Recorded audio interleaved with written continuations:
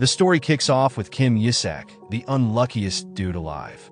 My guy got hit with a one-of-a-kind illness. Literally, he's the only person diagnosed with it. And if that wasn't bad enough, boom, he's got 6 months left to live. His whole life? Nothing but slavery and misery. No fun, no freedom, just endless suffering. But you know what really broke him? The fact that he was going to die a virgin. Talk about tragic. And just to rub salt into his already painful wounds, on the same day he gets diagnosed, he wins the freaking lottery. Talk about god-tier bad luck. But in the end, yet he dies. And then boom, reincarnation. But hold up, it's not as a hero, not as a noble, not even as a regular dude. No, he's reborn as a bald-ass skeleton in the underworld.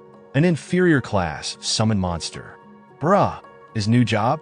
Wiping out rebellious forces threatening the demonic realm. And guess what? He ain't playing around. He annihilates the threats, brings prosperity to demonkind. And before you know it, he's crowned the undying sovereign of the underworld. All hail King Isaac. Even though his name is Yisak, these demons keep butchering it and calling him Isaac. SMH. But even with all this clout and power, our boy ain't satisfied. His ultimate goal? Become human again. Why? Not for power, not for fame, just to taste food, feel pain, and experience life like a normal dude. Simple, right? So, he marches his skeletal self into the divine realm, with the severed head of the enemy leader, proving he completed his mission. Mission accomplished, baby! Now, it's time for the gods to hold up their end of the deal and turn him human again. But guess what? These snake gods never planned to keep their promise. They expected the task to take 500 years, but my guy blitzed it in just a few. The gods thought they could scam him into eternal servitude. But Yisak? He ain't having it. He demands his reward, right here, right now. But one of these shady gods tries to weasel out with a classic just one more favor. Nah fam, Yisak ain't dumb. Realizing he's about to get played, our skeleton king rages. The power he unleashes? So terrifying, even the gods flinch. They panic, and these cowards resort to their ultimate trump card. They write Yisak's name on some creepy centipede-like creature holy artifact that completely immobilizes anyone whose name is inscribed. This is some EX-grade holy magic, the kind of technique they use to seal disasters. But Yisak? He's no disaster. He's the apocalypse itself. The gods start their final ritual to trap Yisak inside that wretched bug for eternity. But our boy says, screw that. If he's going to go out, it's on his terms. His energy explodes, shaking the entire divine realm to its core. A massive blast engulfs everything. And when the dust settles, Yisak is gone. All that's left? That tiny, insignificant caterpillar the gods had prepared. Thinking their spell actually worked, the gods celebrate, believing they've sealed away the demon king forever. They're ready to reclaim their dominance. But one of the wiser gods ain't buying it. He warns the others, don't get too comfortable. Because if another monster like Yisak is ever born, the gods are screwed. The gods are still at it. Since they fumbled sealing Yisak, they gotta fix their divine mess up. Their new plan? Create the ultimate saint in the human realm to wipe out every last demon. But one god points out, this is kinda a huge job. Whoever makes this saint is gonna get drained like a juice box. Still, the volunteer god? Confident as hell. He just needs to find the perfect soul to throw into the saint's body.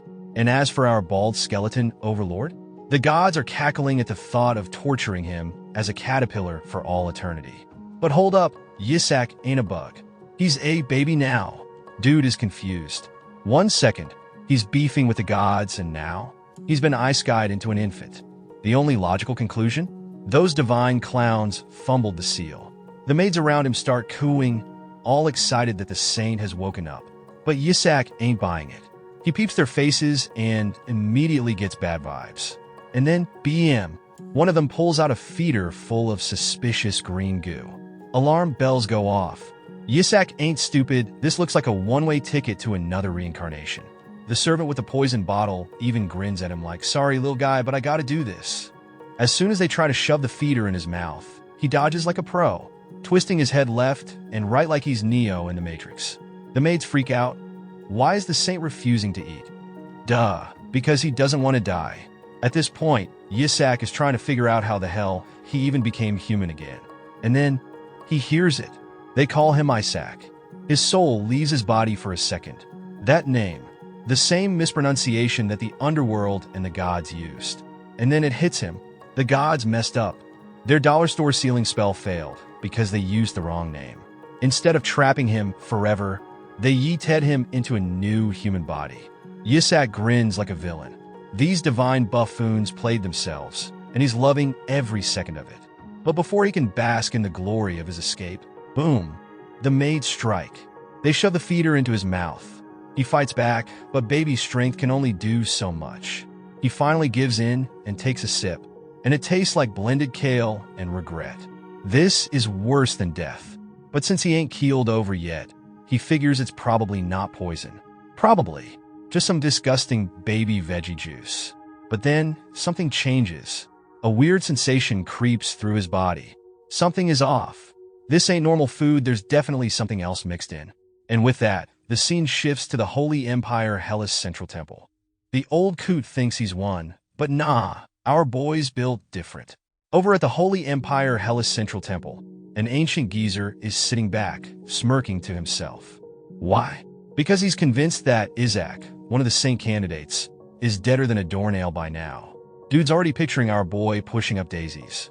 But then, enter the big boss. The emperor of the Holy Empire Hella, Alexander Heathcliff Hella, strides into the temple like a king inspecting his domain. He's here for one reason only, to check on the saint candidate of the Ashwa household, aka our boy. The old bishop freezes for a second, but then, quick as ever, he plasters on a fake smile and bows his balding head along with his disciples. Alexander, the walking definition of absolute authority, wastes no time and asks the old man what he's doing here. "Oh, your majesty," the bishop lies through his teeth. "I merely came to greet the saint candidate of House Ashwa." Bruh, he's lying so hard it's almost impressive. Then suddenly, a loud voice breaks through the temple. A reporter dashes in, panting like he just ran a holy marathon. His voice is urgent. Something's happened to Isaac. The old bastard nearly jumps with joy. Oh, his plan must have worked. Alexander and his nightly entourage waste no time. They sprint straight to Isaac's room. But when they get there, plot twist, our boy ain't dead. Turns out Isaac's just chilling. His belly? Round as a pumpkin. The reason? He's been guzzling that poison like it's a 5-star meal. Servants spill the tea. Isaac has already chugged 15 bottles of that tasteless green juice. 15. This dude ate the deadly poison like it was a buffet. The emperor is intrigued, but the old geezer? Devastated. His entire soul leaves his body. How is this kid still alive? Flashback time. Let's rewind a bit. When Isaac first sipped that nasty juice, he immediately felt something off. There was an ominous force sinking into his body. But soon he figured it out. It's a holy poison, a devastating toxin designed to destroy holy power. It's slow-acting, but if a normal saint candidate drinks too much, they're toast. But here's the thing. The poison? It's made from demonic mana. And guess who used to be a demon king? This isn't poison. It's a full-course meal. To Isaac, this stuff is like weed. He could smoke this poison all day, and it'd still hit just as good. The moment he finishes his first bottle, boom, he starts crying for more. The servants panic, thinking, "Oh no, we have to make him drink more." Bruh, he's literally begging for it. They think they're killing him, but they're just feeding him power. And as Isaac keeps downing the bottles, something wild starts happening inside him. He enters a deep, unconscious state. Right at the core of his soul, he starts forging his mana core. A ball of fire ignites in his hands. He takes all that demonic mana poison and starts stuffing it into his core. Why? Because if he wants to use magic later, he needs to set up the foundation now. But then boom, his mana core explodes. Smoke clears, and what he sees? Absolutely not normal. A mana core should be one of the 3 primary colors. His? It's white, and he has no idea why. But color ain't even the real problem. It's the sheer, overwhelming power bursting out of this unfinished core. Something big is coming. Our boy just hit the jackpot. Despite the sheer chaos inside his body, Isaac can't help but grin like a madman. This is beyond anything he expected. His tiny new body is overflowing with terrifying power. If he trains properly, if he hones himself just right, he might just become a monster beyond comprehension. From loser to legend, his journey begins. Looking back at his past, it still pisses him off. He died like a loser. No accomplishments, no grand victories, just a pathetic death. But did he give up? Hell no. All he ever wanted was to survive. That desperation turned him into a bald skeleton demon. And through sheer effort, he created original buffs and spells. And now, it looks like all those abilities got passed down to this body too. Meanwhile, outside his head, the servants are panicking. For a second, they legit thought he was dead. Dude was just lying there, not moving an inch. But then, suddenly, he lifts a single finger and demands another bottle of poison at full volume. The servants nearly jump out of their skin. Back to the present, Alexander and his knights are low-key shook. They were expecting the worst, but nope, everything's fine. Even Isaac is relieved. For a second, he thought he was about to get assassinated. Then something catches his attention. The bishop is staring daggers at him. Why the hell is this old man looking at him like that?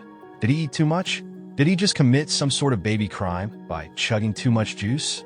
Whatever it is, our boy ain't about to overreact. He's playing it cool. The last thing he needs is to look suspicious. So, he keeps up the act, staying in character as an innocent little baby. Meanwhile, the old coot is literally fuming. This brat should be on the floor, coughing up blood, fighting for his last breath. Instead, he's grinning like he just won the lottery. The bishop is losing his mind. But let's switch scenes back to a few days earlier. At the Holy Essie headquarters, a golden-haired dude sits in a grand chamber, absolutely seething. Why? Because whoever gets the title of saint automatically gains control over the entire Holy Empire. And this guy? He wants that power for himself. He's convinced that all the noble families are throwing their kids into the saint candidate race just for the throne. And he is not happy about it. Standing before him is our favorite old coot, the bishop. The bishop reassures him, "Don't worry, my lord. I'll handle the other candidates. They won't be a problem." But then, the golden-haired guy leans forward.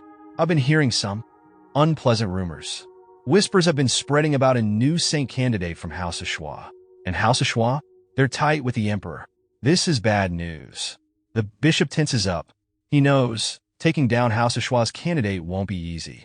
But still, he forces a smile and reassures his master. "I assure you, the brat will be dead before the emperor even considers him." Golden Boy isn't satisfied. "Verify the corpse yourself." He orders the bishop to go back to House of Schwa and personally confirm that the brat is dead. Well, good luck with that, old man. The plot just thickened, and so did the bishop's sweat. That golden-haired schemer? Cardinal Harry Barrett, the head of House Barrett and the mastermind behind this whole saint candidate purge scheme. His goal? Eliminate every other candidate, so the next saint comes from his own family. And now, back in the present, our favorite old coot is in full panic mode. Why? Because Isaac is very much alive. This man is sweating bullets. He knows that if he goes back empty-handed, Cardinal Barrett will have his head on a silver platter. Meanwhile, Alexander is having an entirely different kind of moment. He's staring at Isaac's platinum blonde hair, utterly fascinated. Why? Because it reminds him of the Holy Empire's founder. And that's where the bishop officially loses his marbles. Blasphemy! Comparing this brat to the Holy Empire's founder is an absolute crime in his eyes. But then, Alexander drops an even bigger bombshell. This boy is closer to God than even the Pope. Excuse me, what? And just like that, Isaac is officially declared the final saint candidate. Our boy is in shock. A saint candidate? Him, the former demon king, is supposed to be a holy saint. And the bishop? Oh, he's not having it. With the emperor showing clear favoritism toward our boy, this old bastard knows he has to act fast. So, he tries to BS his way into an inspection. "Your Majesty, this child is unnatural. No baby should be able to drink that much vegetable juice." Bro really just called Isaac out for being a bottomless pit. But Alexander? He's not buying it. He's a saint candidate. Of course, he can chug monk food. Meanwhile, Isaac is still struggling to process this mess. How the hell is a former demon king suddenly a saint candidate? What kind of reverse ice sky is this? But then, he accidentally screws up. After stuffing himself like a Thanksgiving turkey, he casually burps out excess demonic energy. And he realizes immediately he just goofed. His eyes go wide. His hand slaps over his mouth. Did I just blow my cover? Yep, he did. The bastard bishop immediately latches on. He sensed the demonic energy. This was the proof he needed. Your Majesty, this child is a fake. He carries impure mana. He insists that an inquisitor be brought in immediately. Alexander, however, is fed up with this clownery. He's getting real tired of this old man barking nonsense. But then, the bishop plays his trump card. There's no need for concern, Your Majesty. The Pope has already chosen the saint. It is none other than a child from House Barrett. And that right there sets off all kinds of red flags for Alexander. Oh really? So the Pope just happened to pick a kid from his own damn family? And finally, Isaac gets it. He connects the dots. The Barretts are eliminating every rival candidate so they can keep the saint's power within their family. And this slimy old man was sent to kill him. But then, the bishop strikes. He scoops Isaac up in his arms. I must take this child to a priest immediately. Bro is trying to kidnap him on the spot. The tension is rising as the old coot tries to push his agenda. But before he can get too far, Alexander stops him dead in his tracks. Alexander reminds him pointedly that House Ashwa is the imperial family's closest ally. And as emperor, he highly suggests this old coot to reassess the child at a later date. The old bastard halts in his tracks, only to make a comeback. This time with a soft but clear threat aimed at the emperor. Apparently, the Pope has mentioned that the ceremony of investiture for the crown prince will only take place once the saint's election is concluded.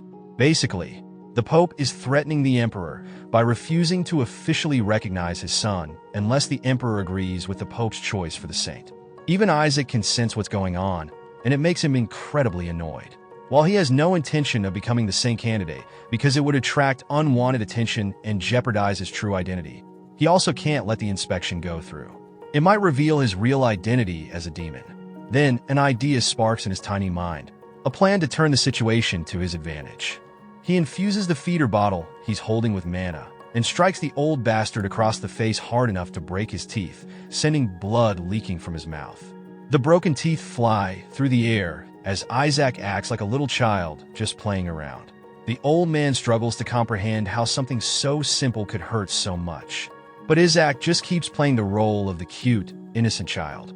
Seeing the sheer strength of this boy, the emperor declares that this child must truly be the saint. Even the old man is clueless as to where all this holy power is coming from. Isaac doesn't stop there. He swings the bottle again and lands another brutal hit, and further continues his relentless barrage, one strike after another. It's safe to say this is one of the worst days the old bastard's had in a while. Meanwhile, the emperor is enjoying every moment of this, thoroughly pleased to see such a capable candidate for the title of saint. Isaac, on the other hand, makes sure to strengthen the bottle with magic and delivers one last hit to seal the deal. But suddenly, he senses something unusual about his own powers. Every time he uses mana, he can sense a faint amount of holy power as well. You see, mana and holy power are incompatible and can't normally be used together. The only explanation for this odd occurrence is the influence of the mana core now residing inside him. The old man finally grabs the feeder bottle, throwing it away in a fit of rage, declaring that the baby is a heretic and that they must immediately use the holy exorcism art. To put the final nail in the coffin, Isaac reaches into the old man's jacket and pulls out a creepy hand. Seeing this hand in public leaves the old man utterly devastated. He knows he's in real trouble now. Here's the context. This hand is actually the corpse of a high-ranking demon sealed away.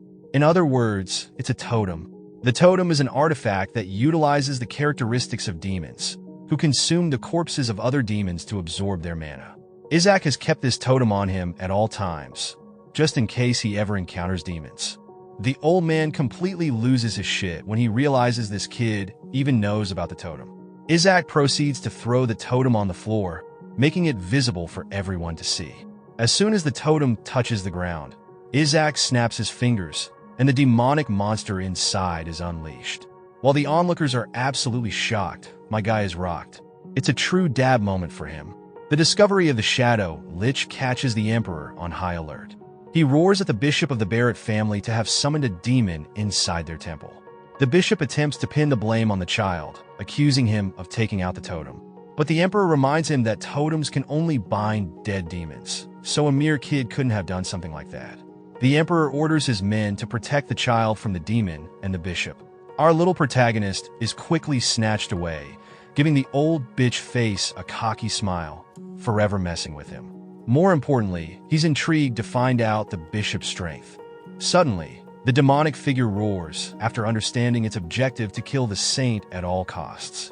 This puts our little dude in major trouble because the monster in the room has set its sights on killing him particularly. The royal guards jump ahead to protect the young master at all costs. But even Isaac doesn't get what's going on, as he's the one who summoned the demon, and yet it is targeting him on the spot. He's not worried though, because he thinks the platoon of royal knights will be enough to protect him. That happy-go-lucky attitude goes out the fucking window when one of the guards gets smashed into the nearest wall. Now he's left questioning if these dudes are even competent as the royal knights to begin with. The monstrous demon catches up on Isaac and the guard protecting him. This creature seems adamant on achieving its goal, to save the imprisoned king for some reason. The guard holding him is scared shitless as more of his friends are getting tossed around like toys. Isaac realizes he must intervene, and he easily can, as no one will notice the use of his mana in the chaotic movement. The monstrous demon lunges forth to attack Isaac while he's left wondering why there is an entire group of people trying to assassinate a damn baby. Isaac is pissed that he just freed T-Demon, and yet this ungrateful fuck is trying to outlive him. He invokes his true self, that of a demonic lord, instilling extreme fear inside the demon. The monster is shocked to be in the presence of the Skeleton King, but shortly after that, the boy releases his mana and beams brightly, astonishing the Emperor and his guards. That every glowing shine of his engulfs even the demon, causing it to flee screaming in fear. The demon escaped, but everyone just witnessed the sight of true holy power at work. The guards can't believe that the young master could beat a high demon. They hold him in high regard. Meanwhile, our savage little killing machine is seriously surprised that he can channel holy power. He truly doesn't get where he's stuck. The holy power runs out, but here's the twist. His current body allows him to convert his personal pool of mana into holy power, which also troubles him, because now he won't be able to gather any dark mana. It makes him realize that there's no dark mana in the Holy Empire.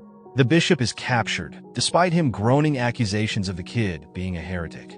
He blames the young master for being a demon, and even offers to exorcise him for the sake of the emperor. But the emperor has had enough of this guy's ramblings, and truly, all he's done so far is accuse a child of being a heretic when he himself released a high demon against the royal knights.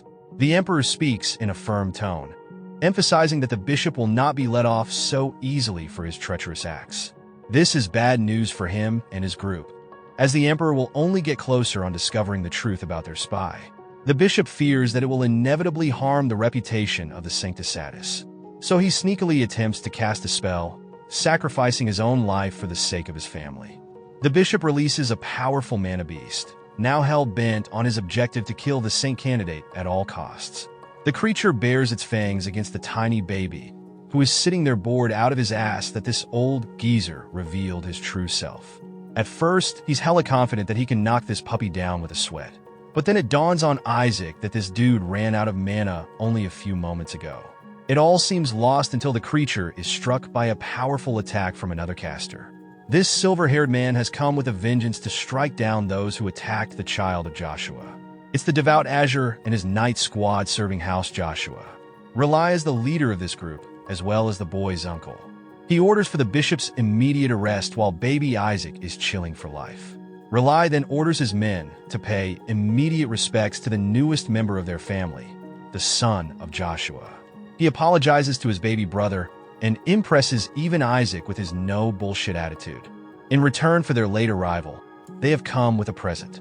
Isaac sees something shining and becomes excited at the thoughts of gold, but it's nothing more than a FING figurine of the Skeleton King getting beheaded. So he's basically receiving souvenirs signaling his own death.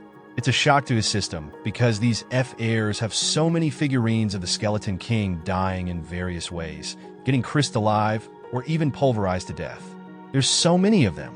While they're adoring the child's expression, he's out here having heart attacks, realizing that he's going to have to survive the rest of his life with these lunatics around. So clearly the little murder machine isn't liking where this is going. He does vividly recall memories of his own defeat. The Saintess attempted to beat him. All three members that became responsible for bringing him down were part of the stupid Joshua family that he has now become a part of. Imagine reincarnating into your enemy's family line. Bro is punching the air right now. While he's thinking about his shitty luck, the bishop roars at the Joshua family for being nothing more than heretics who created a monster. The old geezer has made it his life's goal to reveal Isaac's true identity. He promises to annihilate the Joshuas by his hand, but that's enough of his yapping. Rely is done playing around and merely slices his throat, warning him that it is the mercy of their family that he didn't deal the killing blow just now. Isaac is really happy that he's got one hell of a powerhouse to rely on. He wonders if Rely is willing to go against the Sanctus Sedes in the future with the right persuasion. The Knights, on the other hand, they're out here treating him with care and consideration. The funny thing is, he remembers fighting against some of the members of the Joshua family and understands that they're strong. His own subordinates were terrified to face Joshua of Blue, for example. But this dude turned out to be a creep with weird figurines of the Skeleton King. The Emperor is glad to have been favored by Rylai in this situation, and wants to extend an offer of a lifetime. The Emperor wants to raise Isaac as one of the royal family members, something that comes as music to his ears. The Emperor is doing this because he knows the internal and external forces of the Holy Empire will be targeting the young master, so the situation calls for it. While the Joshuas are reliable and strong, there's no telling if they can safely protect the child. Isaac is a little confused and doesn't get what's going on. Interestingly, Isaac shares the same hair color as the founder of the Holy Empire, which somehow seems to be a significant point. Also, they think that the Skeleton King is secretly targeting the child too, which is just utter nonsense since Isaac is the Skeleton King himself. But these guys don't know that yet. Rely makes it very clear that this kid belongs to the Joshua family and therefore will be raised by them. As such, he doesn't care if it's the Pope or the Skeleton King that is after them. The Joshuas possess more than enough strength to handle the threat. Saint Tez Melissa, among their family, is actually eager to encounter the Skeleton King. They can't exactly have her direct descendant to be just gifted away to the imperial family. The name Melissa strikes pure fear in his heart, as Isaac recalls that she was his final opponent in the divine realm. She was the most terrifying foe she had ever squared up against. So let's add another layer to the Skeleton King's misery. Not only was he born into the family line of his enemy, but he's also the direct descendant of the one woman who beat his ass the most. At this point, he's seriously questioning what the actual FK is going on. Let's rewind a little and understand what a Saintess truly means. Having been defeated many times by the Skeleton King, the people decided to forge Saintesses, bringing them up as the ultimate weapons of war. They were made to punish evil, donning holy light magic, and considered the highest rank among the knights of the empire. The power of the Saintesses allowed the people to believe that the Skeleton King would soon meet his end. They had immense physical stats, a persistent survival instinct, and could only grow stronger with time. But for the Skeleton King, this guy was just ruthless. He was massacring the Saintesses left and right. He never really killed them fully, only injured them enough that they would be rendered defeated. The Skeleton King knew that the holy energy of the Saintesses always returned to the gods after their end, and that allowed for the creation of even more powerful, evolved Saintesses in place. Now let's get to Melissa, the final Saintess that he ever faced. She was the most powerful opponent he ever encountered, encountering a near-death experience. And now this terrifying woman is his ancestor. What a life! Rylai argues that the Saintesses purely exist to defeat the Skeleton King, and the Joshua family line is the only family capable of producing them. Their ultimate mission is to defeat those who stand against the path of gods. Many Saintesses have sacrificed their lives just challenging the Skeleton King, even though he never killed them. Turns out that Isaac once trapped a Saintess in a maze. It's funny because his intention was to free her, but she was just shit at navigating. 5 Saintesses died of frustration instead of going to the hospital to heal their injuries. Rylai comforts the child, reminding him that they'll do everything to protect him even if he's cursed. But in reality, Isaac is punching the air because he's the one suffering the most. Rely wants the child to have only one purpose, and that is for him to turn out anything other than the Skeleton King. Which is pretty fucking hilarious considering this is the baby version of their same damn arch-nemesis. Isaac apologizes for having crushed his parents' dreams by literally existing. The Emperor wants Rely to use his head, reminding him that the Skeleton King had been done away with for more than a century now. This is how Isaac learns that he reincarnated a while into the future, and that means he doesn't have Melissa to fear anymore. From that time, the demonkind continued to prosper. The Emperor argues that Isaac's powers are more important to the Imperial family more than anything. Also, the Emperor highlights that there aren't even any Sanuses from the Joshua family line in service at present. It's been 1 year ever since Isaac came into this world, only for his parents to disappear into thin air. Bro, they really said fuck you to their kid and left. Isaac's received 8 different shocking realizations today, and learning that his mother was the head saint of the family makes it all the more worse. He thinks it's all over for him. Also, remember when this idiot assumed that Melissa is dead? Turns out that Persistent Sanus is also alive, and she's still kicking ass. The dude seriously can't believe that she lived for nearly 2 centuries. He's having a headache, and even the Emperor is surprised seeing the child so distraught. Isaac thinks his life is actually ruined if his lifelong enemy is alive and well.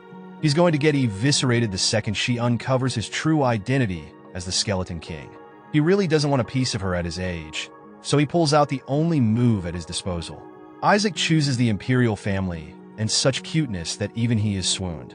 Rylai tries to play his cards and defends that Isaac is just being friendly, but the Emperor is adamant in raising him as his own, as the Imperial family's got plenty of privileges for the child to offer. The Joshua family is known for its saintesses, but they don't have experience actually raising saints. The boy is eventually going to become a demon slayer exorcist, which is why Relia argues that the Joshuas are more fitting of his caliber. They're literally pulling a 1-year-old apart from each end, arguing like children while Isaac is about to get sacrificed in this funny scene. Bro is literally hanging on and really wants to become a part of the Imperial family to save himself. He strongly believes that the Emperor is his best bet, as he offers the most security for his life. So the boy turns to the Emperor and chooses him again. In the next scene, the annoying bishop comes before his cult, still convinced that the boy belongs to the demonkind. His masters are upset hearing his whinings.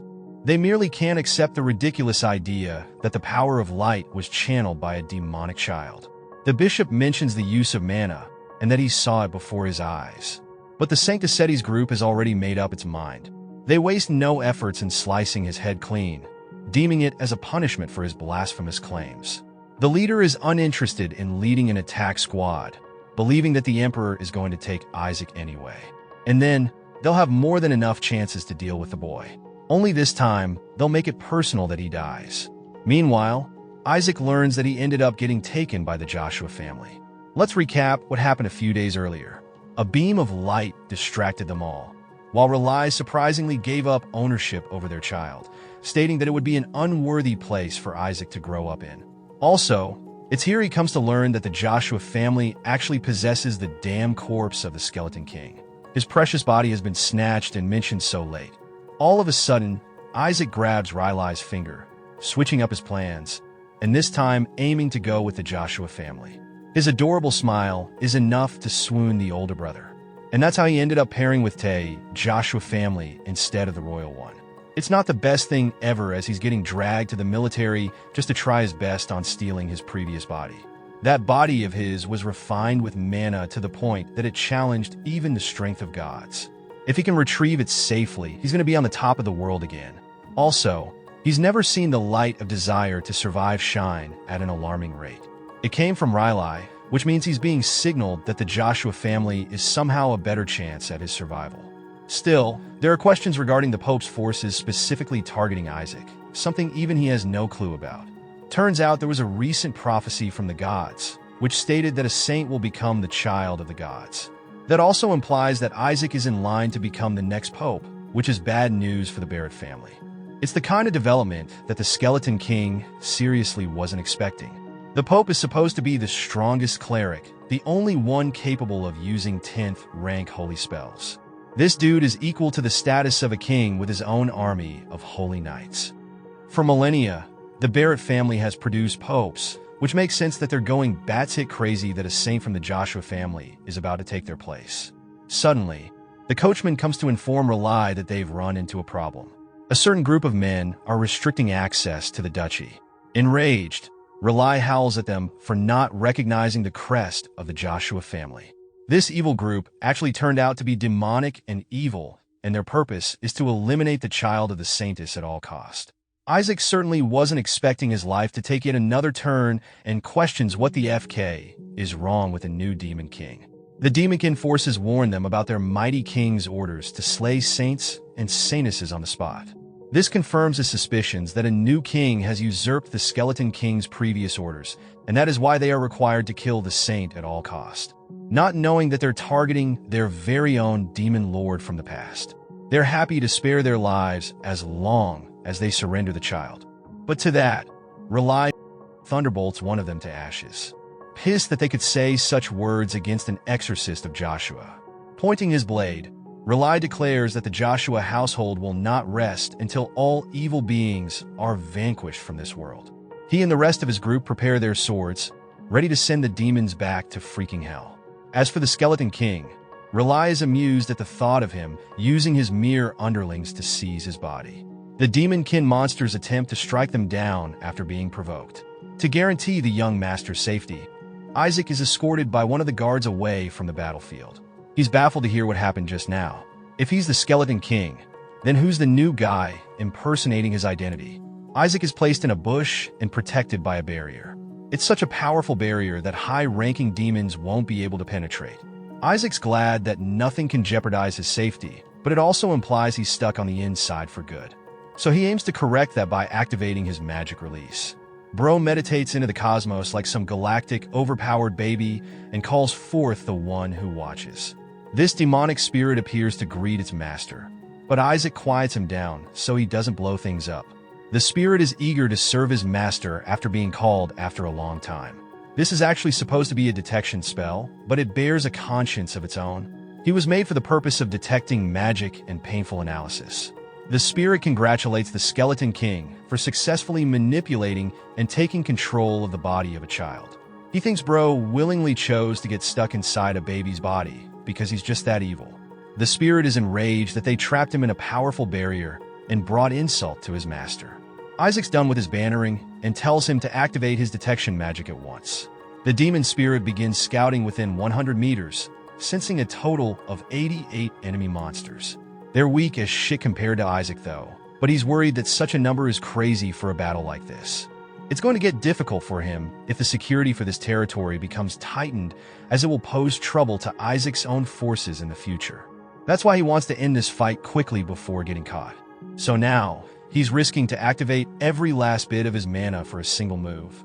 Interestingly, he learns that the enemy numbers are getting obliterated at an alarming rate. There are only 31 left, and then reduced to 13. Isaac wonders what's going on. In the battlefield, only 4 Demonkind soldiers remain while Rely is made alert of an incoming monster. The Demonkind soldiers are happy to have been joined by a powerful ally as they can now kill the saint.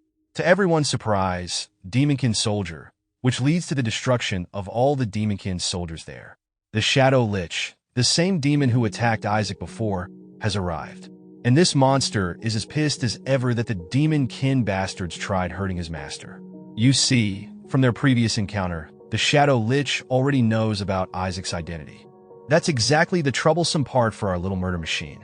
The Shadow Lich is adamant in protecting its master, insulted by the fact that his king was trapped inside the body of a child.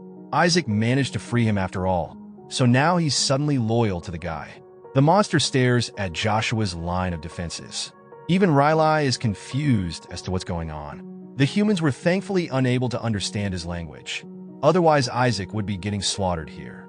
The Shadow Lich has figured out his identity, and while that is commendable, it has compelled the human forces to target the Shadow Lich. The baby cries out from the barrier, catching the attention of the knights. He promises to return to Isaac soon, and for the Shadow Lich, this dude is swooning in affection that his master recognized him. The Shadow Lich ignores all of them and targets Isaac. But Riley and his men don't understand that the Shadow Lich means no harm to the child. He's just pissed that they sealed him in a tiny barrier. Meanwhile, Isaac instructs the demon to break the barrier, which it shatters with a king smash, fulfilling the king's order. With the barrier penetrated, Riley and his men are losing their shit. But Isaac is having the time of his life, reuniting with the Shadow Lich. Next, he actually double-crosses the Shadow Lich by sealing him inside the totem, much to his disappointment and confusion. Seeing this feat being performed by a damn child, Riley is questioning what the hell just happened. They just witnessed the boy turning a high demon into a totem. Shortly after his accomplishment, the knights praise him in glory for having used a holy spell. In reality, the kid used mana to seal the Shadow Lich. But Riley doesn't know that. He just thinks that a high-level holy spell was casted and yet no power leaked out.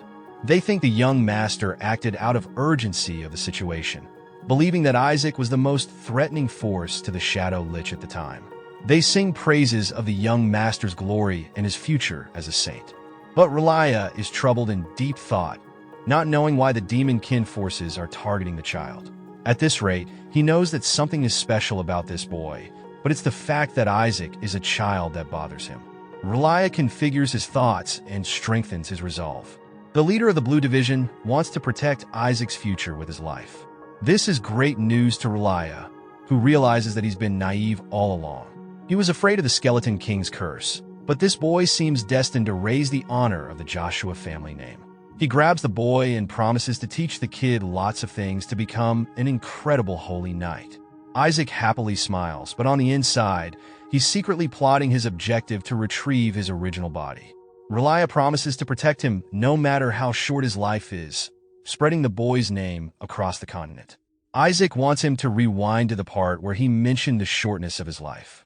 Anyway, let's skip ahead to Joshua Duchy, Isaac's safe haven, which is decorated with beauty all over the place. Isaac feeling betrayed that these guys are actually living the wealthiest damn life imaginable. When back at his place, the demonkind was starved for resources. He had to assume responsibility for them and keep them well fed. The detection spell even confirms that even a few of these sculptures are worth 10 Demon King castles.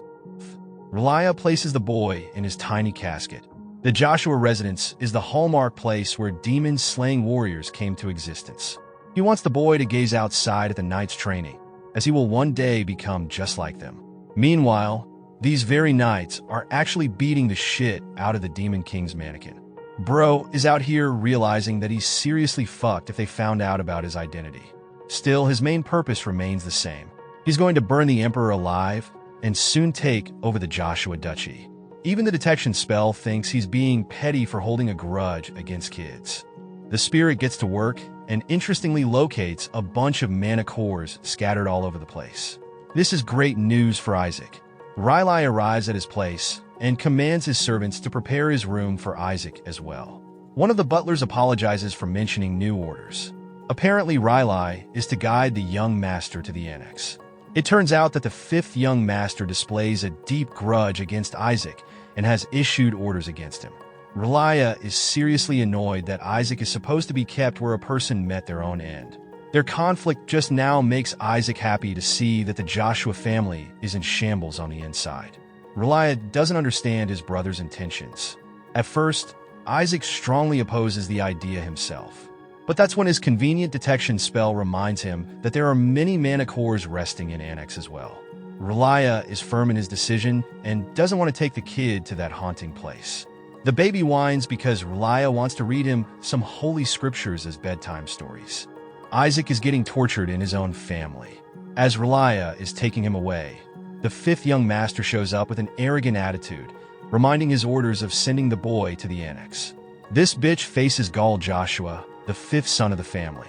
Just one sight of this dude is enough for Isaac to conclude that he's your average delinquent. This guy doesn't even regard the boy as a person. He calls him a mere thing instead of recognizing him as the descendant of the family.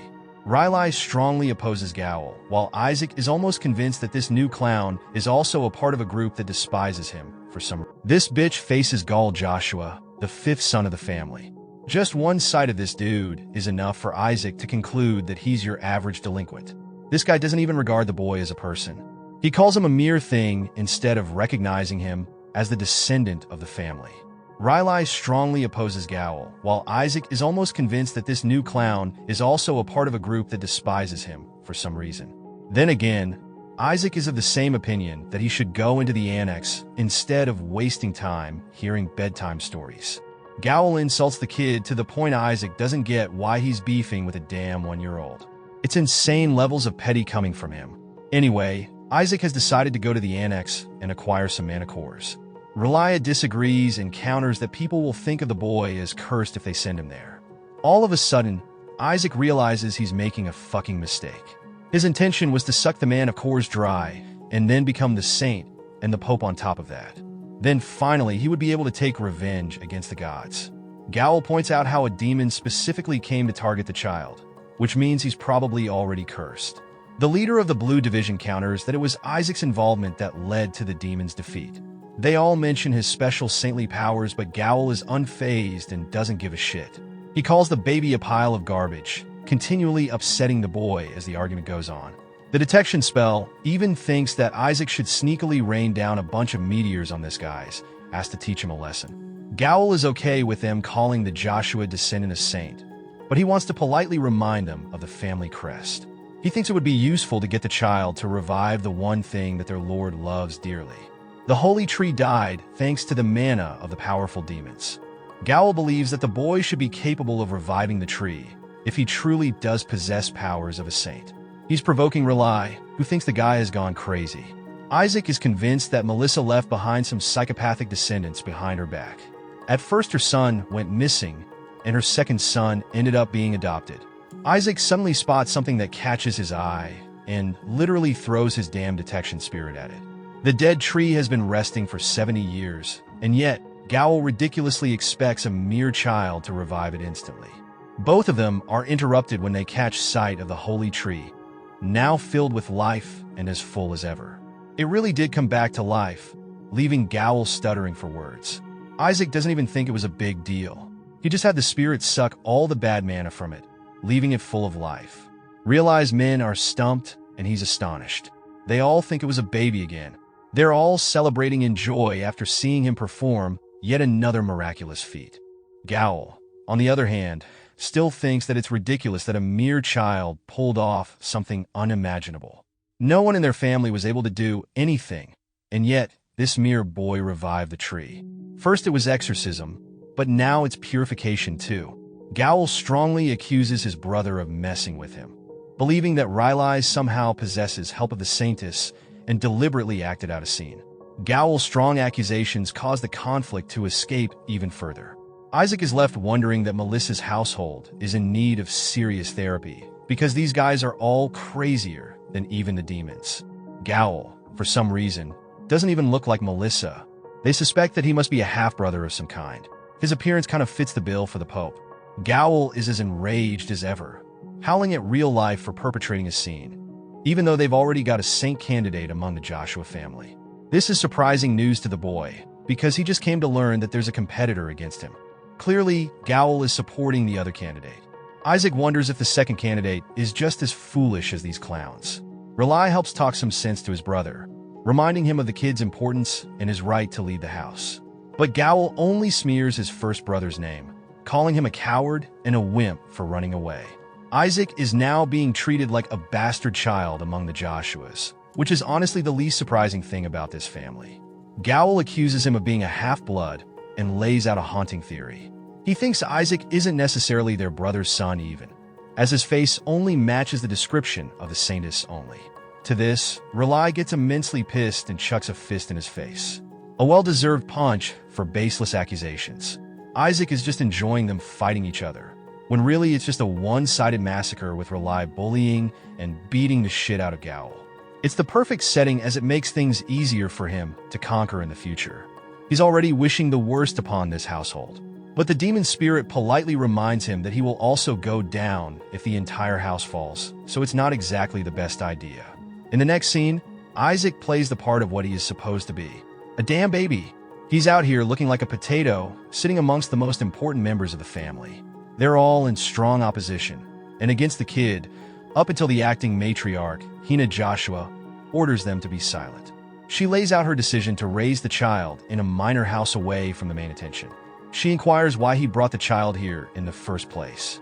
The woman is expressing open hostility, which is enough to confirm to Isaac where her loyalty lies.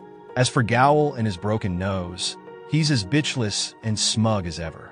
Relia begins by dodging the question and pointing out that his father isn't around to make the decision. Hina expresses that he's out of the city to deal with the Saint candidate situation.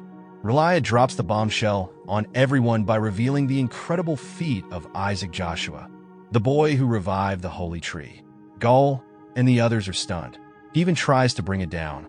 The rest of the members also agree that not even the patriarch could figure out a solution to the tree. So the doings of the boy make no sense.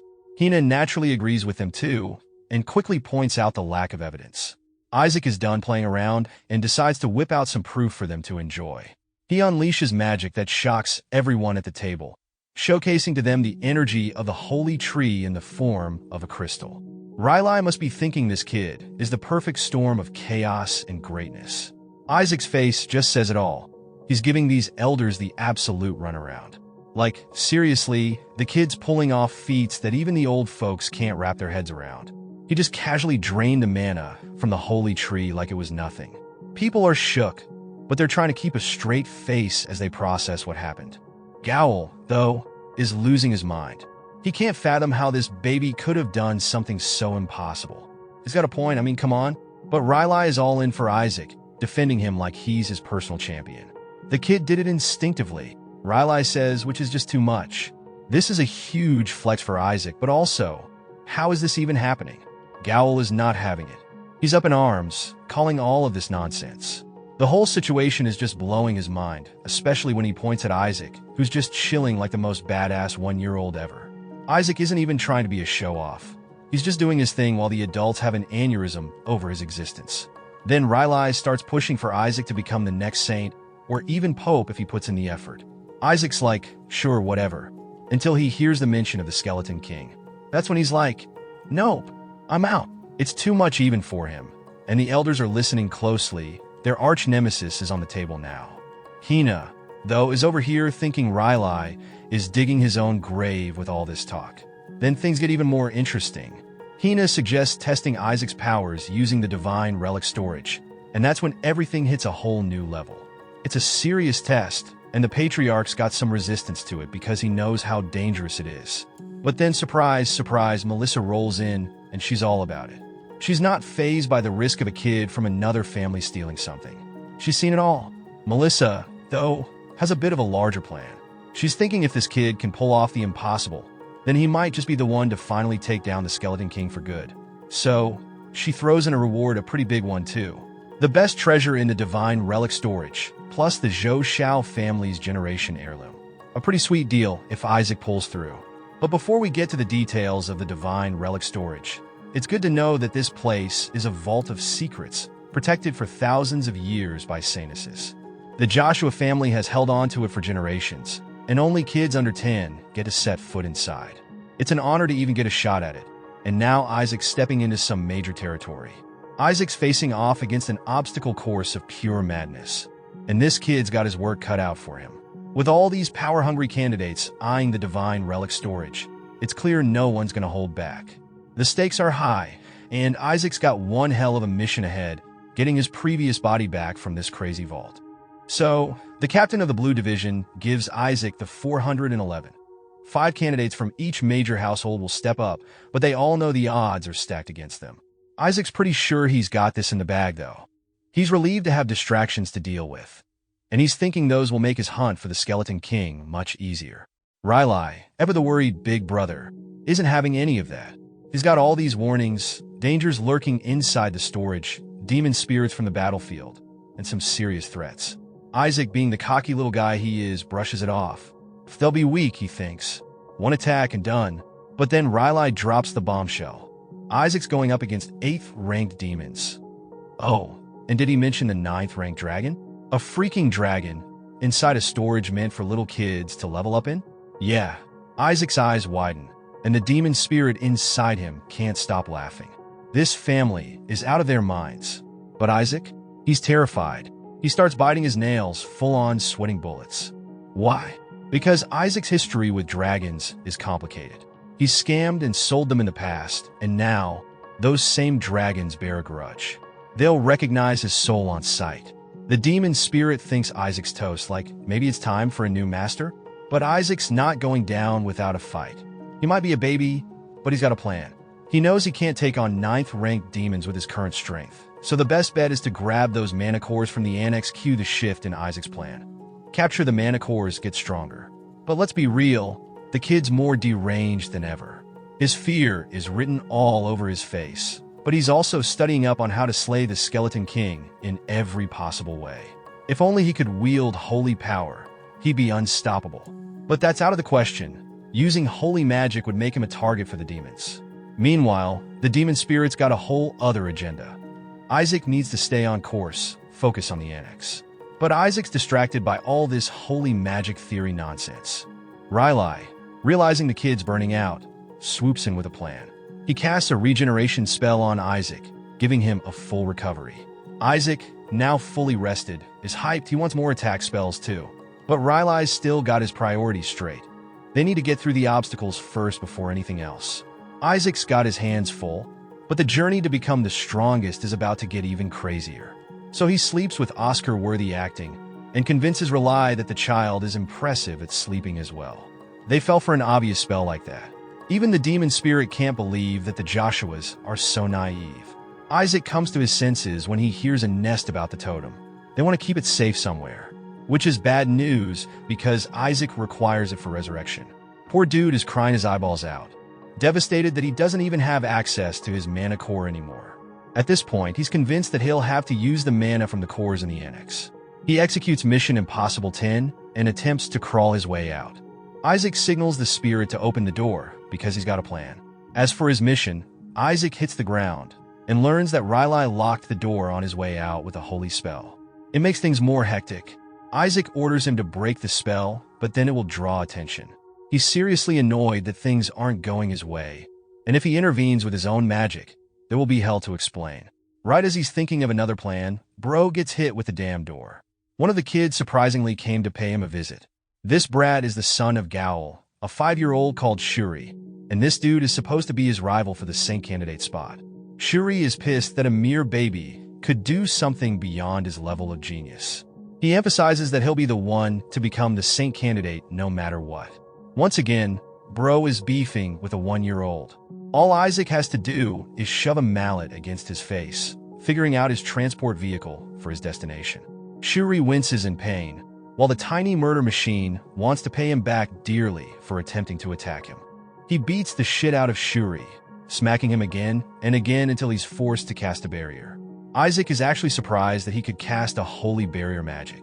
Shuri then activates a 3rd-rank attack magic, aiming to obliterate the 1-year-old, which is just crazy to me. Isaac thinks it's all impressive before he casts an even bigger barrier to prevent the attack. Shuri can't believe his eyes. A mere 1-year-old is casting insane levels of magic without any training. It's him on the ropes now, as Isaac has just learned his first attack spell on top of that. He points to Shuri to unleash his attack and witnesses the scene in complete joy. The demon spirit understands that he's enjoying bullying a child, but reminds him that killing a Joshua descendant isn't the wisest idea.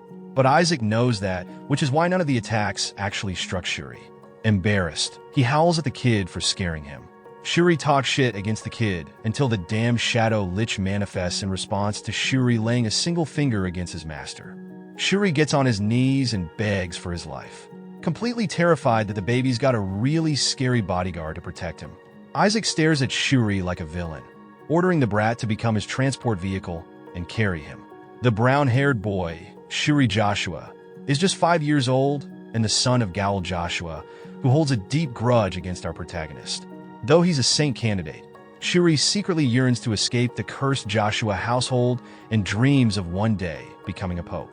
As the scene transitions, our little toddler, the former Demon King, is seen riding on Shuri's back. Using his milk bottle as a makeshift direction indicator, he orders Shuri to take him to the annex immediately.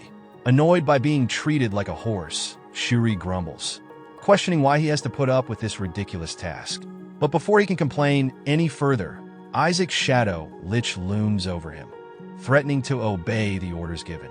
It addresses him as a little bug and advises him to focus on making it out alive rather than whining. As the scene transitions, Shuri has taken the toddler nearly to his destination. He asks, wondering aloud where he's being dragged off to at such an hour, half-jokingly wondering if he is a ghost. Suddenly, he freezes, realizing that the place he's standing in front of is none other than the Joshua residence's second annex. Shuri freaks out, claiming that it's a haunted house.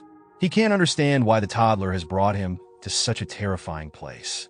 I'm pretty sure this is where kids should definitely have no business being. He recalls the rumors about the annex, a place known for the many lies it has claimed, which led the patriarch to forbid entry. Meanwhile, our boy and his shadow pet Whisper are scheming something dangerous. The mana levels inside are so high that they would be the equivalent of training for an entire decade. Excited, the toddler tugs on Shuri's ears, urging him to take him inside. However, his cousin resists, insisting that kids like them are definitely not allowed inside. But before he can resist much longer, the shadow lich reappears and scares the living daylights out of Shuri, forcing him to obey the toddler's instructions. Shuri, despite trembling with fear, reluctantly does as he's asked at gunpoint. Meanwhile, our little toddler is more focused on the inner state of the second annex, which appears even more dilapidated than it looked from the outside. His pet Whisper analyzes the entire place and informs him that the annex is shrouded in some sort of seal. Whisper further clarifies that each one of the doors is surrounded by something resembling a barrier. This revelation leaves our toddler disappointed, as he was hoping for a clear path. Meanwhile, Shuri, still panicking, insists they should leave, pointing out that everything is locked and sealed. But this is Isaac we're talking about, and as expected, the toddler refuses to give up at any cost. In frustration, he yanks on poor Shuri's poop brown hair. After a brief pause, the two happen to notice the paintings hanging on the walls. Shuri shares with his baby master that they belong to the past patriarchs. Sensing his cousin's motivation, our boy asks if Shuri plans on going after the patriarch position too. So after he calms down a bit, the boy confidently boasts that he will undoubtedly be the next patriarch. In the meantime, Isaac comes up with a plan. Having detected barriers around the pictures, he raises his magical milk bottle, now glowing red, and uses it to break the barrier. A chill runs down Shuri's spine as he imagines the consequences, accurately predicting that he'll soon be blamed for what Isaac just did. Throwing his hands over his head, Shuri shouts at the toddler, demanding to know what he's doing to their great ancestors. Completely unfazed, Isaac simply replies that only a fool would place barriers on mere portraits. Isaac's pet informs him that the barrier has been broken, which cheers our boss's baby up. With a mischievous grin, Isaac jumps off Shuri's shoulders and rolls over to the exit like a plane doing a barrel roll. Now teeming with panic, Shuri shouts after him, asking where the heck the little runt is going off to after making such a mess. Upon reaching the door, Isaac commands Whisper to lock it, leaving the poor 5-year-old Shuri alone outside. Shuri shouts at Isaac, wondering what he's doing. But our tyrannical toddler just waves him off, saying that a mere child like him doesn't need to know. Ignoring Shuri's protests, Isaac sits down and begins his ritual of absorbing mana. Shuri, on the other hand, has had enough. He demands that Isaac leave the room or he'll tell the adults about everything, warning him that he'll be branded a traitor. As soon as he bangs on the door, he feels a sense of impending doom. It turns out the adults have already found their way to him, looking for the two kids. Seeing the adults approaching, Shuri thinks it's the perfect time to complain about Isaac. But before he can as much as utter a word, his whining is abruptly cut short by an old geezer who bursts in, furious. The elder scolds Shuri for entering the forbidden place, no matter what his reasons are. Shuri's face pales as the old woman scolds him for acting so immature and bringing a toddler along with him. She accuses him of being reckless, reminding him that many people have seen him carrying the little boy on his back. Then, she asks if the traces of holy magic she found in Isaac's room were all his doing. Shuri, caught off guard by the inquiries, can't find the words to defend himself. After all, no one would believe that it was all the work of a mere toddler. His silence only deepens the suspicion. Uncle Riley steps forward and rests his hand on Shuri's shoulder with a serious expression. He berates the boy, emphasizing that he's gone too far this time. In a calmer tone, he accuses Shuri of harassing a toddler who hasn't even stopped drinking his mother's milk. The uncle in shining armor then knocks on the door, asking Isaac if he is inside. This legend is actually asking a newborn if he got locked in. Anyway, when the door opens, they find our boy sitting inside wailing and seemingly petrified. The old lady quickly approaches him, deeply concerned about the little toddler left all alone, pitying the terrified poor thing. With his frustration reaching its peak, Shuri watches Isaac with growing rage and is unable to hold back any longer. He shouts with his seething rage boiling over, demanding an explanation. The old lady notices the sudden outburst and furrows her brow, wondering what could have caused such a reaction. She wonders if it is due to the chilly weather. Meanwhile, Isaac is perched comfortably in Riley's arms, blissfully unaware of the growing tension in the room. He relishes the magic he has absorbed, clenching his tiny paws in satisfaction. You see, the sheer quantity of mana he collected to juice his powers would normally take decades to accumulate. Having gathered up this much mana, he plans on using it efficiently for what he has been intending to. The following day after the shenanigans, Uncle Riley decides it's time to take action. He arrives at Isaac's room with a lady by his side and introduces her as his assistant. The noble lady steps forward and introduces herself as Asalai Larcha. She conveniently also happens to be a holy knight from the Joshua household. Finishing up her intro, she bows gracefully before Isaac and pledges to serve him with her whole heart until her last breath. Our little toddler wonders if this is the result of the previous night's events. He puts on his best baby ghost act and asks the lady to leave his sight. The situation quickly grows a bit awkward for our boy, but she doesn't back down. Her face turns a shade of red as she shyly asks if she can pinch Isaac's cheek. Isaac can't help but wonder what this lady is up to, especially considering the strange characters that fill his household. In the meantime, Uncle Riley reaches into his inner coat pocket. He pulls out a ring and presents it to Isaac as a special gift from his uncle. The toddler looks at the simple ring and wonders if Uncle Riley fished it out of a random dumpster. After taking a closer look at its quality, our boy and his pet come to the conclusion that the Joshua household must be facing some serious crisis. However, the lady assistant catches a glimpse of the ring and asks if it happens to be the Sainus' heirloom, a treasure reserved for only a select few. Uncle Riley pats Isaac on the head, proudly sharing with him that he personally requested the item for his first birthday from the council. The toddler wonders if the ring is the real deal. As far as he can recall, this was the exact same item the Saints used during their battle. Known as the Elder Ring, this treasure holds powers that are said to stretch beyond this world. With this newfound knowledge, our boy can't help but get excited about the holy power locked inside the ring. He knows the ring will likely break if he uses it more than twice, but as the former Skeleton King, he's already thought of a way to repair it. His doubts about whether the ring is authentic are quickly confirmed when Uncle Gowl Joshua looks at it with an expression that clearly shows jealousy. Without wasting a moment, the jealous prick steps closer to Isaac, calling him his cute little nephew. It's obvious that Uncle Gowl has ulterior motives and plans on stealing Isaac's ring. He starts by warming up to Isaac just like when he would sweet-talk his daddy when asking for something. Isaac wonders if the man has completely lost it. Meanwhile, the uncle is caught up in a situation that's much more complicated than he expected. In reality, he's the one responsible for breaking the blessing device that Isaac was supposed to receive. He made sure Isaac wouldn't get his hands on it. What he had never anticipated, though, was that Riley would go so far as to provide the Saint Tessa's heirloom as compensation.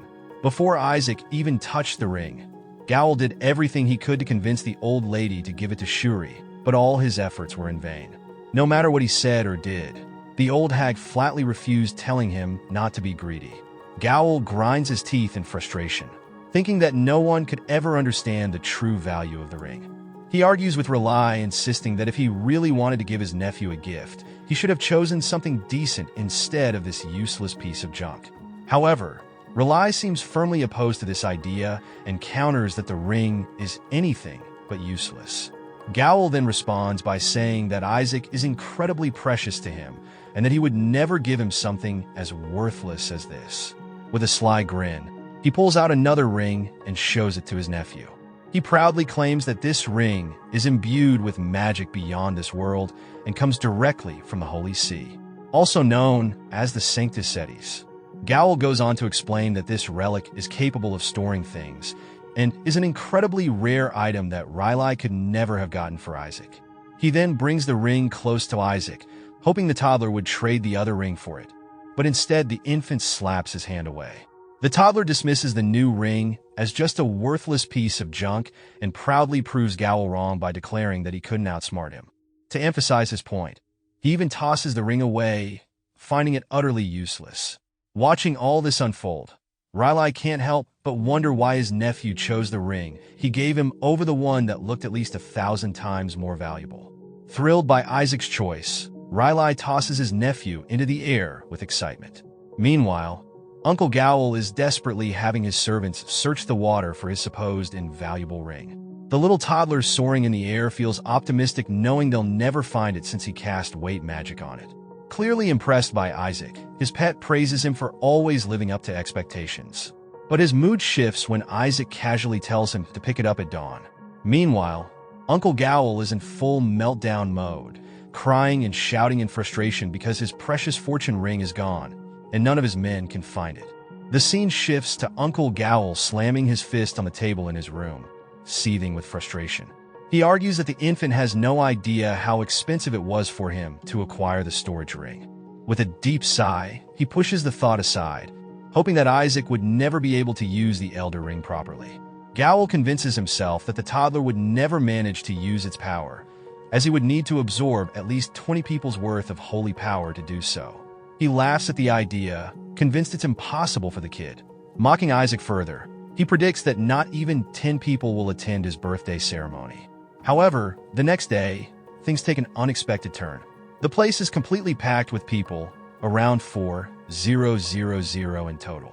Among them are over 148 Saint candidates. It turns out that all the ducal families, dozens of marquis families, and even the imperial majesty have gathered to attend the ceremony. Hearing about the overwhelming number of Saint candidates, our boy feels a surge of irritation, wondering why there are so many, as if someone had just scattered them across the world like seeds in the wind. His uncle rests his chin in his hand, musing that he never expected such a massive crowd to gather here. As he tries to make sense of why so many people have shown up, his bestie, Count Simonage, suddenly appears. Without wasting a second, he asks what brought Simon here. With a grin, Simon explains that the rumor has spread far and wide, and there was no way he could miss out on something this big. Barrett goes on questioning how Riley could have possibly kept him confined to his house after everything the head of the Joshua household has risked. With a smirk, he drops another bombshell. The Pope's own family will be attending the ceremony. The toddler's uncle scoffs at the idea, calling it ridiculous since there is no way the Pope's family would bother showing up. Simon, however, doesn't hold back, throwing out a harsh truth about how deeply they detest commoners. His words hang heavy in the air. But before he can say more, Riley urgently warns him to keep his voice down, reminding him that even walls have ears. Simon sees no reason to hold back, especially now that even his own kid, Armin, has been chosen as a Saint candidate. Yet Riley still urges him to watch his words carefully. As their argument heats up, an unsettling presence creeps in. Bishop Barrett arrives without a sound, sending a wave of unease through the room. With a smug grin, he wastes no time mocking Riley, calling him weak and unworthy. The idea that someone like him could pull off such a grand event seems laughable in his eyes. His gaze then shifts to Riley's family, his words dripping with scorn. He wonders aloud whether the Saint candidate has what it takes to bring any real honor to their name. Across the lands, it is common knowledge that boys of the esteemed Joshuas may have enchanting looks, yet they are seen as utterly useless. This reputation persists because others frequently seek to drain their power and win the favor of the Barrett family's popes by undermining these unfortunate children. A long-standing custom among outsiders involves slipping poisoned milk bottles into their hands under the guise of harmless pranks. The intent is clear. Lacing a baby's juice with a blend of toxins, including holy poison, is a surefire way to cripple his sacred power. This cruel trick usually turns innocent infants into tragic warnings for others, but this time the outcome is anything but expected. The children watching are left in stunned silence. Our hero is guzzling the poison-laced bottles as if they are nothing more than a refreshing drink. Each time he finishes one, he looks to the creeped-out saint candidates for more. He goes beyond simply drinking the poison. He terrorizes the saint candidates by hurling empty bottles at them, pushing them to the brink of tears. The children stand frozen in disbelief as their own peers terrorized by the tyrannical baby. Their whispers grow frantic as they try to make sense of the madness. He isn't even breaking a sweat after chugging an entire bottle spiked with diarrhea meds. One by one, their spirits crumble, realizing that not a single drop of poison has managed to faze the almighty baby. Amidst the growing despair, Shuri, the family's treasured heir, finds the whole thing utterly humiliating. The family's pride is rendered utterly powerless against a baby. His frustration boils over, and he suddenly snatches the bottle from our hero's grasp, demanding to know if he is really that thirsty. But instead of more poison, he hands over a bottle of clean water. Yet the almighty baby is unimpressed. Poison is what fuels him, and plain water is of no use. Without hesitation, he hurls the bottle straight at Shuri's face before turning to another boy, practically pleading for poison water. One of them hesitates, his hands shaking at the mere thought. Handing over water laced with holy poison feels like delivering a death sentence. But before he can pull away, our hero strikes without warning and enters into a fight for the magic juice. The others' whispers grow frantic as they try to make sense of the madness. They wonder if the monstrous baby already unlocked the fabled detoxification magic. Their delusion spirals further, making some believe the tyrannical baby isn't a menace, but a hero in disguise protecting them from the poison. Before they can dwell on the thought any longer, a sudden presence sweeps through the room, stealing all attention in an instant. A white-haired boy enters with a face exuding confidence as he dismisses the absurd notion. The very idea that a mere toddler could be self-sacrificial is nonsensical. Shuri jolts upright and is confused why Kenna Barrett, of all people, is here. Even he had caught no rumors of the Pope's very own son joining the trial. All the boys fall into stunned silence, their eyes locked onto the white-haired legend. The question lingers why he wants the Sainus' relics. A wave of resignation washes over the candidates as realization dawns. If Kenna Barrett has entered the trial, then there is no point in even trying. Unamused, our hero eyes the pompous boy as practically destined to become the saint, though something feels off. Every Barrett is born with hair the color of dung, so the sight of this one snow white makes him wonder if it's bleached. Before this thought can settle, the Barrett boy flashes a cheeky grin, brushing off any doubts. With unwavering confidence, he claims that his participation is perfectly justified. Since the Pope reigns over all, even the Sainus' relic storage ultimately belongs to his family. His laughter rings through the room, carrying the arrogance of someone who sees himself as untouchable. To him, this is merely reclaiming what is rightfully his.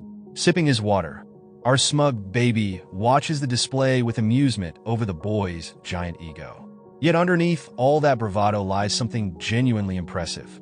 He is rather surprised to discover Kenna's immense holy power reserves that surpass the bishop by a landslide. With a dramatic flair, Kenna goes on to condemn everyone's behavior, shaming them for the sheer disrespect of poisoning their own host. When he asks what tormenting a baby achieves, all the runt share fall into silence. As our hero steps forward, he hears the claim that the poor baby can't detoxify poison. Rather, the Sainus' miraculous power saves him. My guy wonders if they're all born with a lack of common sense. The golden boy, eager to play the role of the gracious savior, casts his detoxifying spell. He steals the attention of all the candidates with his advanced magic.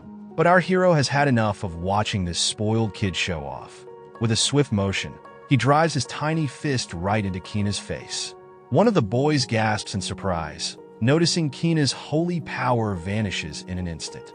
The Barrett boy stands there in shock, unable to comprehend what just happened. Our hero slips from his grasp, leaving the Wunderkind thinking how a toddler managed to nullify his magic. For a brief moment, the boy starts to wonder if someone might actually be stronger than him. Watching our smug baby crawl away, Keena curses under his breath. Not fond of the rich kid's stare, our almighty baby fires back with a death glare and readies himself to bash his head in. Before he can strike, Shuri throws himself into the chaos, determined to keep Isaac from ruining his reputation any further. The Barrett boy lingers with a scornful gaze, while everyone else trembles at the thought of how the Pope's family might retaliate for the attack. Pinned down by Shuri's full weight, our hero finds himself unable to land another hit on the Pope's smug son. Deciding that fighting a baby is beneath him, Kina turns away with an air of arrogance. He tosses out a parting remark, wishing our boy luck and challenging him to at least make an effort to restore his family's reputation. The tyrannical toddler fights the urge to explode with rage, though most of his restraint comes from the simple fact that he's still trapped in Shuri's grip. With one final smug piece of advice, Kina arrogantly declares that he will claim the highest treasure, the Skeleton King's body. After all, a puny Joshua runt can't even get close to it.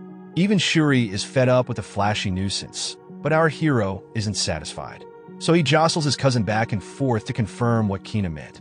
Unfamiliar with baby knees, the boy crouches in confusion as he's shaken back and forth. Suddenly his eyes widen in shock as he remembers something. Melissa promised to teach her secret technique to whoever brings back the Skeleton King's remains. The realization hits our hero like a ton of bricks. He curses his mother for putting a bounty on his majestic bony body. After a while, the chaos finally settles and all the saint candidates gather waiting for the trial to begin. Bored out of his mind, our hero drifts into memories of his glory days as the Skeleton King, when his body was packed with centuries of mana. All he wishes for now is to regain that power, but the greedy kids around him have become a barrier to that. The agitated baby flings his bottle aside, ready to crush anyone who dares block his path. Shuri shudders upon seemingly understanding his intentions. Just then, a robed man from the Holy Seas steps forward, instructing the candidates to follow his orders. Gathering the kids together, he begins a long, drawn-out history lecture. Our almighty baby is unimpressed, seeing it as a pointless waste of time, and decides to leave on his own. Shuri tries to stop him, but with just a flick of his tiny foot, our hero blasts off faster than a cannonball. The loud boom draws everyone's attention, and Shuri stands there utterly baffled, unsure what to think. Meanwhile, our hero activates the spell he recently learned, High-Speed Stride, to zip right into the restricted zone. The history teacher frantically shouts at the almighty baby to stop, warning that the area is filled with traps. It takes a moment for everyone to process the situation before an all-out chase begins for the supersonic baby. Meanwhile, in the Joshua Mansion's banquet hall, a concerned Ezile expresses her worry about our hero. It seems everyone has gathered around a magical globe, watching the trial unfold. The commentator announces that they've tapped into the interior with familiars that track each candidate's movements in real time.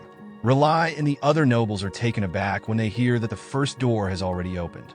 To their surprise, in third place is Armin, the son of Relai's loudmouth friend. Then there's Shuri Joshua, who comes in second. The announcer pauses dramatically before revealing the frontrunner, and shouts our boy's name loud and clear, stunning everyone in the room. The magic orb shows a baby tearing through a trap-filled chamber, the church employee hot on his heels. The old man runs as fast as he can, terrified that the toddler will get himself killed. But a misstep from Shuri triggers one of the traps, and the poor elder is caught in its wake. Some of the candidates start crying for their parents, while others rush, hoping it ends soon. The wailing Shuri curses his crazy cousin for causing chaos from the very start. He pleads with our hero to stop triggering the traps, but the supersonic baby refuses to listen to the loser. With that, he reaches the door to the second trial. As smug as ever, Whisper boasts that he's evolved thanks to all the mana they've gathered in the annex. But our boy gladly replies that's great since now he can work even harder. With a simple wave of his tiny noodle arm, he commands his familiar to fetch his mount. The ghost advances toward the exhausted kids, grumbling about how difficult it's been. While they chat, one of the kids points to Shuri, wondering how the Joshua kid is able to fly. The jealous kids start grumbling, convinced that his family secretly taught him the cool trick. In his mind, the boy has already submitted to his fate, while Whisper has a blast floating his body around. The demon ghost effortlessly carries the boy like a drone, dropping him face down beside its master. A weeping Shuri curses his cousin, begging him to stop his antics. He tries to reason with our hero, advising that despite getting lucky in the trial of choice, one wrong move in the second trial can be fatal. As Shuri continues his lecture about how the trial forces one to face his fears, the almighty baby zaps him. Irritated by his incessant yammering, after having fun, he commands his cousin to explain the second trial again. Barely holding it together, he stresses that the worst mistake one can make is attacking their enemy. Our boy just stares at him, as if silently asking why he just sit there and do nothing. Shuri explains that the test of patience requires them to sit still for just 3 minutes in the face of their fear. If they fail, both of them will kick the bucket. Unimpressed by the cliché test, our demon king casually strolls toward the gates. Despite Shuri's repeated warnings, he enters the trial nonchalantly, sure that it's an easy win. As soon as he touches the doors, they glow in response. A voice welcomes him, clearly instructing him to remain calm no matter what. Isaac's big, bubbly eyes sparkle with excitement. Meanwhile, at the very back of the line, Kinna and his lackeys are chilling. One of them asks if it's okay for them to be so slow, considering their last. With a shrewd smirk, the Barrett boy replies that they don't need to take the hard route when they can just let the others be their meat shields. Calm as a cucumber, he restores their spirit by reminding them that an 8-ranked demon guards the second storage, so the others will undoubtedly get stuck there. Grinning confidently, his words come true as he points toward the brilliant light on the other side of the doors. As the trial begins, everyone is taken aback by the handsome deity who appears and warmly advises them to maintain their composure. But before the deity can finish, our impatient hero floods him with holy power, instantly burning him to the ground. Shuri loses it, cursing himself for even thinking his cousin could last 3 seconds, let alone minutes. The frustrated cries of the boys echo down the hallway. But even more furious is our boy, who can't help but reflexively want to annihilate any deity he lays eyes on. Whisper jokes that lasting 3 seconds is quite impressive for his boss. The voice announces they failed, and the impatient ones will face divine retribution. With that, a colossal golem slams open the gates. The earth-shaking roar of the golem sends Shuri into a panic. But the almighty baby remains unfazed, too busy charging up his magical Kamehameha. Without wasting a single breath, he unleashes the red beam that slices through the golem like a hot knife through butter. Shuri's jaw hangs open in pure bewilderment, but as the behemoth of a golem looms before them, our boy can't help but wonder what it's even doing here. But just as our hero thinks this headache is over, boom, he gets hit with an even bigger problem. This thing? This golem? Yeah, it is. He was told only 8th-ranked demons were involved, but one glance at the creature is enough for him to recognize it as one of his own creations. The summoning magic belongs to one of his 14 elite familiars. And now, the gears in his mind are turning fast. Did the Joshua family strike a deal with his subordinates? Or did his remains somehow call them here? Determined to find the truth, he strides toward the second storage, moving with pure confidence. But before Shuri can even yell at him to hold up, boom! Some loudmouth bursts onto the scene, spewing nonsense. Enter Neezer, the walking headache. With a cocky grin plastered across his face, the red-headed menace saunters out from the bushes with his lackeys trailing behind him. And of course, because he just can't help himself, he smugly thanks the Joshua brothers for doing all the dirty work. I can already tell this guy is going to be unbearable. Then, with all the confidence of a man who has no idea what's about to hit him, Neezer starts running his mouth. He tells our hero to step aside and let the real warriors handle things from here. His lackeys? They're already moving, surrounding our boy to keep him from pulling any of his nasty trap tricks like last time. And then, because of course he does, Neezer turns to Shuri, practically laughing in his face. Oh, using your cousin as bait? Have you no shame? Shuri tries to get a word in, but nope. Neezer isn't buying it. He flat out refuses to believe this so-called baby actually made it through all the traps alone. And then, oh, this part hurts. His eyes land on the ring around our hero's neck. In a flash, snatch, Neezer rips it right off and dangles it like a damn trophy. Ah, perfect. This little artifact will protect me from all the traps ahead, he declares, grinning from ear to ear like he just won the lottery. Shuri? He's visibly uncomfortable. And his cousin? Completely unbothered. No reaction. No anger. Nothing. And that, my friends, is never a good sign. Fool alert! Neezer and his squad move forward, completely oblivious to what's about to happen. With all the arrogance of a man walking straight into his own doom, the redhead loudly announces that he will claim the Skeleton King's body and become a hero of the ducal family. Kaboom! Screams, explosions, fire swallowing them whole. Kneezer squad? Instant toast. The moment their feet hit the next area, the place erupts in flames, turning them into a bunch of crispy idiots. Shuri? He's standing there, speechless. But our demon baby? Oh, he's thriving. Watching these loudmouths get baited straight into a firestorm? Chef's kiss. Absolute perfection. And the best part? As he rides his cousin forward, he laughs, looking back at the burning fools and thanking them for triggering all the traps for him. Absolute menace. Despite everything, our boy is still annoyed. Those damn kids have been trailing him for way too long, and their fanboying is getting out of hand. They're absolutely enchanted by the almighty baby's divine wisdom, to the point where they even blame Kneezer for his own miserable fate. In their eyes, the adorable little Joshua heir would never cheat. Shuri, on the other hand, he's internally screaming at these fools to run for their lives. Do they not see the literal demon sitting on his shoulders? Just as he's about to lose it, a new challenger approaches. Enter Paris Julius. With a regal presence, the second prince of the neighboring kingdom steps forward, all dramatic-like. And of course, he just has to drop a bold statement. If there truly is a saint among us, then Isaac is the perfect representation. Oh, now that gets our baby's attention. Paris formally introduces himself, and our boy's interest is immediately piqued. Why? Because rumors say this guy is blessed by the gods. And if there's anything our hero loves, it's sniffing out interesting people. But no time for chit-chat. Shuri quickly informs the prince that they've arrived at the entrance to the third trial. Whoosh! The gates swing open, revealing a breathtaking sight. Brilliant burning orbs of light and floating, angelic guardians. Then, like the voice of fate itself, a divine proclamation echoes through the arena. The third trial will test your courage. Isaac's fanboys? Pumped. They're ready to throw hands with some celestial beings. Meanwhile, Shuri?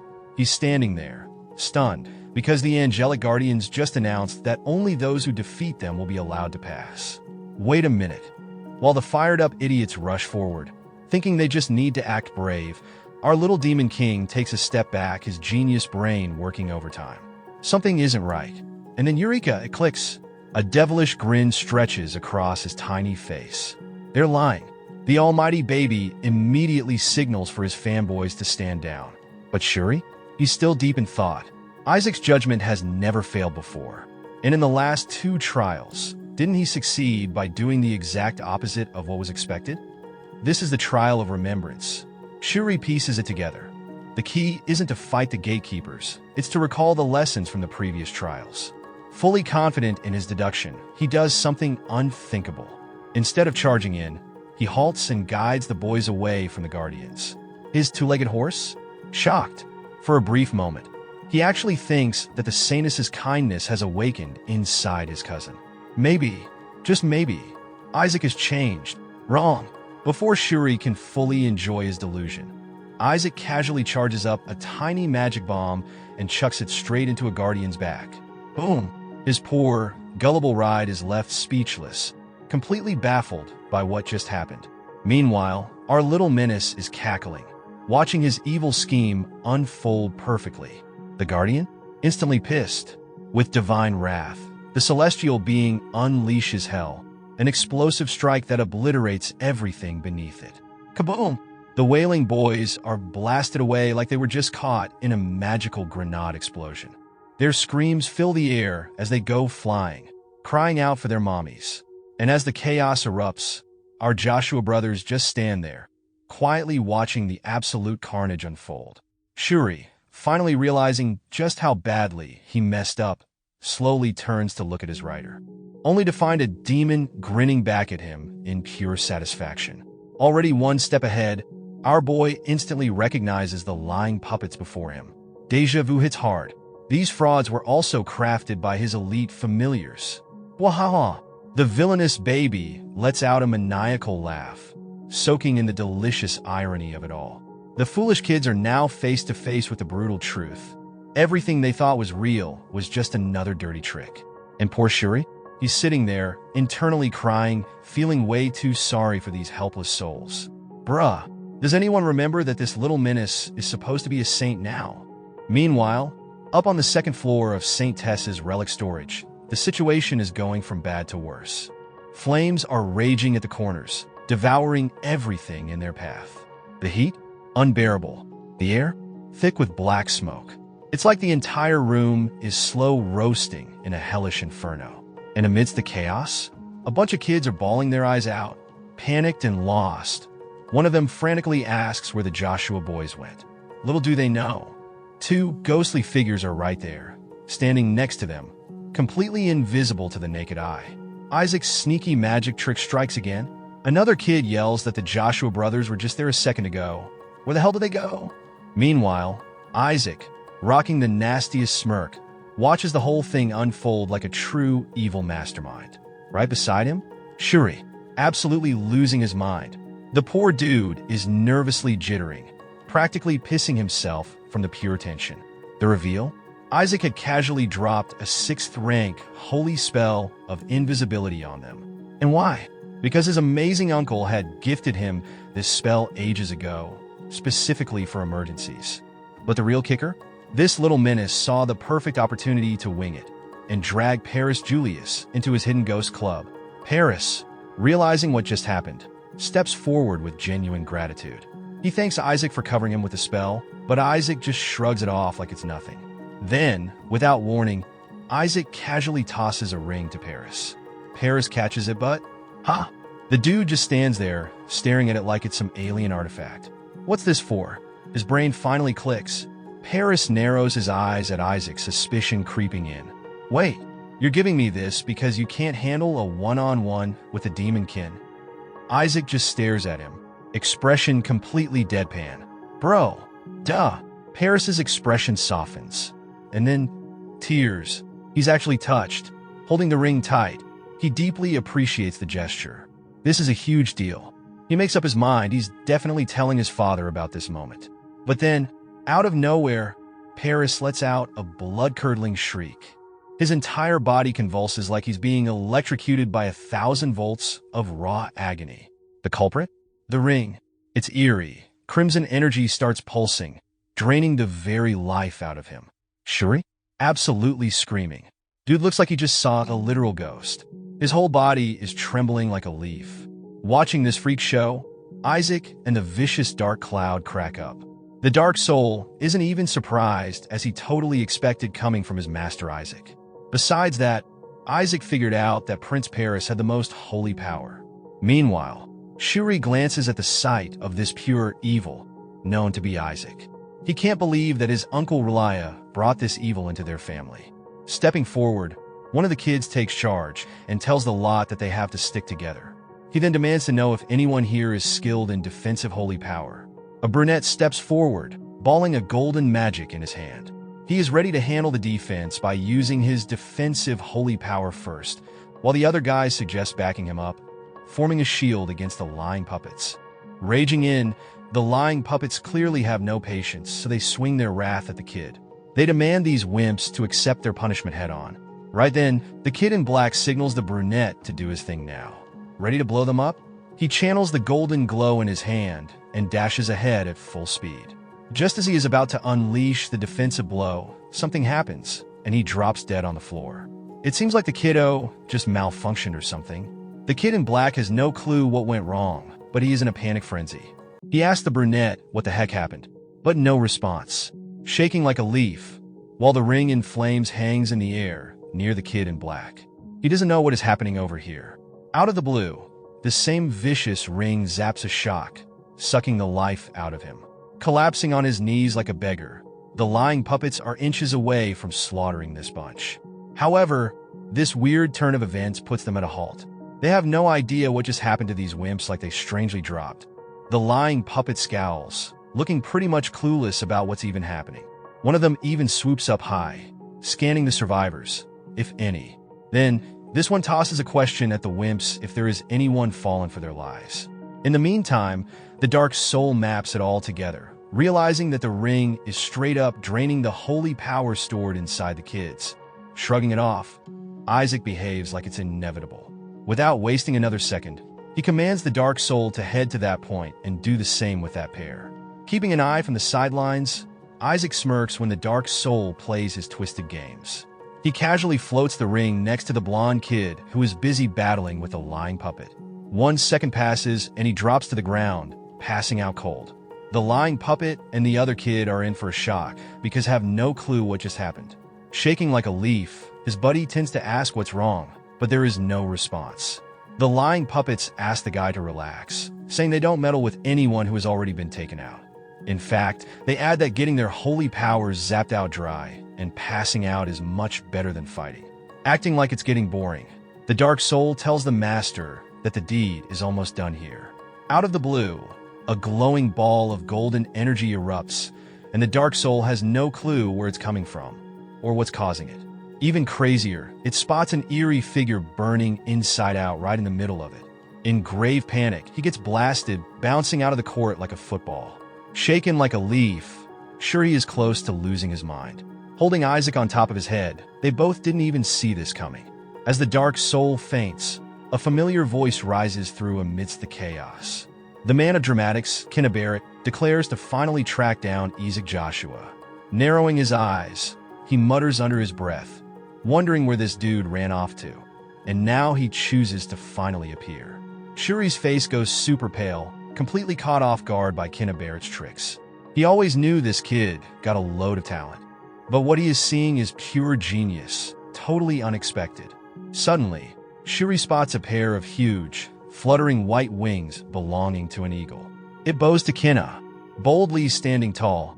Kenna's body emits the golden thunder. Shuri cannot believe this little kiddo is actually capable of summoning a holy spirit at her age. He is convinced that she is on a whole other level. Aside from that, Kenna accepts that Isaac has shocked her. Apparently, Kenna didn't accept to cross paths with the likes of him, who could also take down a demonkind. That, or she questions Isaac if he pulled the other kids into some sort of a trap to raise his odds. Just like in the first trial, behind them, the kid in black helps out the brunette. The brunette yells out that this baby is trying to clear out the trial in their place. Moreover, they blurt out, mentioning that they were told which direction they should head to. According to them, Isaac is their benefactor. Isaac believes that these wimps have lost their minds. At that, the dark soul grins, realizing this must be what Stockholm Syndrome is all about. Kenna laughs at the thought of Isaac labeled as the benefactor. He questions the wimps about how low can they stoop and still call themselves the saint candidates, especially asking a baby for help. The kid in black reminds this brat that Kenna himself has been in hiding this whole time. And now, he is talking big after doing no such thing to look for traps, while others hunted. He straight tells Kenna that this baby is more of a saint than he can ever be, considering how Kenna avoids all the trouble. Just then, the lot agrees to let their parents know it's better to follow the Joshua family, and how Isaac did it all. Feeling hopeless, Shuri feels bad for these kids in the dark, who have been leeched off by this devilish monster on his head. Suddenly, this big golden ball bounces off of his head, taking everyone by surprise. Though, the kid in black spots the door to the third storage, but another kid wonders if they have cleared the second trial. Right then, the golden ball as the final gatekeeper of the storage congratulates the kids for passing the second trial. Furthermore, he lets them know there are 2 options. Laying out, he asks if they would prefer to pick up their treasure and move out, or face the fatal dangers of the third trial ahead. Panic rises as they try to decide. The lot is fully aware that facing the third trial means risking their lives, and if they fail to win, then they are as good as dead. Meanwhile, the dark soul senses something off about the mana coming from that voice. Isaac figures out it's a dragon, which means the death part is pretty authentic. Some of the kids feel like their whole ordeal for making it here will be for nothing if they don't check out the third trial. Most of the kids agree on this, and they know they won't be saints if they fail to clear this. Without further ado, the final gatekeeper hears their wishes, despite the lurking danger inside, and grants them access. Starting off with a bang, the final gatekeeper lets the crowd face the next trial, who are in to risk it all and become the saint. Even under the crazy tension, the gatekeeper says the next trial is rather simple. Cracking up like an evil lord, Isaac looks to be cooking something in his mind. Just like that, a massive figure appears out of nowhere, demanding to be praised as their god. Now, the lot is not sure what to do next. This daring group of wimps gathered together, clearly disappointed to face another statue. But this time, it turned out to be their god. Next, this stone figure voices to the candidates that none shall pass unless they prove their faith in their god. Only then did he mention that they would be allowed to enter the third trial. Apparently, this stone demands respect. One of the kids thinks it's just simple bowing before the statue and praying stuff. But the other kid bets it sounds rather too simple. Or what if there is more to the test that meets the eye? Clenching his teeth, Isaac looks to be grossed out at the thought of kneeling before this piece of jerk. In no way as hell he will ever do that. As it turns out, Isaac recalls this scum screwing up with him for centuries of years. To make it even worse, he scammed him at the end. All of a sudden, the kid in black rushes before the godly statue. He is convinced that this whole thing isn't as complex as they are all making it. Apparently, it seems like he cracked the code, believing that it's the usual stuff like praying to their Lord. He decides to get it over with this basic test of faith. Standing before his God, he kneels to his supreme Lord, and he loudly states that his God is worthy of all glory and honor. To him, the kid in black declares himself as a servant who offers worship. Without further ado, the godly statue gets impressed and passes him with flying colors. Bouncing in excitement, he can't believe that he cracked it. Other kids feel at ease to know it's that simple. Suddenly, Isaac, like a worm, crawls out of Shuri's embrace and looks to be up to something. Stopping him right there, Shuri orders this worm to pray, but Isaac kicks his ankle hard to shut him up. He isn't planning to do any such thing. Afterward, Kina Barrett recalls learning the art of praying at the Sanctus Sedis. Without wasting another breath, Kina kneels before her supreme Lord. She instructs the losers on how to properly set their posture for when they worship their Lord. All the wimps are inching to pray as well. Getting down to it, Kina initiates her worship, calling out to the supreme Lord who is worthy. And to him, Kina offers his worship. Out of the blue, the godly statue demands to know if Brunette is up for the task or having a change of heart. He demands to know if the little one forfeits and accepts death instead. Panic rises in his heart, and Brunette hurries up to offer his worship. In a matter of seconds, everyone has kneeled on their knees to offer their worship to this godly statue. Right then, the godly statue locks eyes with this cocky infant, who's still sitting casually before his supreme self. He demands to know why this baby isn't on his knees. Isaac, with a face that couldn't care less, tells the rock that it looks crazier than it sounds. All the kids turn their heads to Isaac, who looks to be out of his mind. They wonder if this guy possesses a shaky faith. Suddenly, the gossip spreads like wildfire among the other saint candidates. They whisper that the rumors about the Joshua family losing their faith might actually be true. Kneeling to worship, Shuri is trying his best to control his fury at this devil, who won't miss any event to tarnish their family's name. He wants this stupid infant to just pray and get it over with. Meanwhile, Kina Barrett likes his odds as, after all, the whole thing gets recorded. He wonders if the baby actually wants to kill his chances of becoming a saint. Kina cannot deny that the rising talent wouldn't mean a thing if this baby had no faith to begin with. He regrets meddling with the likes of him in the first place.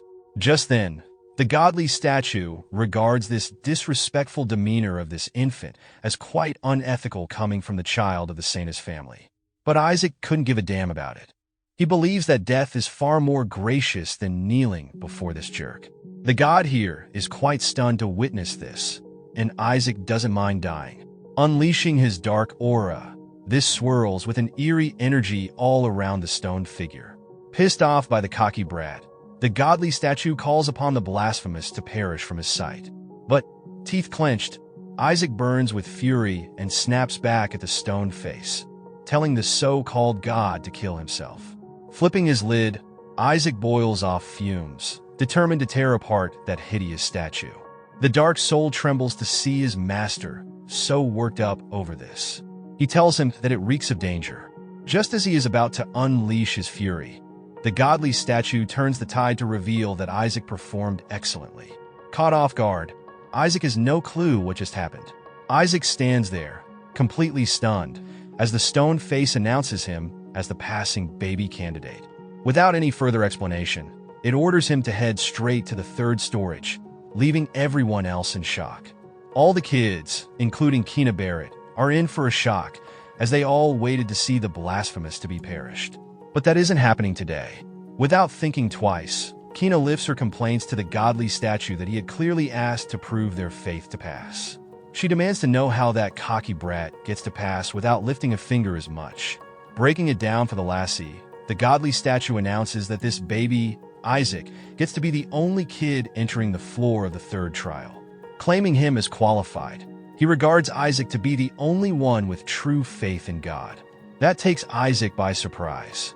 The stone face makes it clear that these wimps were desperate to bow at the statue, not the god himself. Thus, he demands to know if their faith says to bow to a stone figure idol. Outsmarted by an idol, Shuri figures that it makes sense. Slowly, all the kids realize that they have fallen for this cheap trick. One of the kids argues that even similar to their god, the Bible commands not to kneel before an idol. That way, the godly statue states that Isaac kept his faith despite the fear of death. And that's how he gets to go in the third storage. Rising up with a smug grin, Isaac in the Dark Soul cracks up, enjoying this unexpected turn of events, but kinda refuses to accept this, stating that Isaac can't even speak. He points out that in no way they can tell if he kneeled or worshipped. Even then, the Dark Soul tells the smart wimp is right on the spot. Moreover, Kina expresses his thought that if Isaac goes with this, then it could be possible for him to possess a stigmata. A stigmata is such a wound carved on the skin with holy power. Claiming to have it, Kina raises the argument that how this only saint candidate does not have stigmata. She believes that this theory might lower Isaac's odds of winning. However, the godly statue fights her theory by mentioning that he is still a baby. Just then, the godly statue sticks a finger in his nose, revealing that it's just a baby. That pisses off Kina that this dude could move all along. Kina then asks him to let him in as well. Now, all kids argue with this god, and he confirms their desires to enter the third storage.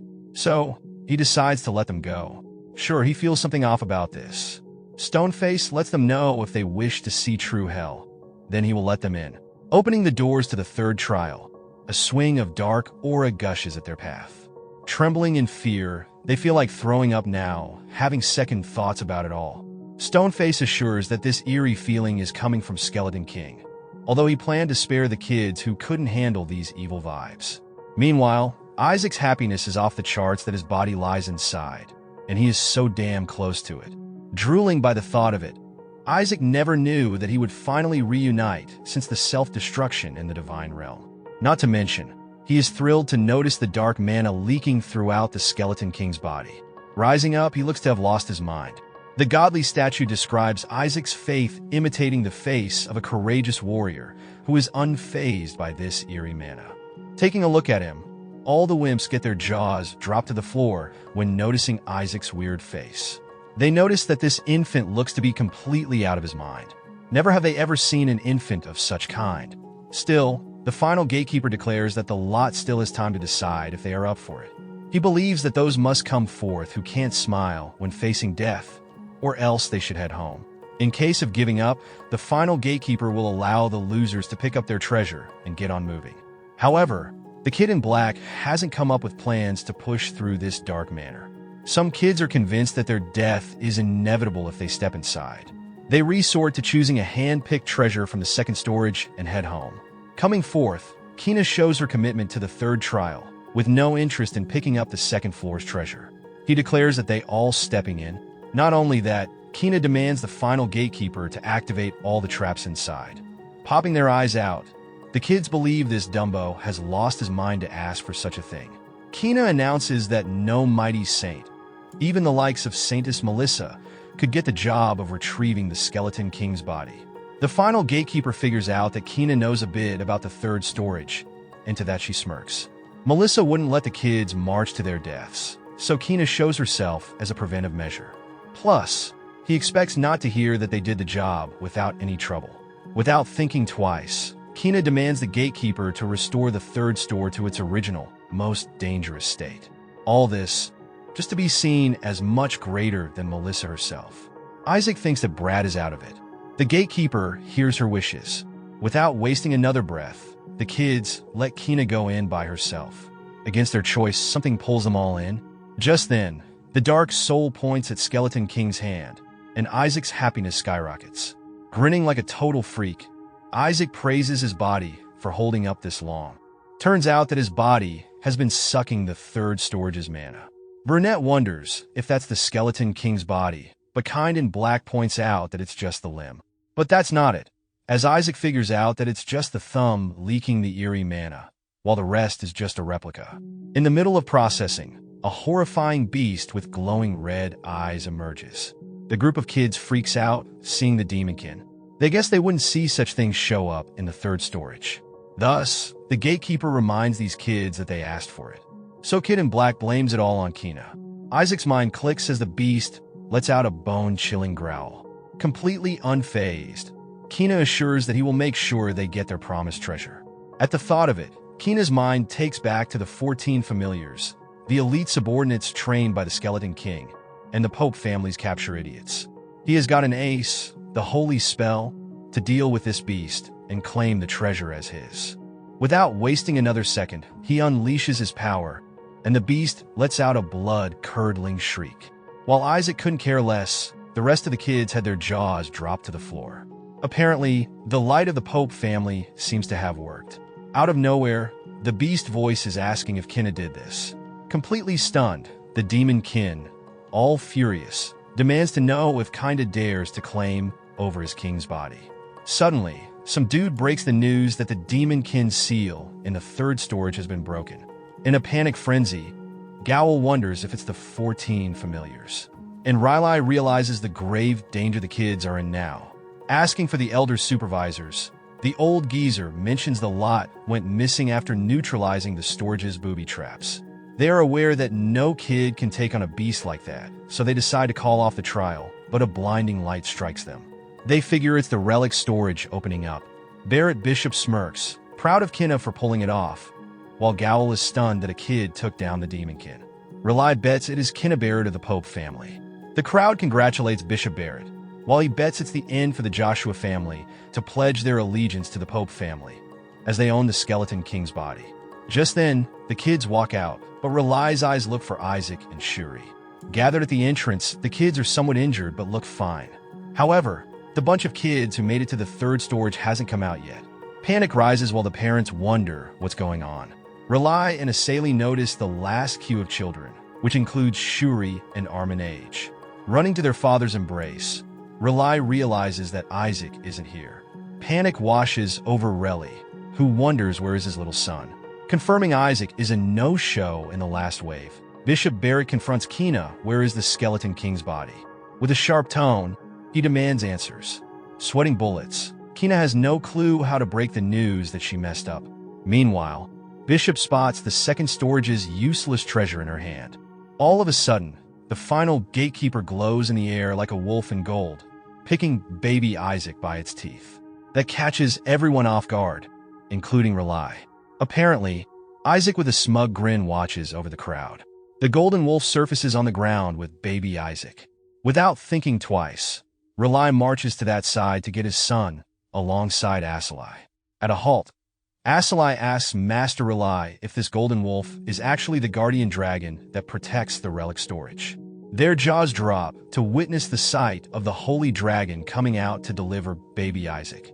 Relay cannot ignore the fact that it is the real holy dragon, the hatchling that takes care of the relic storage. Not to mention, he confirms that even as a wolf, the mere aura screams that it's the holy dragon in the flesh. No doubt, Relay is convinced it's one of the matriarch's kin, deeply tied to the dragons and called upon inside the relic storage. He regards his presence to be noble. Suddenly, there is a weird noise seeping out of Isaac's mouth. The elder freaks out to think that an infant is sucking on the Skeleton King's body. He lets the baby know that it's not the thing to chew at. But what's scary is this infant managed to drag out the Skeleton King's body. With dagger eyes and possible delusions, Bishop asks Kina if she let the little baby have Skeleton King's body. Bishop declares that it's a foolish move coming from Kina, but he is aware that it's the saint's duty to save the honor of the host. But the holy dragon isn't buying that crap. He announces baby Isaac to be the sole claimer of the Skeleton King's body as he has done it, fair and square. Meanwhile, Isaac freakily grins with a victory sign, and Kina sulks down as his father takes the soul-shattering news. Looking back, the demon kin, utterly pissed, is ready to charge at Kinna, while she is left thinking about what's wrong with her holy spell not working. Without further ado, the demonkind declares them all to just drop dead already. Freaking out, the kids choose to run for now, as the beast goes full berserk, wreaking this place in smoke and dust. The demonkind is losing control. Right then, Kinna was surprised to see someone whipping out a cotton blue defensive barrier. Apparently, it's Isaac's doing, who is right now dashing right to the demonkind, ready to settle his score. Kinna is completely stunned to see Joshua's baby pulling this off, muttering the same old thing. The demonkind unleashes true horror to defeat this baby, but Isaac remains unfazed. Blowing all the power in one fist, Isaac blows a solid gut-wrenching punch at demonkind for not recognizing his master of all people. Coming to the present, the elder and others know that the holy dragon is one honest being, and even they are shocked to digest the fact that Isaac Joshua brought back the Skeleton King's body. They wonder what Kinna did then. Even Riley can't grasp the fact that something this dangerous has been done by his kid. Plus, Riley demands to know why they released the seal on the demonkind when mere children couldn't handle it. That cracks him up. He accuses the snobby brat in white, Kinna Barrett, of initiating such a thought.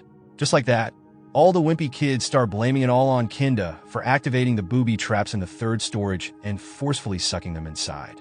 All the parents can't believe their ears that Kinna Barrett risked their kids' lives for this. They never thought someone from the Pope's family would stoop so low. All of them are convinced that if Isaac Joshua didn't handle the thing, then the results would have been really bad. Afterward, the lot believes that by the looks of the results, it means the Joshua family won over the Pope family. The mere thought of this spoils Bishop's brain, because losing to them wasn't on his to-do list. Everyone keeps muttering about Isaac's true potential, even though he can't qualify as a saint, but he packs such power inside. Now the crowd is fully sure that the Joshua family has been preparing for their return all this time.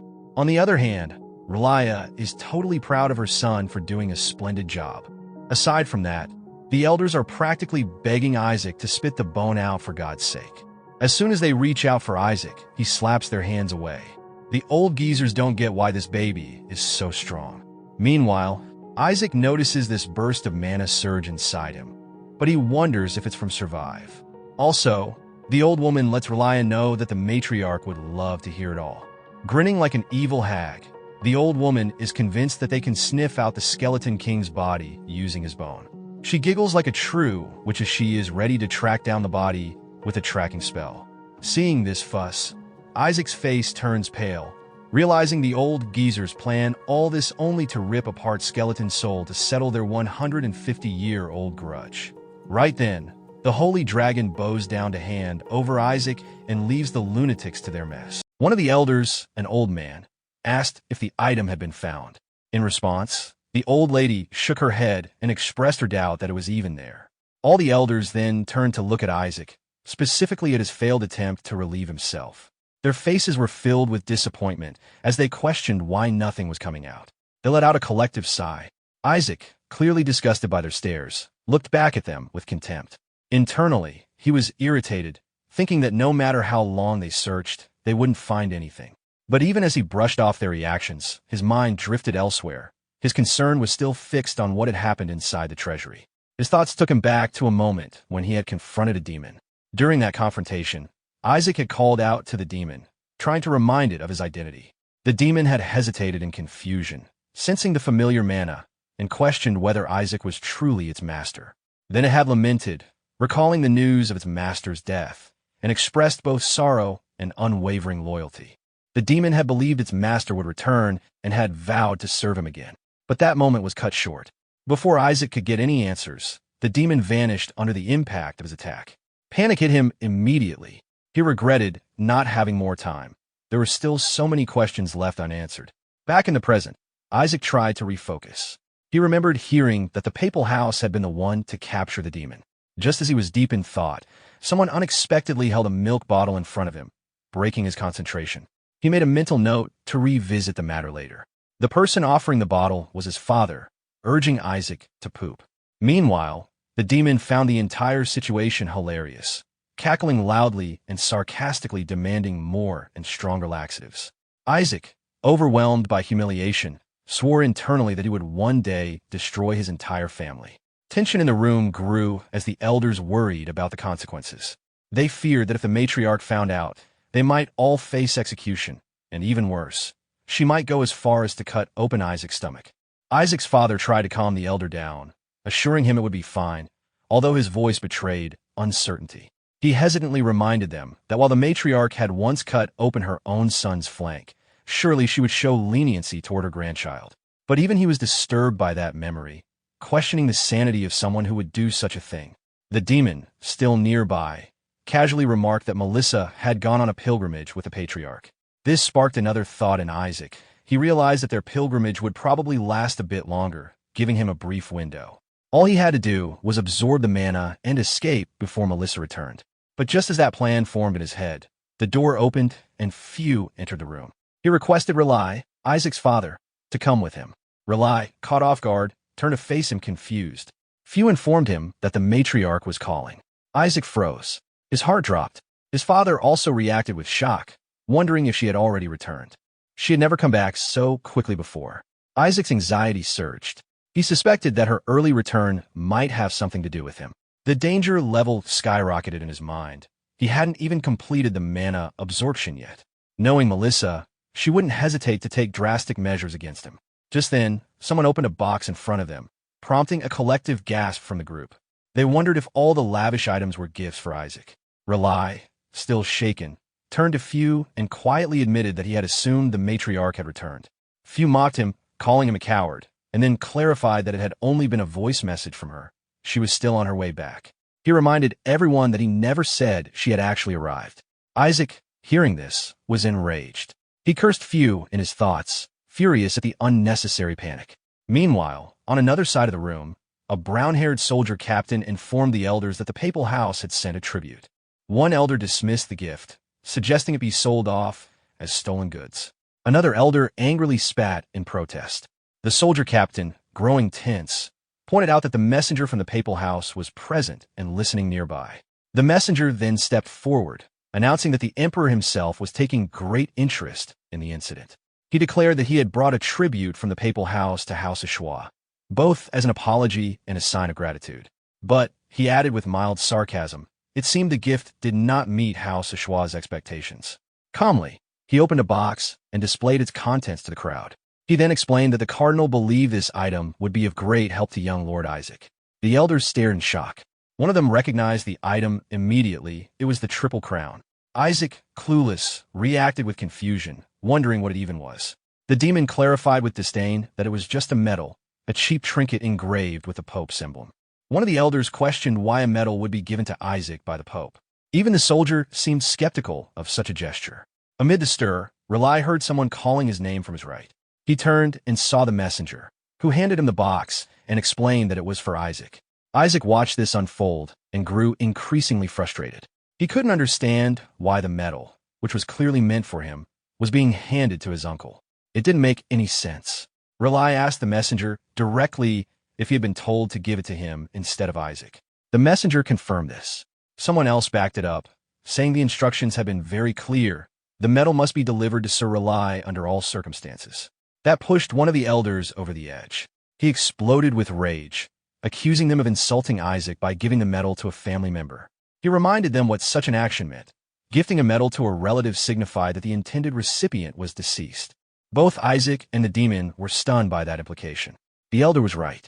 In their world, such a gesture meant the recipient was presumed dead.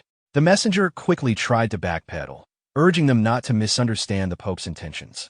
He explained that because Isaac was so young, they believed it would be more appropriate to entrust the medal to a family member. But another elder wasn't buying it.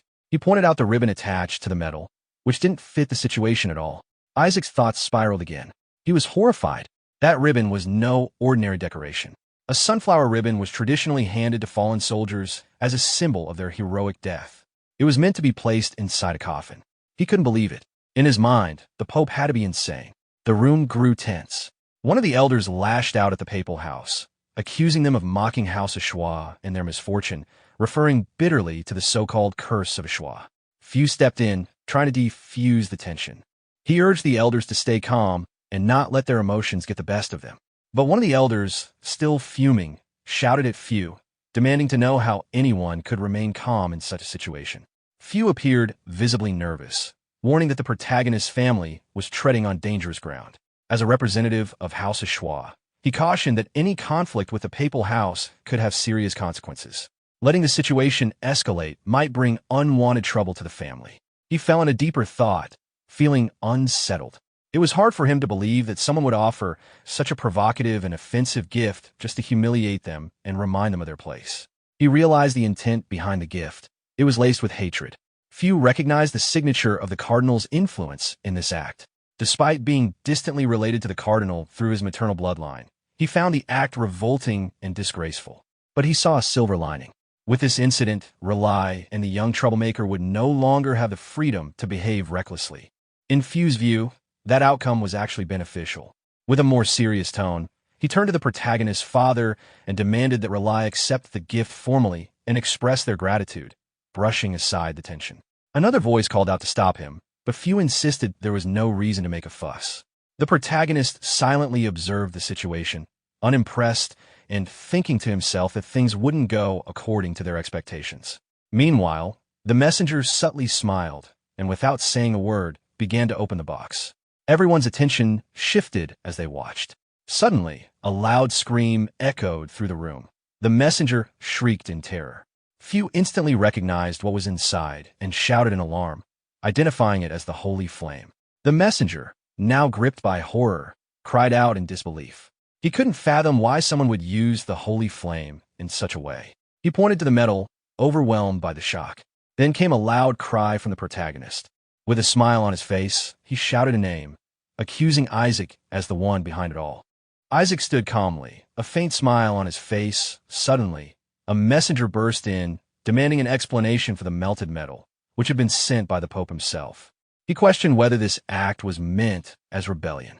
The elderly members of the family responded sharply, pointing out that Isaac was still a child, too young to even formally accept such a medal.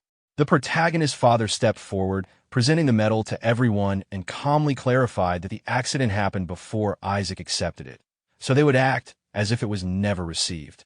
The messenger was stunned, but then nervously offered a compromise, questioning if they should still accept the now damaged medal from the Pope, despite it being melted by a baby's flames. The elders examined the medal in disbelief. One of the older women gasped in shock. The protagonist's father demanded the medal, and the messenger handed it over. Suddenly, a bright blue light burst forth from the medal, causing the messenger to scream and fall to the floor. Amused by the chaos, the elders laughed. One of them joked that Isaac must really enjoy playing around. The protagonist, watching quietly, thought to himself that they had better let him go before he burned the rest of them as well. The messenger, overwhelmed and defeated, screamed again before scrambling out of the house in a panic, shouting bitterly at the Joshua family. One of the senior elders proudly praised Isaac, claiming he felt lighter because of him. Another ordered the melted metal to be disposed of, while laughing and mentioning how satisfying it would have been if the matriarch had seen the messenger's face.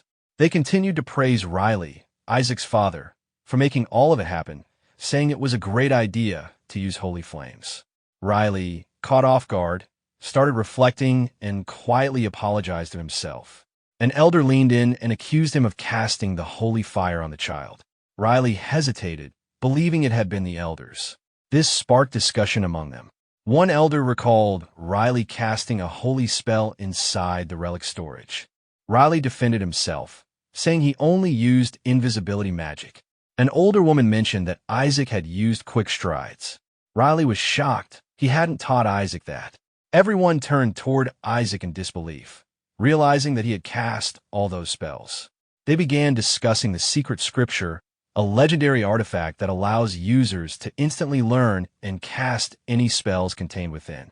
Isaac, mentally reflecting, felt pleased he had brought the book from the storage. Though it was weaker than the flame magic he used when he was the Skeleton King, he still found it useful. One elder speculated whether Isaac's mother had used divine spells, but the older woman quickly denied it, saying she wasn't even a fire-type user. She was the complete opposite.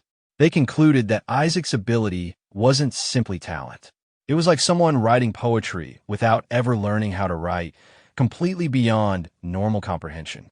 The old lady reminded everyone that even the genius Saintess Melissa had learned to read before casting her first holy spell. The protagonist, feeling overwhelmed, internally dismissed both elders' concerns. Suddenly, a brown-haired servant girl rushed in, apologizing. She loudly exclaimed that it was more surprising the boy managed to wipe out the Pope's blessing.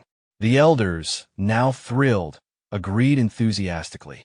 One elder ordered the medal to be brought so he could examine it. The protagonist's father quickly agreed, but then revealed that the medal was missing. Shock followed. One elder pointed at Joshua in disbelief, insisting it had been there. The protagonist's uncle, confused, realized he had thrown it away. He nervously explained that he did so under instruction. An elder scolded him for taking it literally. Another elder sighed and ordered a group to search for it. The uncle pondered how the Pope's medal, supposedly made of unmelting metals, could have been disposed of. He worried the head of house, Joshua, must not find out. Meanwhile, Isaac's uncle quietly smiled, thinking they shouldn't make baseless claims. A few days later, west of the Joshua dukedom, a black-cloaked elder led a force to a valley, urging focus. His men obeyed. As they neared, the elder noticed something odd and questioned it.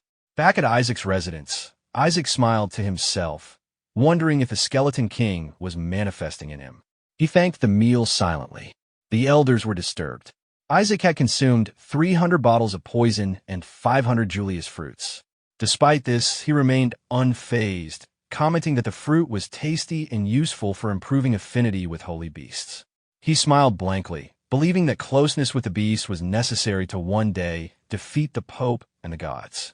Inside, Isaac sensed something from within the house, a holy beast. A blue glow appeared, revealing the holy beast of Joshua, Terenblum.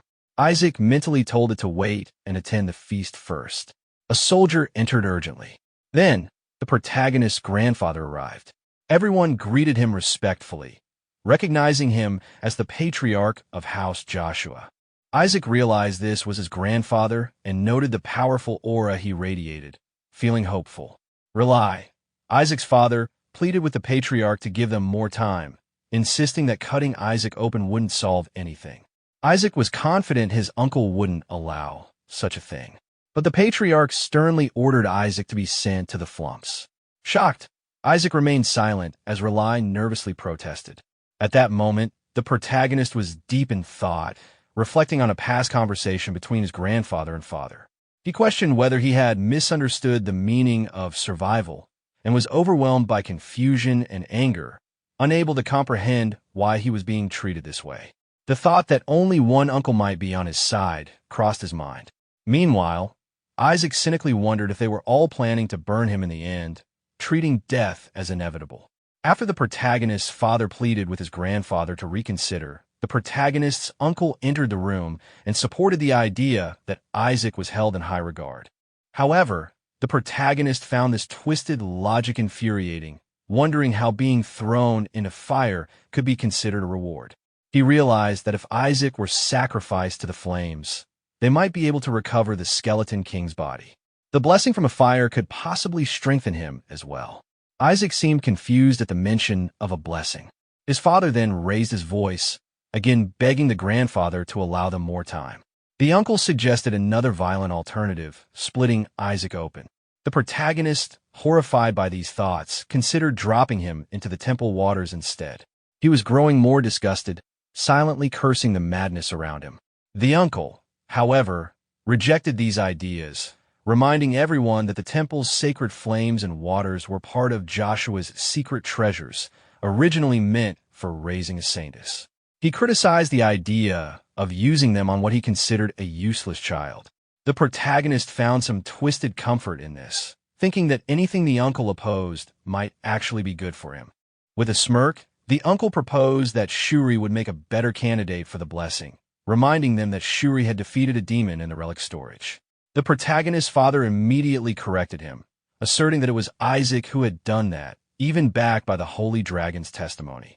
The uncle dismissed it, mocking the idea that an infant could accomplish such a feat, implying the dragon must have been mistaken. Tempers flared as the father warned his brother not to push his luck, insisting the accusations were going too far. Meanwhile, the grandfather quietly processed everything. He brought up Isaac's act of burning the metals sent by the Pope using holy flames, an event they had all witnessed. Still, suspicion lingered. The grandfather questioned whether someone else might have orchestrated things behind the scenes. The uncle maintained there was no proof of anything. But then, the grandfather pulled out a medal, asking if this was the one being referred to. The only person recognized as being directly connected to the heavens was the Pope, and the only object imbued with his divine blessing was something known as blessed gold. As the protagonist stared at the badge in his hand, a wave of disbelief washed over him. He remembered how, even at the peak of his power as the Skeleton King, he couldn't melt something like this so easily. The fact that he had done it now made him wonder, was he simply born more powerful in this new body? His father, visibly shaken and sweating, couldn't hide his shock. He demanded to know how the badge had been found.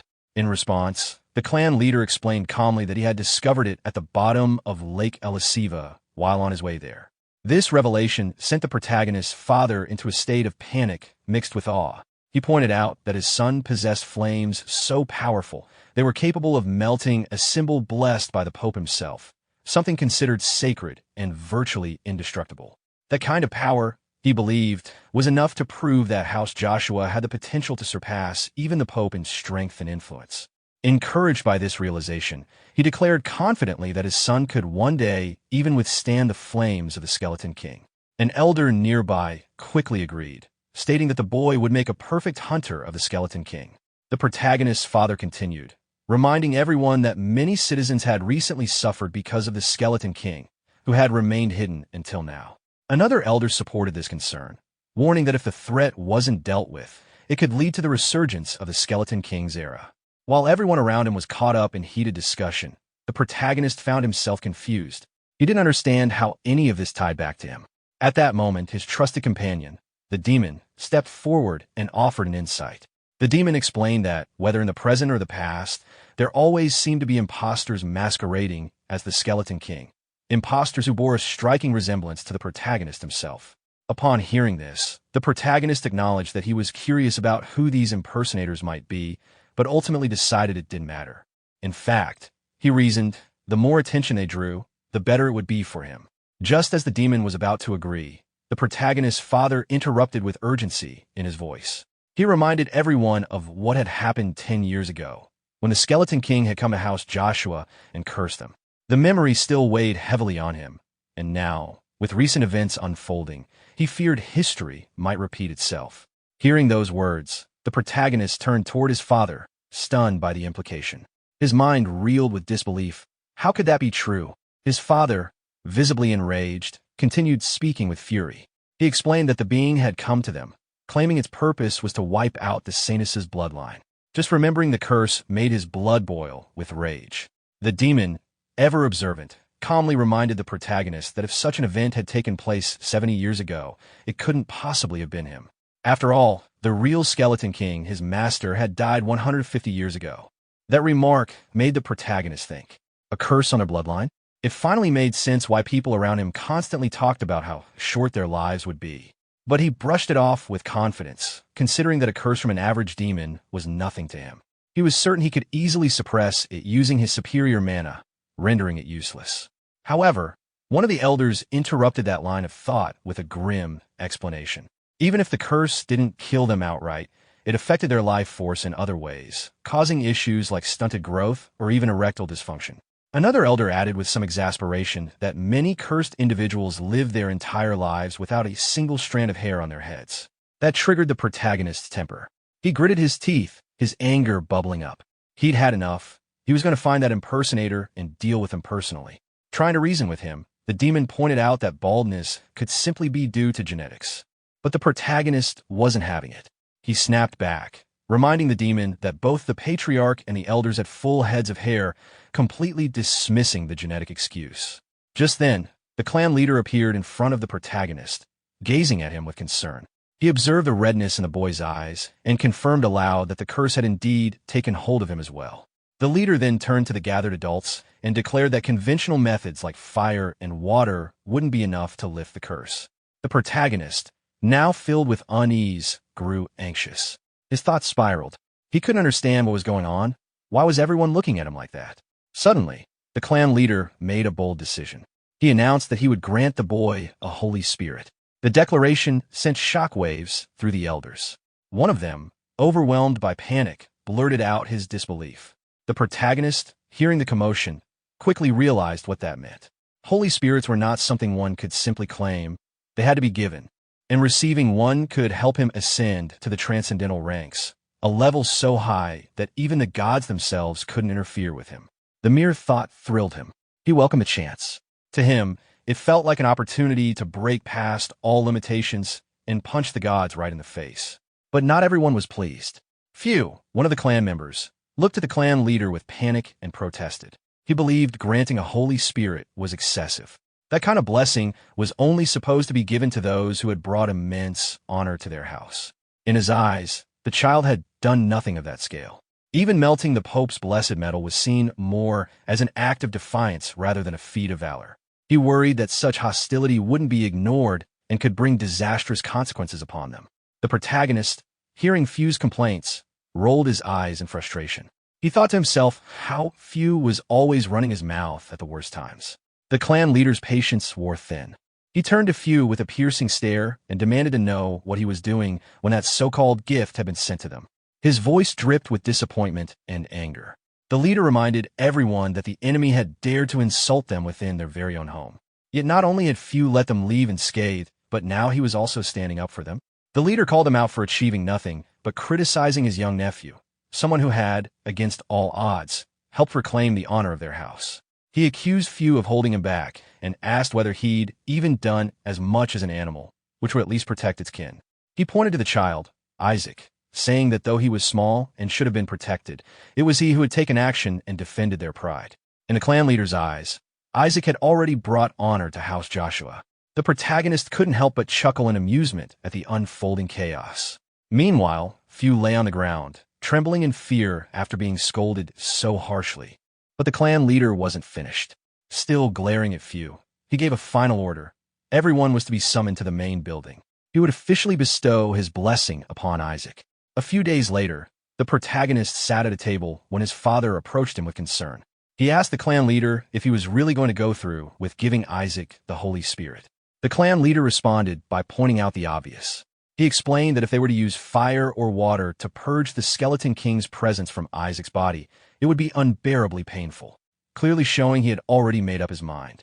Continuing his explanation, the clan leader made it clear that the temple's flames and waters were far too powerful in their anti-demonic properties. Subjecting Isaac to them would be dangerous, possibly even fatal. More importantly, due to this incompatibility, he wouldn't be able to undergo the rites of exorcism. Hearing this, Isaac's father, already sweating in anxiety, turned toward the clan leader, realizing the implication. Without the rites, Isaac would be stuck. He wouldn't be able to climb higher than the 5th cleric rank. The clan leader, however, remained calm and firm. He corrected him. Isaac wouldn't even reach the 5th rank. He would be permanently locked at the 4th rank. Holding 3 glowing marbles in his hand, each infused with a unique energy, the clan leader announced that he would allow Isaac to choose between them, the flames, the waters, or the Holy Spirit. This, he declared, would serve as a fair test. Standing nearby, Few, Isaac's relative, watched with a smug expression. Excitement welled up within him. In his mind, he was certain this would prove his point. He had always believed the clan leader wouldn't hand over a Holy Spirit so easily. Now, this setup only confirmed his expectation. The clan leader placed the 3 orbs in front of Isaac and asked him to choose. As Isaac's father watched nervously, his mind raced. He could feel the energies radiating from each marble. One pulsed with the heat of flame, another flowed with the calmness of water, and the third shimmered with the divine resonance of the Holy Spirit. Internally, he pleaded for Isaac to choose the white marble, the one containing the Holy Spirit. He hoped desperately that his son would sense it and make the right decision. But Isaac, after examining the 3, reached out and picked up the red marble instead. He lifted it confidently into the air. Few, spotting Isaac's choice, couldn't resist sneering. He was ready to gloat. In his mind, even a 4th-rank Joshua would eventually bring some honor to the family, just not the kind worth a Holy Spirit. But before he could even finish his mocking thoughts, something incredible happened. A dazzling burst of light filled the room, silencing everyone. The red marble Isaac held began to crack open, glowing from within. Flames erupted, huge, vibrant, and not at all like the temple's control fire. Everyone in the room recoiled in shock. These flames were different, wilder, stronger. They weren't from the temple. And then, out of the roaring fire, a figure emerged. A woman stepped forward from the flames, her presence radiating raw, divine power. The room erupted in panic and disbelief. It was a Holy Spirit. The elders looked on in horror, their foreheads drenched in sweat.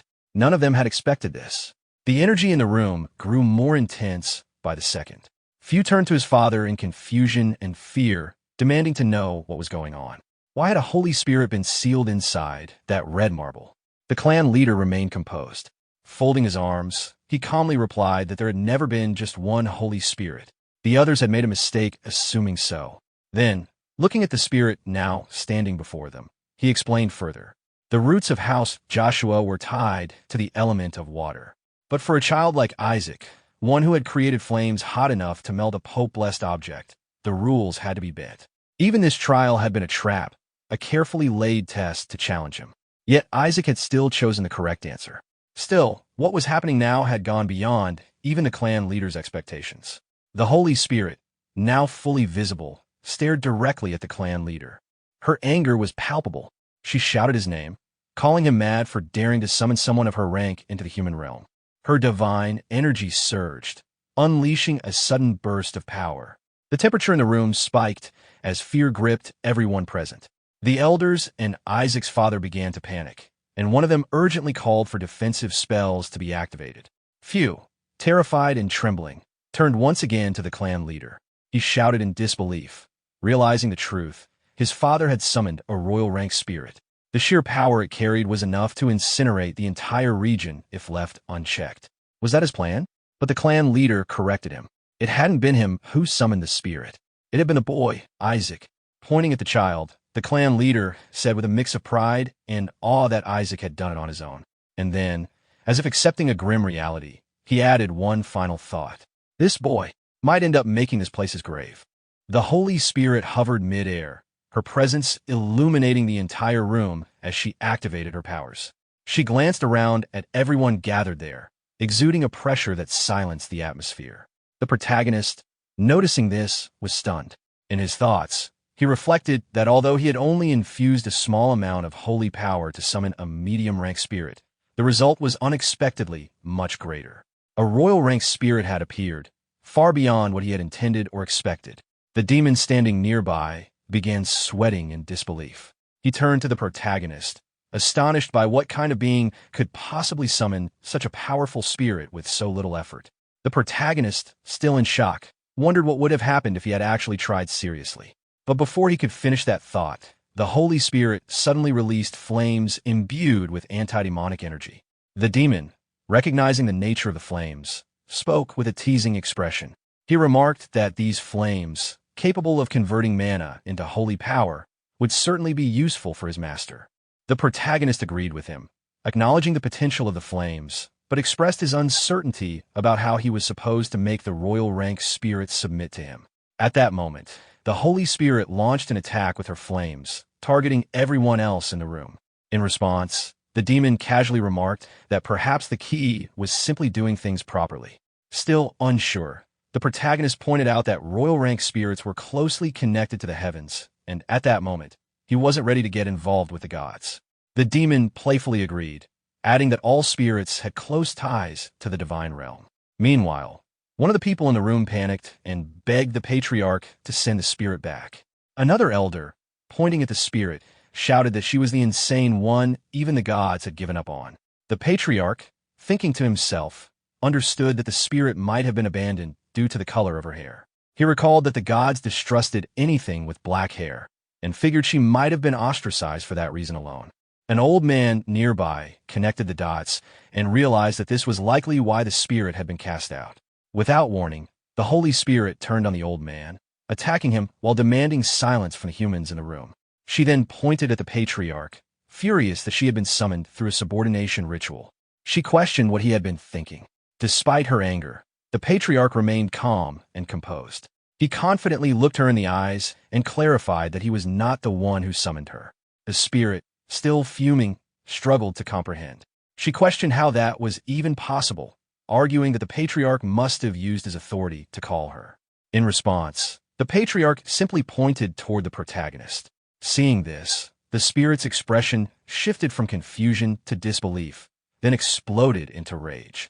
She accused the patriarch of sacrificing a child just to summon her. The patriarch denied the accusation, claiming he hadn't done anything of the sort. But the spirit, unconvinced, pointed again at the protagonist.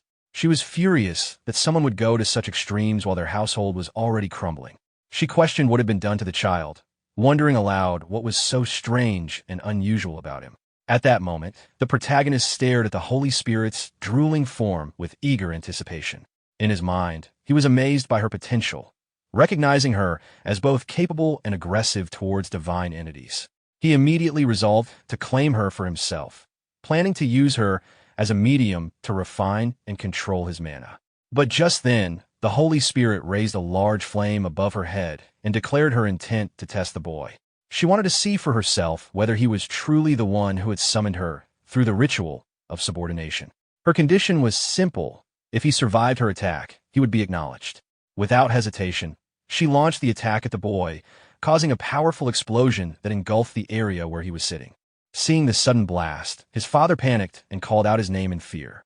The Holy Spirit, assuming her attack had been fatal, commented that it was better for him to meet a peaceful end at her hands. However, to her shock, the boy emerged unharmed from the flames and walked calmly toward her. She was stunned by his resilience and confused by what she had just witnessed. Meanwhile, the patriarch addressed the Holy Spirit directly, confidently stating that the child was indeed the one who summoned her. He gave her two choices: form a contract with the boy or face the consequences. The Holy Spirit scoffed at the threat. She declared that punishment meant nothing to a spirit of her caliber. In fact, she was thrilled by the situation. Now that she was summoned, she intended to destroy the house of Joshua and reclaim her freedom. Pointing at the boy, she warned him to watch as everything he held dear burned.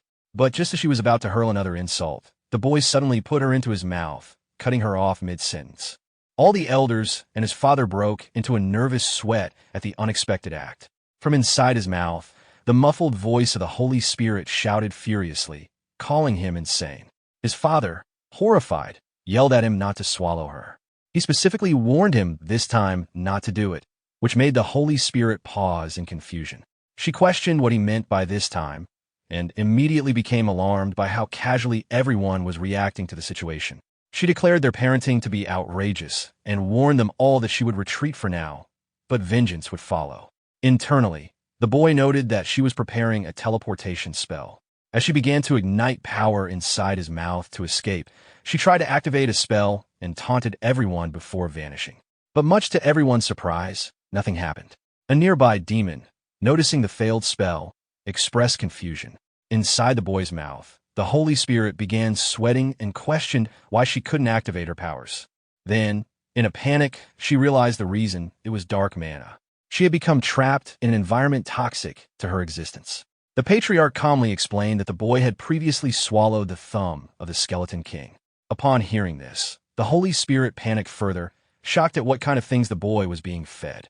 The boy, analyzing the situation, recalled that Holy Spirits were essentially embodiments of pure holy energy and, as such, were highly vulnerable to dark mana. As the dark mana took effect, the Holy Spirit began to weaken. Covering her nose and trembling, she admitted she was losing strength. Her condition worsened, breaking into hives. In desperation, she called for someone to stop him. But the scene had already gone far beyond anyone's expectations. Upon hearing the situation, the patriarch casually poked his ear and remarked that it was unfortunate. He explained that the Skeleton King's powers were far too overwhelming for anyone to approach. This triggered a strong reaction. The people who always seemed to go wild at the mere mention of the Skeleton King were now showing hesitation, which felt hypocritical and frustrating. Unexpectedly, the patriarch knelt before the protagonist. He made a serious offer. If the protagonist stayed with his grandchild and successfully purified all the dark mana left by the Skeleton King, then he would send the protagonist back. The Holy Spirit, visibly furious, lashed out with disbelief, questioning whether the patriarch even understood who she was. The patriarch calmly responded that she was welcome to stay and get devoured if she preferred. This made the Holy Spirit panic.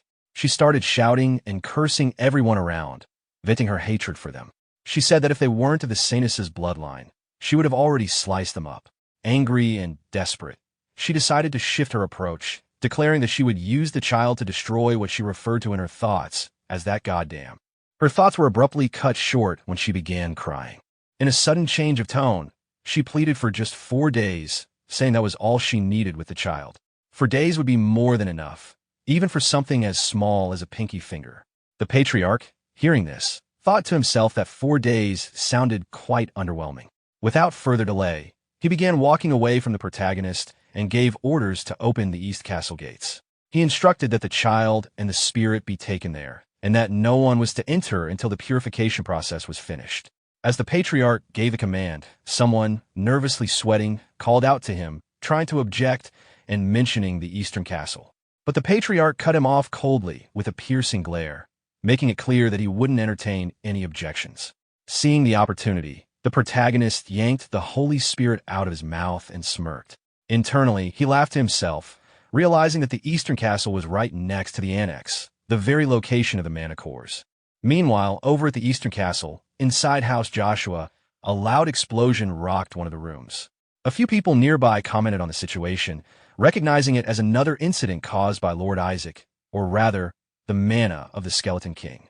It seemed that even the patriarch had given up on trying to deal with it. One servant, looking to another, speculated that the next successor might go to Sir Goel of the Pope's bloodline, or possibly to Goel's brother. Lord Isaac, having been cursed, was no longer seen as a viable candidate. Another servant entered and questioned whether Lord Isaac was truly cursed. He elaborated further, saying that just the previous day, a servant who had gone to check on Lord Isaac ran away in fear. The earlier servant responded, describing what that terrified person claimed to have seen, the form of a balding old man. Confused, a maid asked if it wasn't a skinless monster or a skeleton like they had assumed. Then, raising a finger to her lips in thought, she noted something odd. It had already been 10 years since Lord Isaac had been locked away with a Holy Spirit. Inside the East Castle of the Joshua Mansion, the hallways were tense. A black-clad maid ran through the corridor in a panic, her breath quick and sharp, startled by something inside. Not long after, a brown-haired servant approached a particular door. She opened it gently and stepped inside the dim, quiet room. Her voice, though calm, carried a note of concern as she addressed the boy inside, Isaac. She looked over at the child and hesitated before asking if he was all right. Her thoughts betrayed her concern. She silently questioned just how powerful the Skeleton King's curse must be, considering that Isaac hadn't aged or grown at all.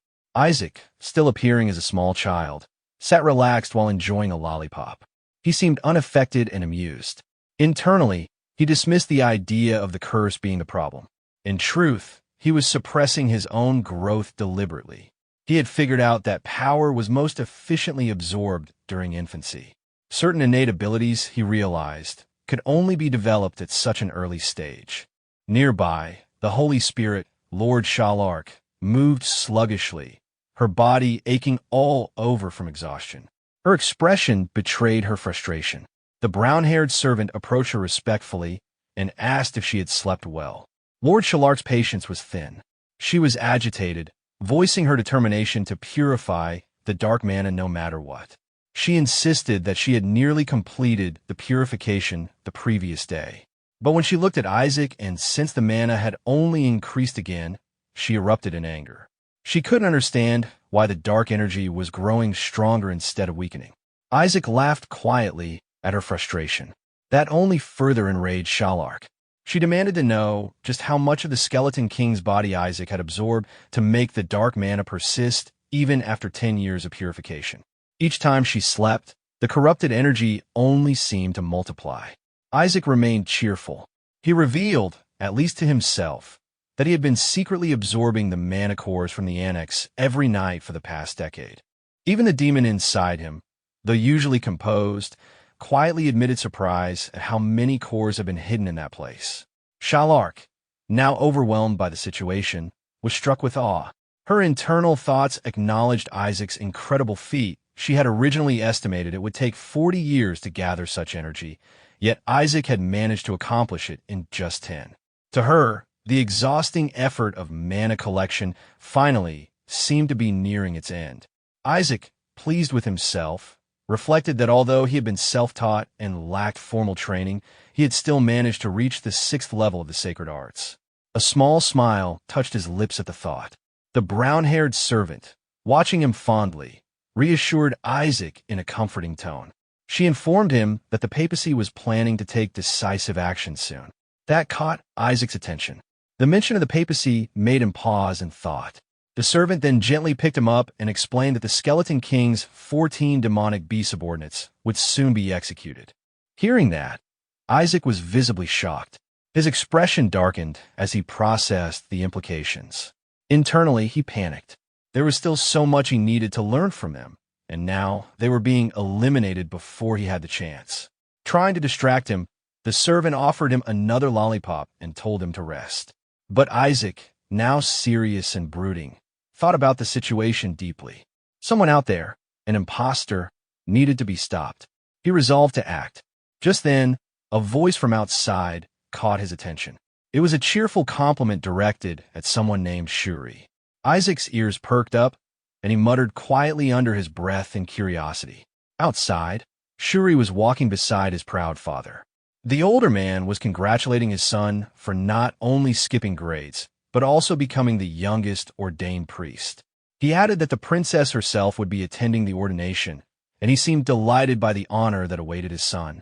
Shuri responded confidently, saying that it was only natural he was his father's son, after all. His father beamed with pride, laughing loudly and praising Shuri's talents and humility, drawing comparisons to himself. As they continued, the father suddenly noticed something strange. His tone shifted as he called Shuri's name, his voice tinged with confusion. But before he could react further, Shuri collapsed to the ground, shocked and in pain. A voice behind him interrupted the moment. It was Isaac, standing with a sharp, intense gaze. He confronted Shuri coldly, his tone accusatory. He scolded him, accusing him of being a habitual liar and warning him not to assume that life ended just because one graduated from the academy. Shuri, now seated on the floor and trembling, recognized Isaac immediately. In his thoughts, he referred to Isaac as a terrifying presence who always seemed to reappear without warning. Isaac, growing angrier, reminded Shuri that it was only thanks to his coaching that Shuri had passed exams and skipped grades. He demanded to know why Shuri was now acting superior. Shuri tried to defend himself, insisting that he had worked hard, that his achievements were not easy. But Isaac cut him off bluntly. According to him, none of it would have been possible without his help, and that on Shuri's own merit. He would have never reached that level. Kim Shuri spoke to Isaac in a rude tone, reluctantly admitting something with a stutter. Meanwhile, Isaac began thinking silently to himself, wondering if it was time for him to prepare for his priest ordination. He recalled that most sacred arts required ordination to be used effectively. Wanting help, Isaac turned to Kim Shuri and told her that she needed to assist him. Shuri immediately reacted in confusion and frustration, asking why it had to be her and what he wanted this time. As Isaac looked at her, his expression seemed almost demonic, causing Shuri to quickly shift her tone, forcing a smile and asking what kind of help he needed. Isaac then grinned like a devil, demanding everything Kim Shuri had, including the prize money from her quiz contest and the allowance she received from Goel. Kim Shuri started crying and, in his mind, cursed Isaac as a demon. Despite that, he tried to speak more calmly and change the topic, questioning what Isaac meant by the execution of the Skeleton King's subordinates. Isaac, with a hint of irritation in his thoughts, explained internally that after the treasure vault incident, those subordinates had stopped following orders and appeared to have given up on life. As a result, they were being eliminated. When asked about this, Isaac responded flatly, without meeting Shuri's gaze, saying that it couldn't be helped, he had to accomplish it this year.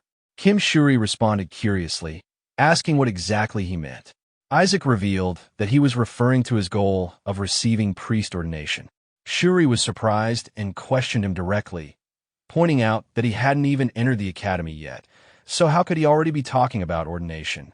Isaac then asked Shuri seriously if he was being laughed at, to which Shuri quickly and politely denied any such thing. He then informed Isaac about the recommendation system for ordination. He explained that Academy professors were present at the event and that, with a recommendation letter and passing the test, it was possible to receive ordination.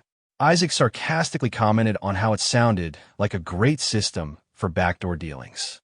Shuri clarified that to qualify, one had to accomplish a great deed that demonstrated good character. Isaac, seemingly irritated, pointed out that Shuri had terrible character himself. Just then, a demon behind Isaac commented bluntly, acknowledging that Isaac, at the very least, was good at recognizing people. Isaac kept thinking deeply about the situation. He recalled that to get a recommendation, one had to save a life, and the more important the person, the better the reward. But realistically, he knew it was unlikely that someone important would just happen to fall into danger in a way he could exploit. And now, there was only a month left. Then, Isaac turned to Kim Shuri and asked if the princess will be attending the upcoming ordination. Kim Shuri responded somewhat mysteriously, confirming it but with hesitation. Isaac smiled with a mischievous glint, realizing the princess would be an extremely valuable target to save. Meanwhile, the scene shifted to the training grounds at the Joshua Mansion. A commanding voice echoed across the grounds, telling others to leave. It was Isaac's grandfather, addressing his two servants, both of whom also served as Isaac's instructors and associates. He declared loudly that Isaac would not be going to the capital. The teachers were surprised and tried to protest. They reminded the Duke that this year was special. It was finally the year when Saint candidates would receive their priest ordinations. They emphasized how important the founding festival was and urged him not to miss it. Isaac's grandfather pondered their words quietly. The two teachers continued, clearly happy and hopeful.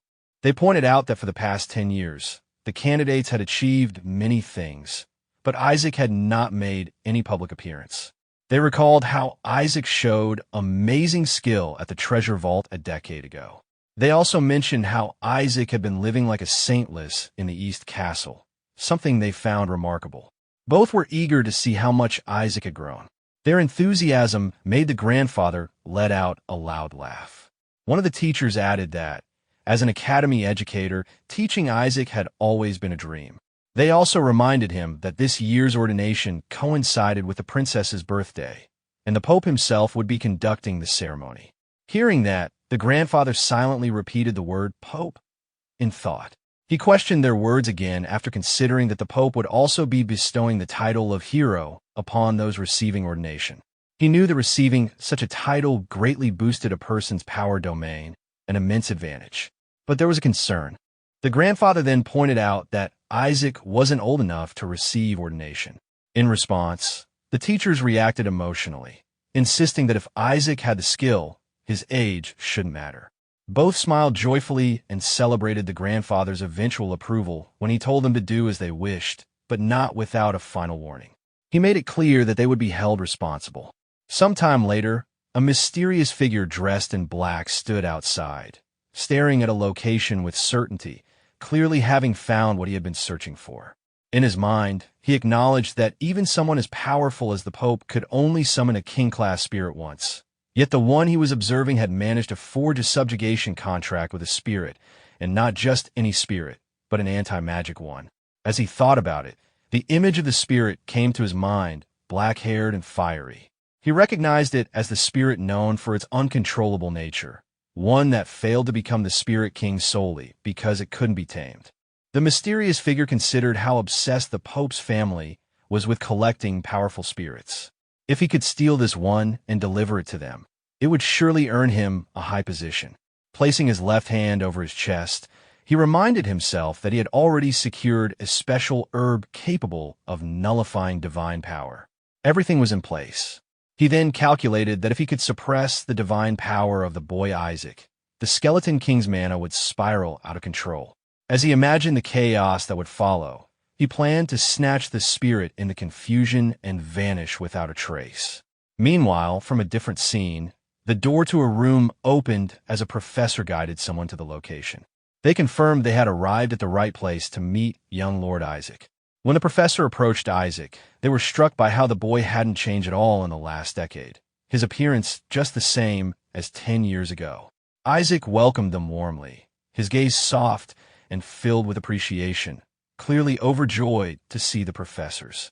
His expression suggested he saw them as his long-awaited recommendations. The professors, overwhelmed by his unexpected enthusiasm, reacted in exaggerated disbelief, clutching their chests as if emotionally struck. Without delay, one of them ordered everyone to return to the academy immediately. Meanwhile, the mysterious figure observed everything from the background, suspecting Isaac of playing a clever game to fool the people around him. He decided to unleash his divine power, hoping it would cause the Skeleton King's mana to run wild.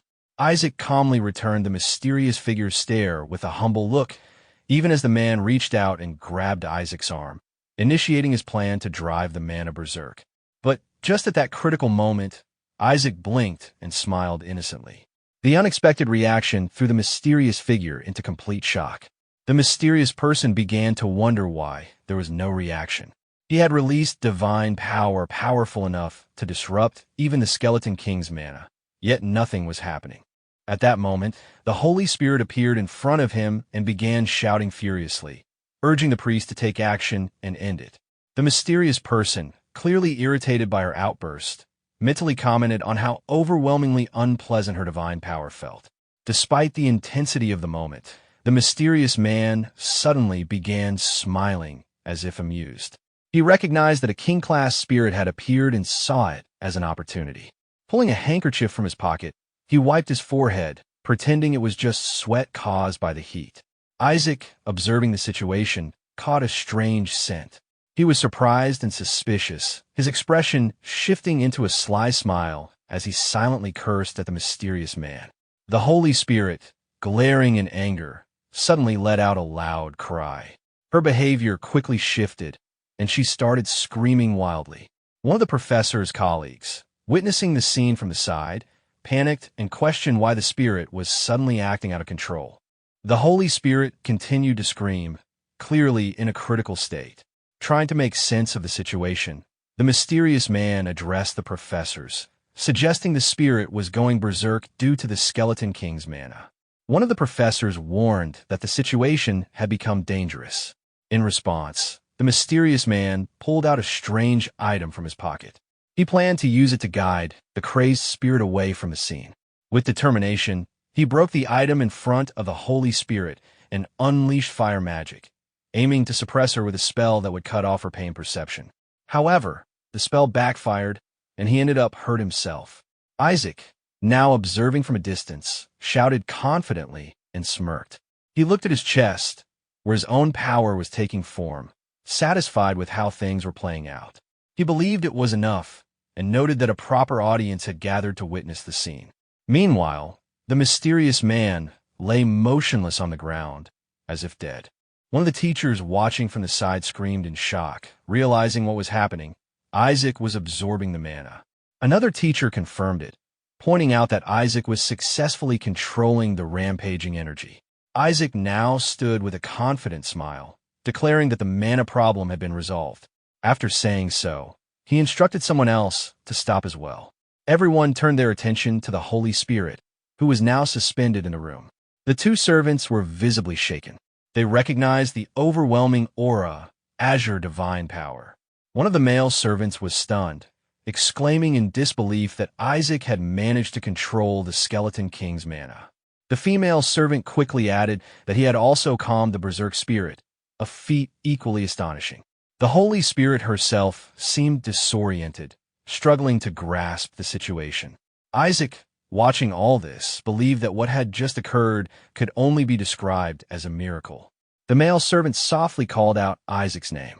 The female servant followed suit, addressing him as young master. Overcome with emotion, the male servant pointed out that Isaac had finally spoken. In their joy, they praised him repeatedly. Isaac, however, grew slightly annoyed in his thoughts, wondering if that was really the most important thing at the moment. The crowd then lifted Isaac up in celebration, shouting joyously and laughing together. Amidst the cheer, the mysterious intruder cursed in frustration, unable to understand what was unfolding. The Holy Spirit, now furious, addressed him directly, labeling him as scum from the Golden Faith. She angrily demanded to know who had ordered him to do all this. The mysterious figure, in a cold tone, tried to deflect the accusation, claiming he had merely come to meet young Lord Isaac. The Holy Spirit, not convinced, pressed further, pointing out that he had come fully armed with incendiary tools and questioned how such preparation could be called a misunderstanding. In response, she declared that from this moment onward, all fire spirits would sever their ties with priests from the Pope's family. Smiling sarcastically, she said it was simply because she was in a bad mood and warned him not to misunderstand her reasons. The mysterious man was shocked and tried to protest, asking for a moment and questioning how a spirit could break ties with priests contracted by the gods, emphasizing his affiliation with the Pope's family. The Holy Spirit immediately shut him down, cursing and stating that she had severed her connection with the gods long ago, making such rules meaningless to her. At this point, the female servant, carrying Isaac in her arms, turned away and firmly told the intruder to leave. The mysterious man could only stammer in disbelief. The Holy Spirit then turned back to Isaac, acknowledging that he had saved her using divine power and had even taken control of the Skeleton King's mana. She reflected that under normal circumstances, she should have ended the contract once the mana was purified, but because of the debt she owed, she decided to stay with him for a while longer. She muttered about how the holy faction was full of fools who couldn't function without repaying debts. Isaac's teacher, watching everything unfold with a smile, joyfully announced that they would return to the papacy and report all of this. Meanwhile, Isaac laughed ominously, his expression almost devilish, as he thought about how a young lord with this much power surely deserved to be ordained as a priest. The protagonist's father and grandfather were standing outside together, deeply engaged in a conversation regarding the protagonist, Isaac's priest ordination. The father had just been informed that the papacy had officially approved Isaac's ordination as a priest. Hearing this, the grandfather informed him that the church also wanted Isaac to participate in the ordination ceremony itself.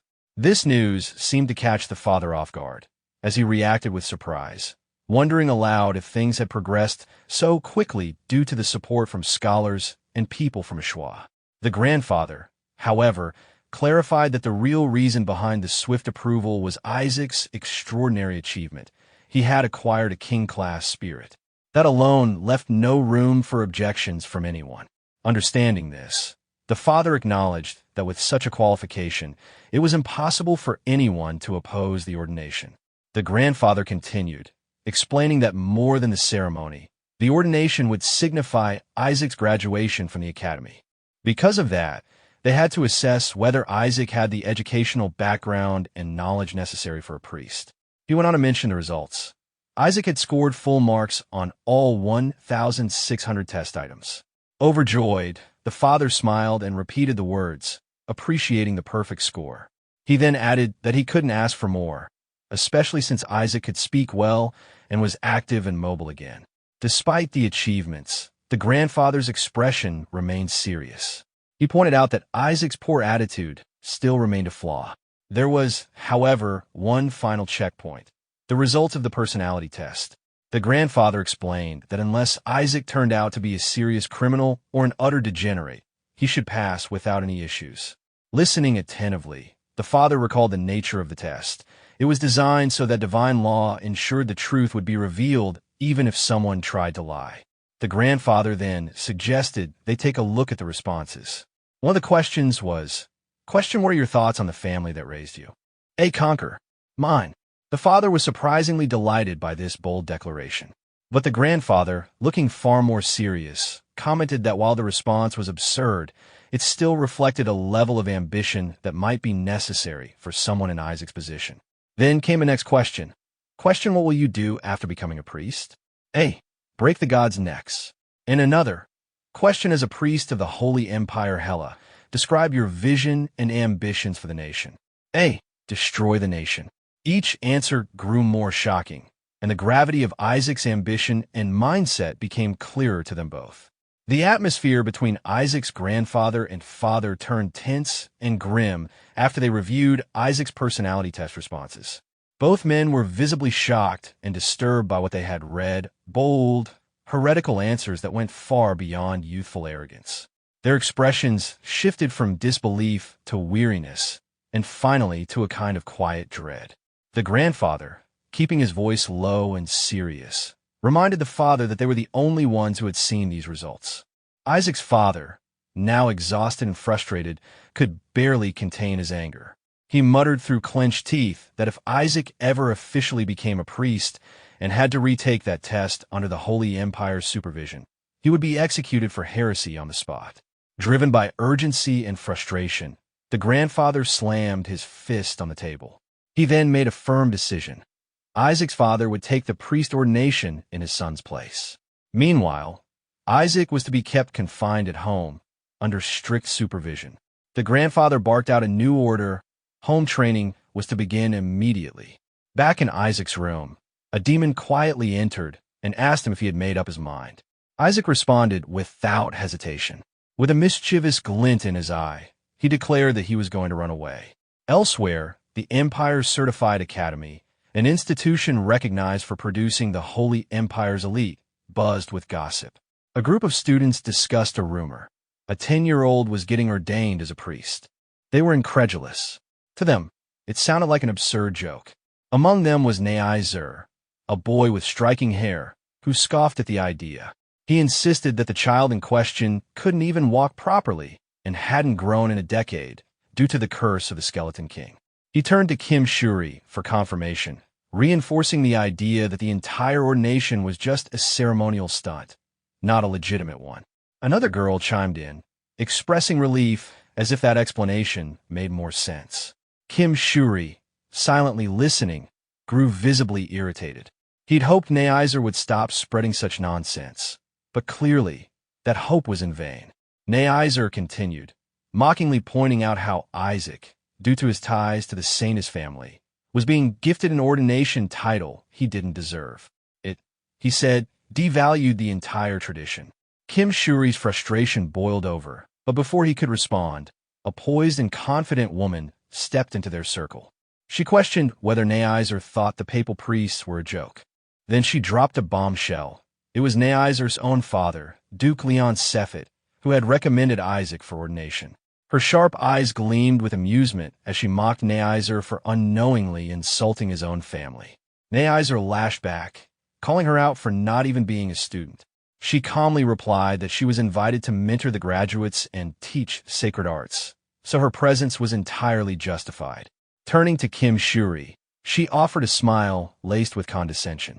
She voiced concern for him, claiming there was no way a cursed child like Isaac would actually become a priest. She added that she only hoped the family of Ashwa wouldn't collapse before Kim inherited it. Kim Shuri internally seethed at her words.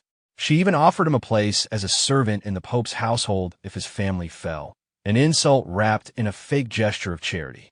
Trying to keep his composure, Kim told her off sharply, saying he didn't need her help, and stormed out of the room.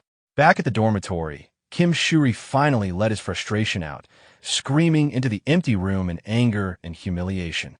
Kim Shuri was seething with frustration, muttering angrily to himself about the people who constantly made his life miserable. He couldn't understand why they kept interfering with him. Even his family seemed indifferent to his ordination, all because of someone who had run away, a person he saw as nothing more than a useless fool stirring up trouble at the worst possible time. As he vented his anger, he suddenly lifted one hand and made a dramatic curse, wishing baldness upon that person, just like the legendary Skeleton King. Just then, Isaac entered the room, catching Kim Shuri off guard. He had clearly overheard the curse and was not pleased. Kim Shuri shrieked in fear, and Isaac immediately confronted him, demanding to know what he had just said. The tension spiked as Kim Shuri nervously questioned Isaac's sudden appearance and how he had gotten there. Isaac, unfazed, explained bluntly that he had come to be ordained, despite opposition from both his uncle and the family head. To get here, he had run away. With a hammer now in his hand, Isaac turned his attention fully to Kim Shuri, calling him out with a chilling tone. Kim Shuri, overwhelmed and panicked, tried to make sense of Isaac's sudden aggression and asked what was going on. But Isaac shouted back, insulting Kim Shuri's lack of backbone and accusing him of letting someone from the Pope's family talk down to him and try to make him a servant. Kim Shuri, clearly exhausted and trying to defend himself, denied it weakly and asked him to stop. But Isaac didn't listen.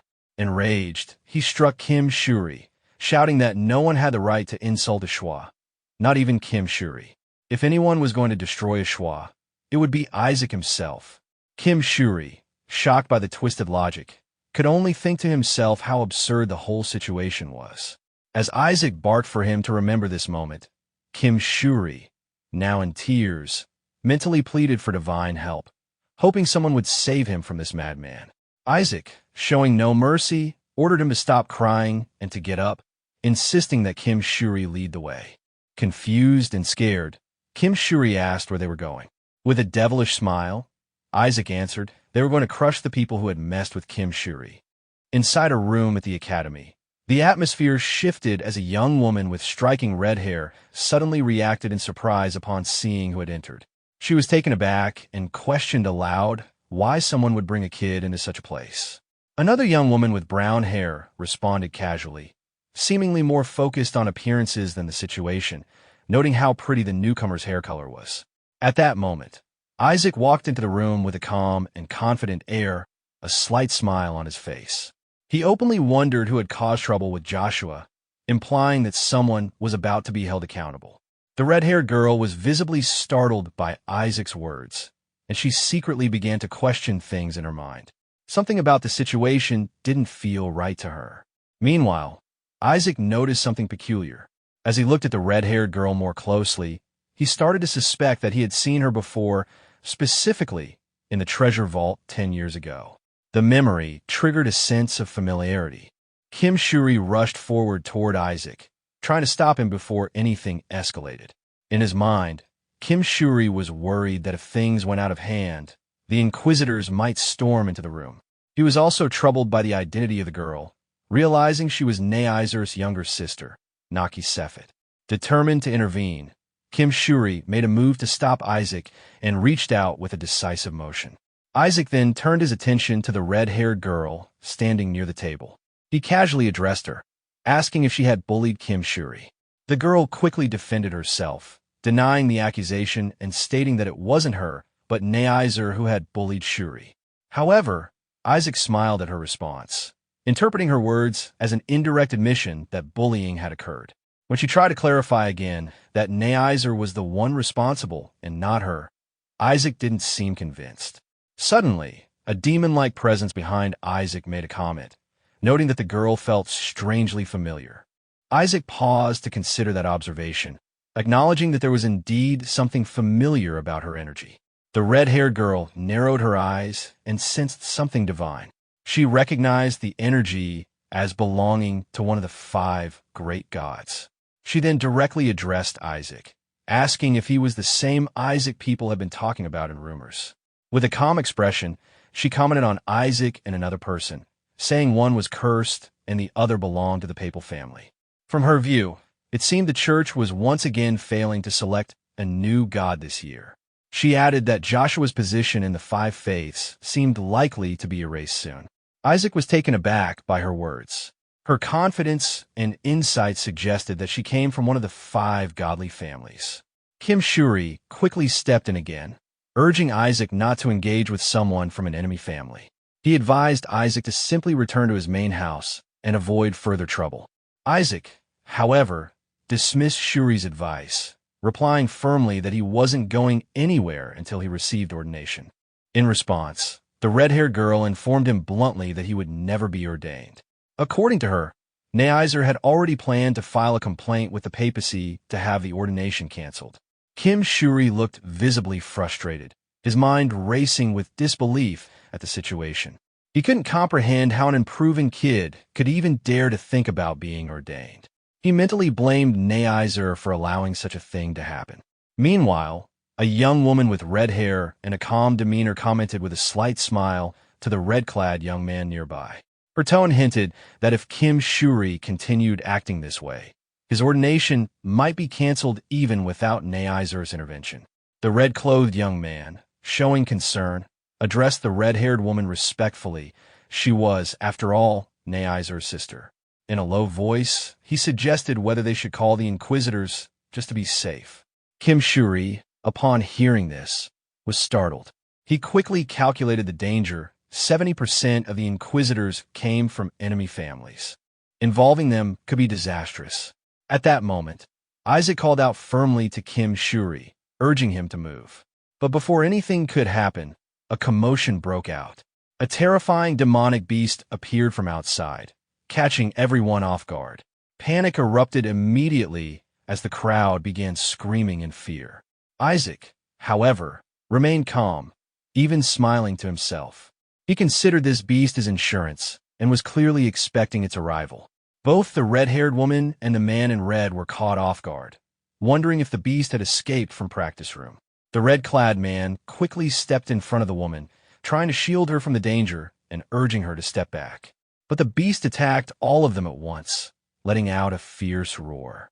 Neizer's sister was in shock, unable to comprehend when the creature had even gotten close.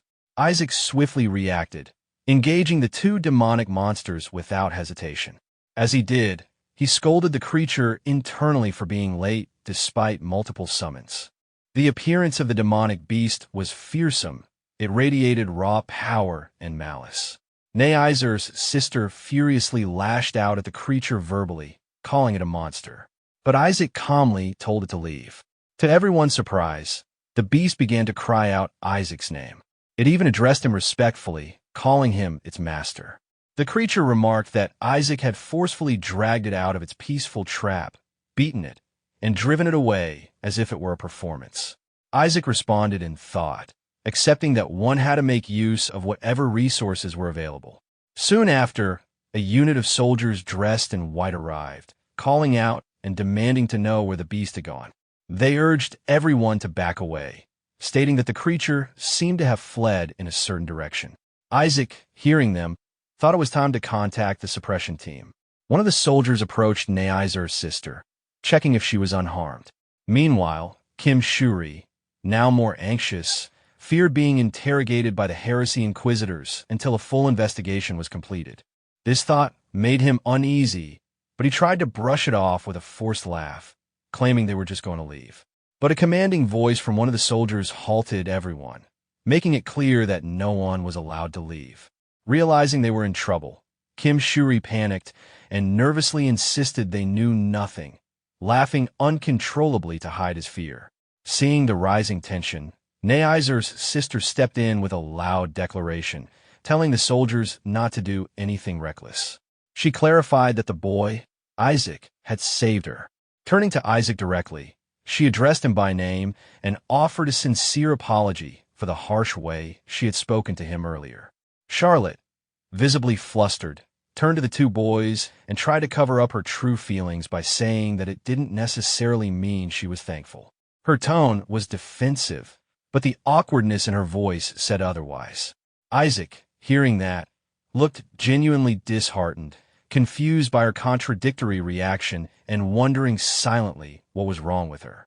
Meanwhile, the entire classroom buzzed with whispers and gossip.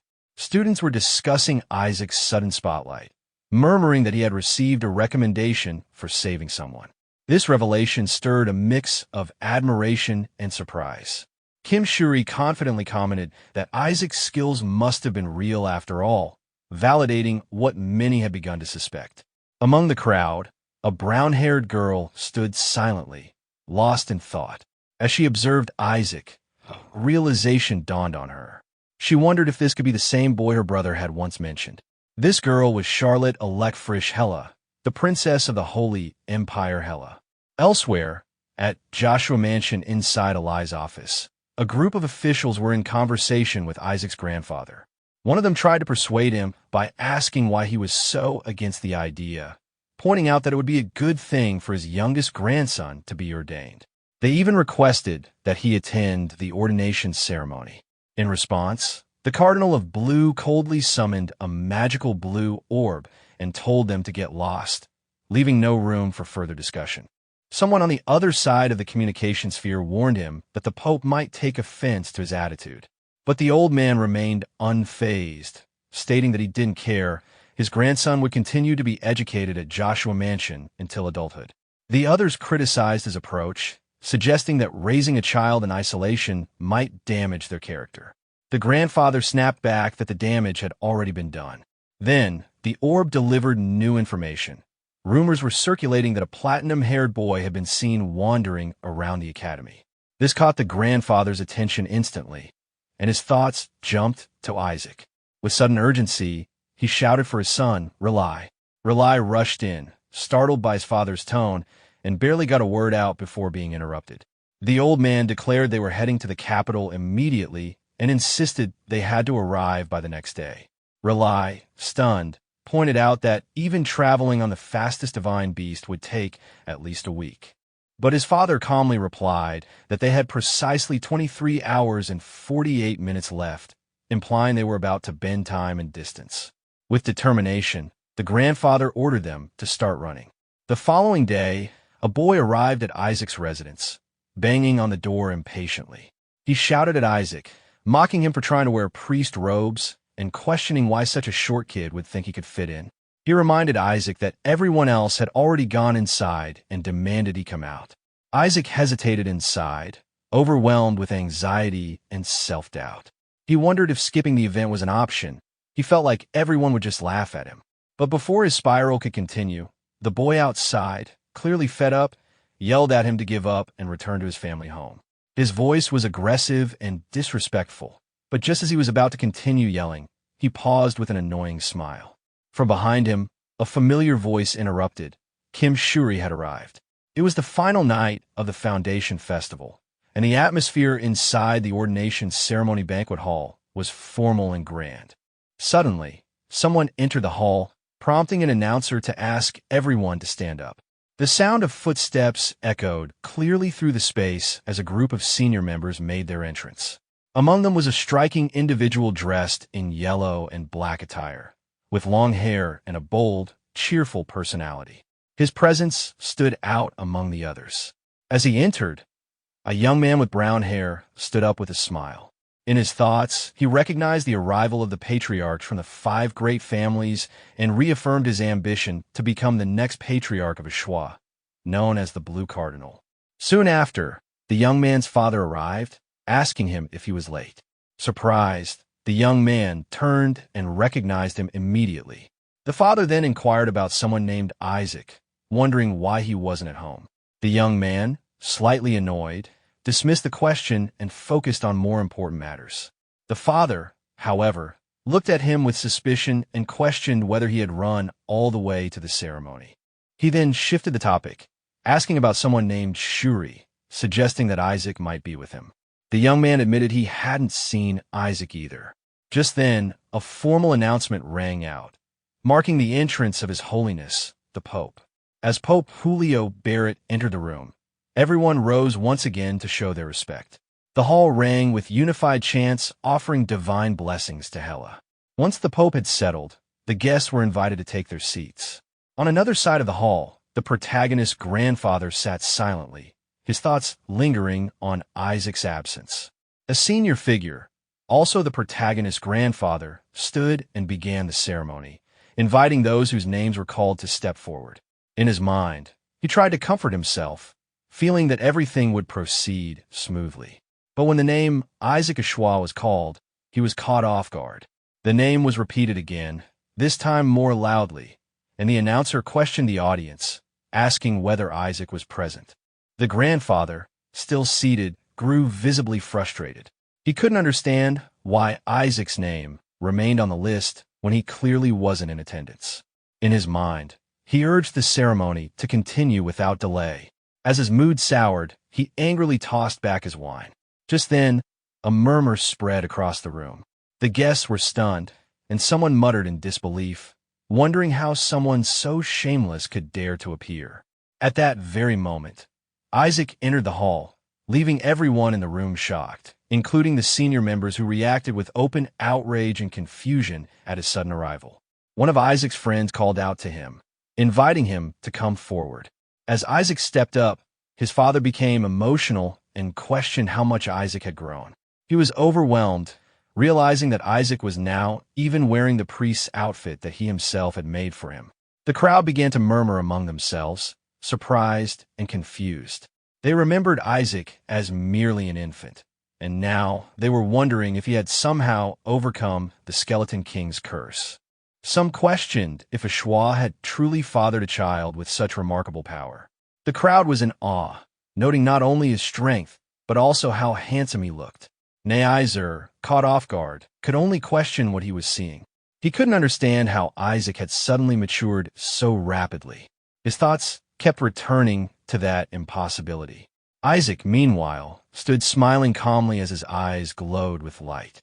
Watching him, his grandfather became alarmed and questioned what the Skeleton King might have done to Isaac. He grew furious, vowing to destroy the Skeleton King. At the same time, he suspected that something was wrong with Isaac, thinking that the boy didn't smile like that and could possibly be under some form of mind control. Among the observers, a young woman in a white outfit wondered to herself if a schwa's curse had now finally disappeared. Another young woman, dressed in a different color, overheard Isaac's words and questioned the assumption that he might be cursed.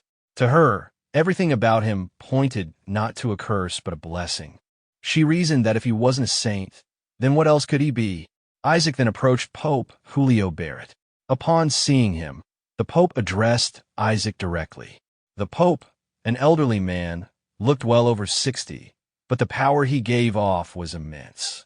Isaac silently evaluated him, noting that the man's appearance resembled every pope he had encountered and fought before. Isaac wondered to himself whether it would be wise to eliminate the pope on the spot. Isaac's grandfather then publicly posed a question, asking Isaac what he would like to say to His Holiness as a new priest. Isaac's response, cold and defiant, was that the pope should prepare to be executed, telling him to clean his neck and kneel so that the task would be easy. The grandfather, shocked and enraged by Isaac's words, slammed the table in anger and moved to strike him. He justified his actions by claiming he needed to stop Isaac. When he tried to slap him, he shouted that his hand had slipped too forcefully. Just then, Isaac's father screamed in panic. He suddenly shouted about a cockroach, startling everyone. He kept yelling that he had seen it, and that it was massive, nearly the size of someone's head. On the other side, a brown-haired senior addressed Isaac's grandfather, questioning if he had lost his mind. The old man nervously insisted that there had definitely been a cockroach, trying to justify the commotion. The announcer raised his voice sharply to regain order in the hall, calling for silence, and then calling the next name, Shuri Shwa. As she was summoned, Isaac turned his head, clearly irritated, and mentally blamed the people around him for getting in his way. He rubbed his temple with a tense expression, lost in thought. Meanwhile, Pope Julio Barrett quietly posed a question to those nearby, just as the announcer loudly declared the next segment of the ceremony. This portion involved the ordained individuals greeting the gods. Hearing this, the Pope responded with mild curiosity, wondering if the time had finally come for the gods to make their choices. At the same time, Isaac's father and grandfather were having a private conversation about him. His father wondered aloud which god would approach his child, and the grandfather calmly predicted that it should be one of the blue supreme gods. The father agreed, expressing a polite hope that this would be the case. Then, in a slightly worried tone, he added that even if things turned out badly, surely no evil god would come for Isaac. The grandfather responded bluntly, saying they would simply destroy the god if that happened. This shocked the father, who asked for clarification. Before he could process it fully, Relai directed a nervous question toward Isaac's father, trying to confirm whether he was talking about destroying Isaac. The father clarified that the thing to be destroyed would be the holy vessel, not the child himself. Then, Isaac's older brother stepped up to the ritual area. He pricked his finger with a needle, and as a drop of blood fell into the ceremonial water, blue energy began to radiate from it. The energy spread throughout the room, and their father lit up with excitement, realizing that a blue supreme god had personally responded to his son. The brother immediately ran over to his father, beaming with pride. At the same time, Isaac quietly approached the ritual area as well. In his thoughts, he identified the god that had come for Ashwa, the god of light, a deity known for incorruptibility and purity, though impoverished in influence. Preparing himself, Isaac pricked his own finger with a needle and let a drop of blood fall into the ritual water. He continued thinking that no matter which god appeared to him, he would probably find it annoying either way. Watching him closely, the bishop began to sweat, his expression turning increasingly disturbed. As light emerged from the water, the bishop's shock deepened, and his jaw tightened with unease. Suddenly, black miasma burst forth from the water and spread throughout the room. The entire crowd froze in shock at the unnatural sight. Isaac's grandfather stared at it, clearly alarmed. Right in front of Isaac, a shadowy figure materialized, taking the form of the Skeleton King. Isaac stood there, confused, trying to understand what was happening. The moment the Skeleton King appeared, panic spread. The protagonist immediately recognized him and felt a rush of emotion. At the same time, the protagonist's grandfather also realized who it was and reacted sharply in his thoughts, clearly disturbed by the presence of the Skeleton King. Without hesitation, the grandfather stepped forward, preparing to engage the Skeleton King in battle. His intent was deadly. Meanwhile, the Skeleton King had already captured Isaac, binding him with ropes. The protagonist, witnessing this, was filled with anticipation, having long awaited the arrival of someone referred to as the Saint. But when things began unfolding rapidly, he found himself confused by the situation. The Skeleton King then declared his intent to eliminate someone, clearly revealing hostile intentions. He went on to announce his goal of completely wiping out the Holy Empire. The protagonist was left disturbed by what he saw, comparing the Skeleton King's current state to a former version of himself, and feeling disgusted by it. Just then, a demon appeared in front of the Skeleton King, visibly dissatisfied with the Skeleton King's appearance. The demon compared him unfavorably to someone he called Master. A man referred to as Dottie then stepped forward and addressed the Skeleton King aggressively. The protagonist's grandfather once again moved to engage, reacting physically. In response, Fido urgently warned everyone to get back, trying to protect them. At this point, the grandfather revealed a portion of his true power and launched an attack on the Skeleton King. The Skeleton King, sensing the attack, thought about someone known as the Lord of Blue. He also considered the fact that the grandfather might not be able to use his full strength due to some kind of curse. The Skeleton King then questioned whether the grandfather should remain still, possibly to avoid further destruction. However, the grandfather responded that he had been holding back, concerned that the building might collapse. He then criticized the Skeleton King and launched another attack. In retaliation, the Skeleton King threatened the life of a character referred to as the Saint. The protagonist was shocked upon hearing this, realizing how serious the situation had become. The Skeleton King called attention to the fact that the protagonist was being held hostage, yet the grandfather was still willing to summon something extremely dangerous in battle. The protagonist, despite being in danger, responded with confusion at the Skeleton King's reaction. The grandfather, unfazed, dismissed the idea that the Saint could be harmed by such an attack, and confronted the Skeleton King even more forcefully. The Skeleton King then cried out in panic, convinced that the Saint was about to die. Amidst all this, the protagonist collapsed to the ground and screamed, overwhelmed by the situation. Meanwhile, his uncle, watching the events unfold silently, questioned whether they had successfully dealt with the enemy. At that moment, someone among the group spoke out loudly in shock, unable to believe that the Skeleton King had reappeared. Another person immediately responded, recalling that the Skeleton King had vanished after placing a curse on Joshua 70 years ago. There was speculation that the Skeleton King had returned after all this time to reclaim power, but someone quickly denied it. Meanwhile, the protagonist was sitting on the floor, trying to make sense of the situation. He came to the conclusion that the being they had seen wasn't the real Skeleton King, but a fake. The protagonist's grandfather, noticing his condition, asked Isaac if he was okay. He was surprised that Isaac was unharmed, especially given the severity of the hit and the fact that he was from Joshua. The protagonist questioned whether the Skeleton King had called Isaac a saint because he truly was one. Still trying to understand the situation, he turned to his father and asked if the Skeleton King was really dead. His father, somewhat relaxed, responded uncertainly, reminding him that the Lord of Blue had supposedly finished the job using a whale. Isaac let out a breath, still processing everything. The protagonist then spoke with his father, expressing doubt that the Skeleton King was truly dead. He believed it had only been an apparition. A nearby demon added that it looked like a shadow clone, though something about it seemed strange. The protagonist agreed, sensing that something was off. He realized that the Skeleton King had been using his mana. The thought led him to a troubling conclusion, that his mana core might have ended up elsewhere. Recalling that some of his bones had been kept in the Sainus' treasure vault, he acknowledged that this wasn't impossible. Still, Isaac appeared unfazed, even smiling at the thought that if the imitation held his mana core, he could simply defeat it and take it back. His grandfather, now calm, reflected on the earlier fight. He realized that if he hadn't acted in time, Isaac might have been killed as well. An elder then turned to Isaac, visibly confused and shocked. He couldn't believe what had happened. He began discussing the supreme god, the one the Golden House had longed for across thousands of years, a being considered above even the 5 great gods. He was baffled by the idea that such a god had attempted to choose someone from Joshua.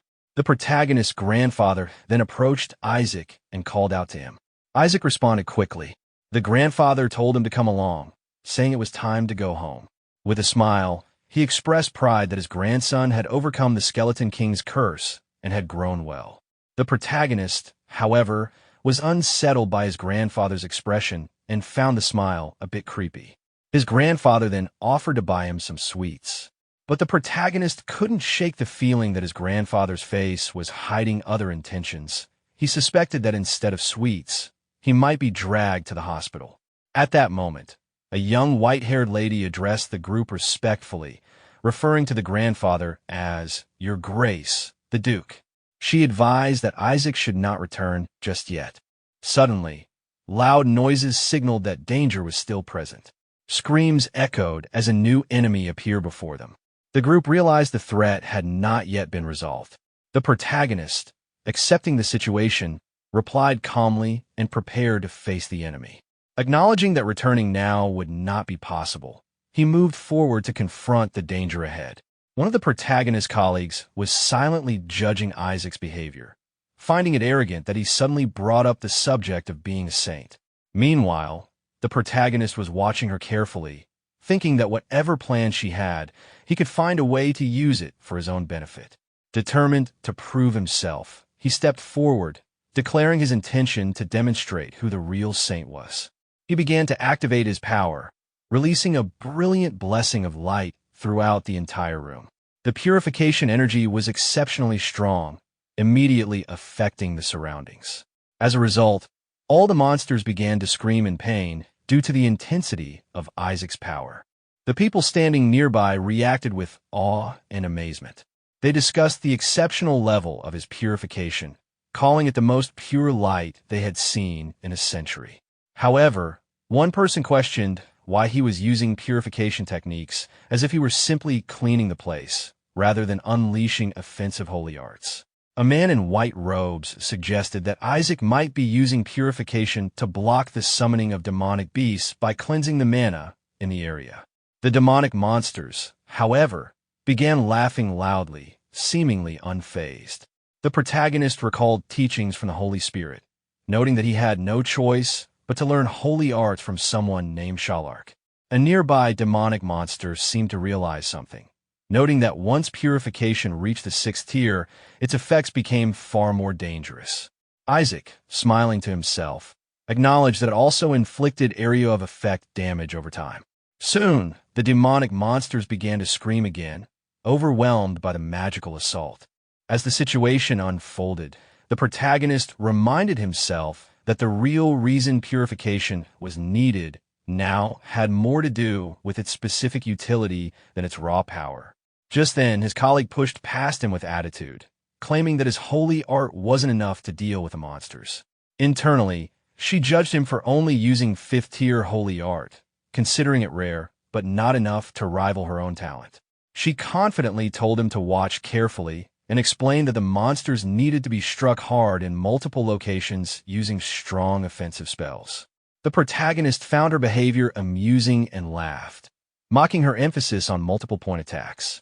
He continued laughing as she tried to explain more, prompting her to turn around and question him about his understanding of the monsters. She reminded him that these monsters had strong regenerative abilities and had to be eliminated with powerful attacks. The protagonist simply laughed again, amused by how seriously she was taking the situation. His colleague, growing irritated, wondered if she should have let the Lord of Blue take him instead, finding his expression increasingly annoying. Isaac then pointed out that all of the visible monsters were just bait. His colleague questioned what he meant by that. Isaac walked up toward the demonic monsters and began searching around, revealing that their real bodies were actually hidden in the area. He soon identified the source, treating the moment lightly.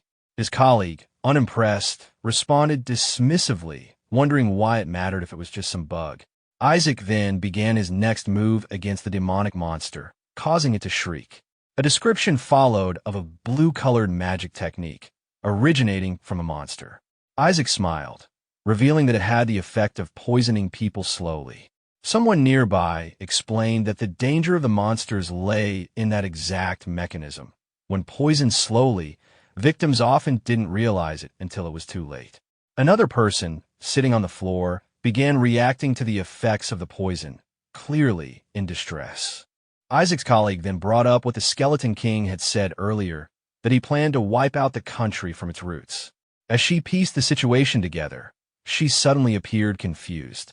Isaac, grinning in an annoying manner, pointed out that the seeds of the Holy Empire referred to the trainee priests, implying that they were the actual targets. An elder in the group quickly gave commands, telling everyone to find all the hidden demonic bugs and to escort anyone poisoned for detoxification using holy arts. The group responded in unison, immediately taking action. Meanwhile, Isaac suddenly became serious as he sensed something unexpected. As the purification magic continued to affect the area, he raised his voice, trying to stop the others. He had realized that killing all the monsters at once might trigger an unintended consequence. A demon advised the protagonist that this was a rare opportunity. If he purified those who had been knocked out by the poison, the people would recognize him as a true saint. The protagonist acknowledged the demon's idea, internally amused and impressed, realizing this could be their moment to turn the situation in their favor. Suddenly, the Supreme Elder entered the room and announced that the poisoning would stop from this point forward. The protagonist, however, responded inwardly with frustration and disrespect, expressing disdain for the papal house. At that moment, a demonic monster beast stormed into the room, declaring vengeance against those who opposed the Skeleton King. The protagonist, determined to take down at least one more threat, attacked the creature by targeting its eyes with a spell. The monster reacted in shock, recognizing the power of the attack. The protagonist dismissed the threat mentally, considering the monster weak and unworthy. He then took control of the situation, ordering others to move the wounded to the infirmary. His colleague watched, stunned by what had just happened, struggling to believe he had driven away a demon with nothing more than a look. Frustration built within her. The protagonist smiled, aware that the technique he had just used was one that only the Pope was supposed to be capable of performing. He found satisfaction in having demonstrated it. Later, news spread across the empire. The Skeleton King had appeared during the ordination, causing widespread panic. Reports confirmed his defeat and escape. Speculation emerged about the mysterious saint mentioned by the Skeleton King. Investigations revealed that a problem with the holy water vessel had contributed to the incident. An elder revealed that the vessel had an illusion-based summoning circle engraved on it, and they were now looking into the supplier. Another elder with red hair suggested the increase in foreigners might be contributing to the issues. A yellow-haired elder agreed that it was part of the problem, but not the sole cause. Attention then shifted to the Holy Dragon, which protected the Empire's barrier. The real concern, according to some, was that the weakening of this barrier had allowed demons to enter the Empire. The protagonist thought about this himself. He questioned whether the weakening of the barrier was the cause of the invasion.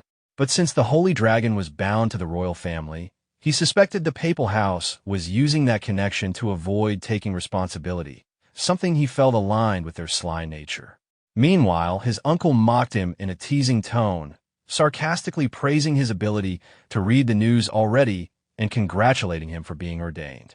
The protagonist inwardly expressed irritation toward his uncle and assumed his grandfather had put him up to it. Then his father chimed in, jokingly mentioning that Isaac could now recite even the Skeleton King's curse letter. The grandfather, observing the behavior of the two, silently noted their antics and disapproved. Taking control of the situation, the grandfather called both the father and uncle together and asked Isaac to step aside for a private conversation. Isaac agreed and followed him. The grandfather activated a holy art, third-tier holy art, absolute soundproofing to ensure privacy. The protagonist's father asked why such a measure was necessary. The grandfather replied that even his office no longer felt secure. The father and uncle grew serious, realizing the conversation was about Isaac. The grandfather reflected on Isaac's ordination ceremony and then, looking grave, revealed something critical. He believed Isaac had been chosen by an evil god during the last ordination. The elders gathered, discussing Isaac's divine crest. The grandfather explained that the god Isaac chose clearly wasn't ordinary. During the ritual, a crest appeared that had never been recorded in ordination history, witnessed only by the Pope and the gold cardinal. The Pope immediately attempted to eliminate Isaac, which shocked the family. The grandfather clarified that such a reaction only made sense if the crest belonged to an evil god. Another family member suggested a different possibility. The crest might belong to a god associated with the Golden Faith, known for their obsession with purity and refusal to accept anything mixed. If someone from the Joshua lineage contracted with a god revered by the Golden Faith, possibly even a god never summoned before, those followers would react aggressively. Isaac's father briefly believed that could be true, but the grandfather doubted Isaac had even formed a proper divine contract. The family was collectively skeptical. The grandfather then instructed Goel to contact the papal house and investigate which god had made contact with Isaac. Goel resisted, but the grandfather promised to reward Shuri with a sacred relic if the investigation succeeded and stated Isaac will be placed under strict supervision until the start of his apprenticeship. If Isaac produced the same result during the faith test again, his path would lead toward becoming a dark priest. Everyone froze at the possibility.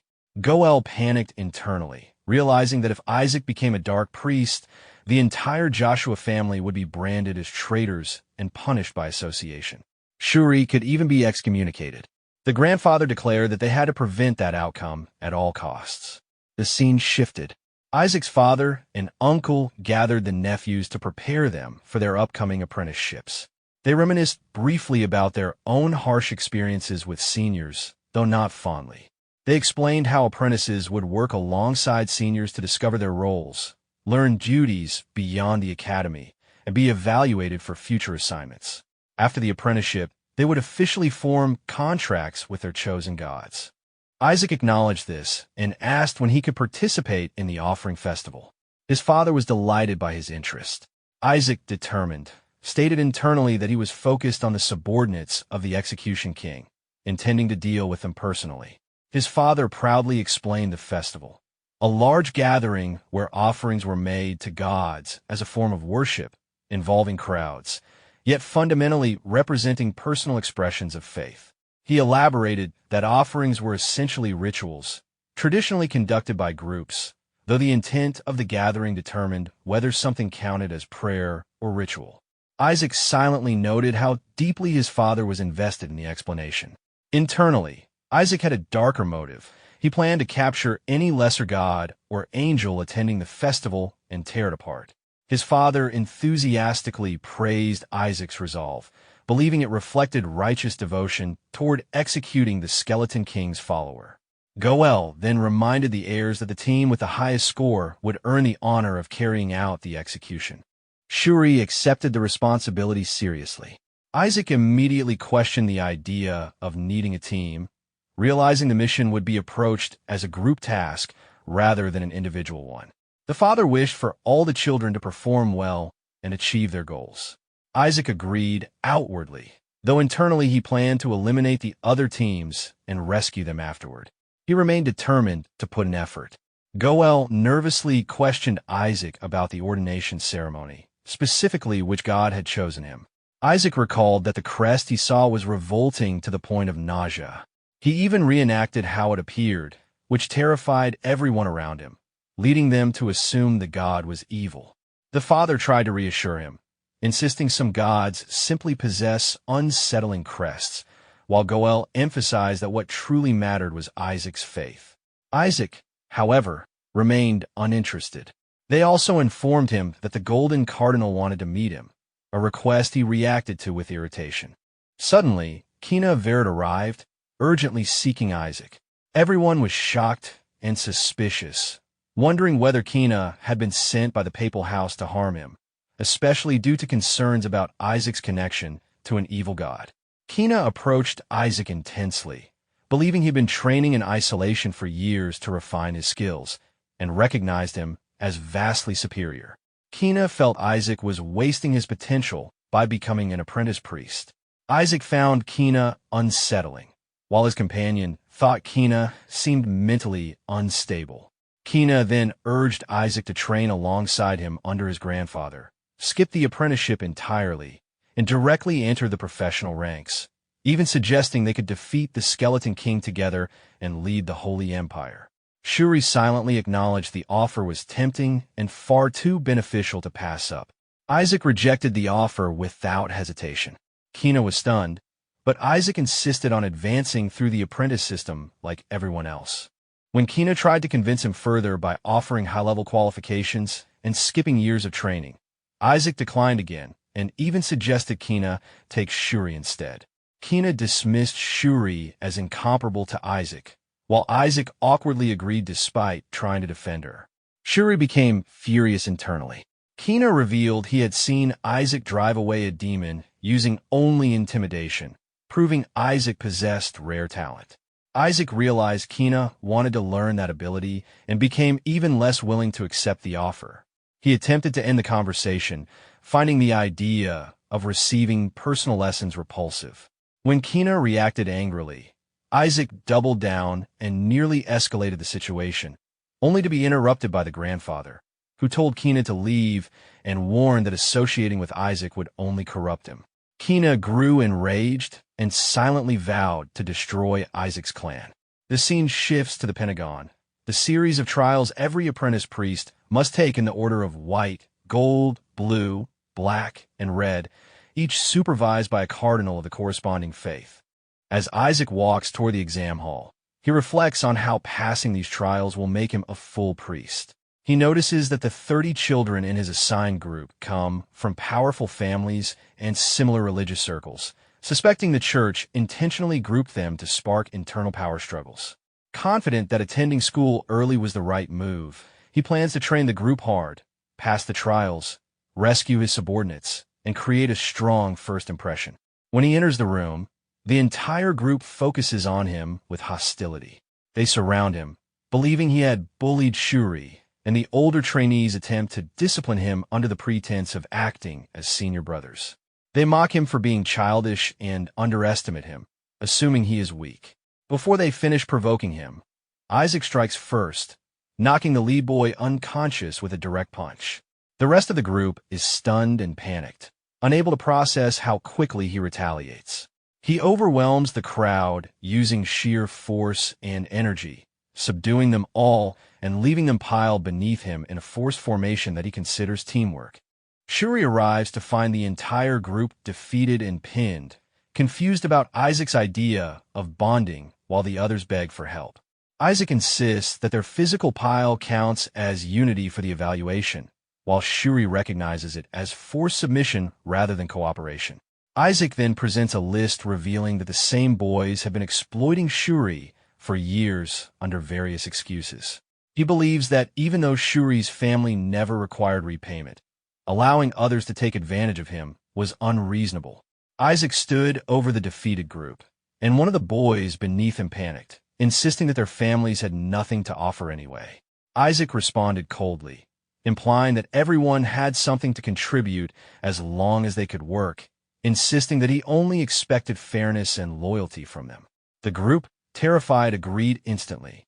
Isaac then stepped off them and casually ended the so-called bonding session. Shuri, still worried about the upcoming evaluation where unity was the first category and a single low score meant elimination, questioned Isaac's methods.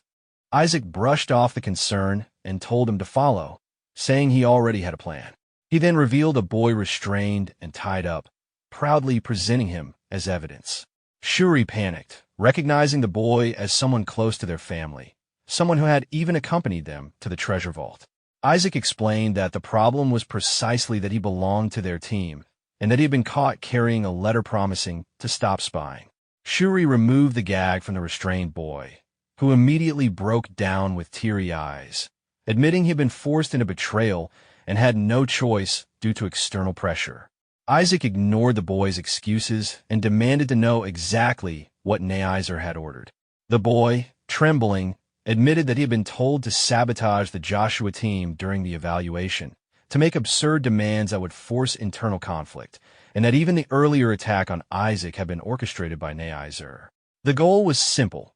Neiser wanted to be the one to execute the Skeleton King's follower. Isaac realized Neiser's actions weren't just targeting him, but also his subordinate, and he decided a lesson was necessary. A few days later, Neiser's red-haired subordinate raged as yet another spy quit. The boy explained he couldn't continue after what he called a bonding session, leaving Neiser frustrated and confused about what had happened. Despite losing pawns, he didn't seem concerned, believing the Joshua team still had 3 loyal spies planted. With their votes, he expected Isaac's group to be disqualified. Annoyed that even his father was showing interest in Isaac, he decided that as long as today's plan worked, everything would be fine. The scene shifted to the first Pentagon trial, Unity. Neiser watched confidently, believing his planted members would guarantee the Joshua team's elimination, while Isaac stood unfazed. The results of the Unity trial were announced, and Team Blue passed with a unanimous vote. Isaac simply smirked at the outcome.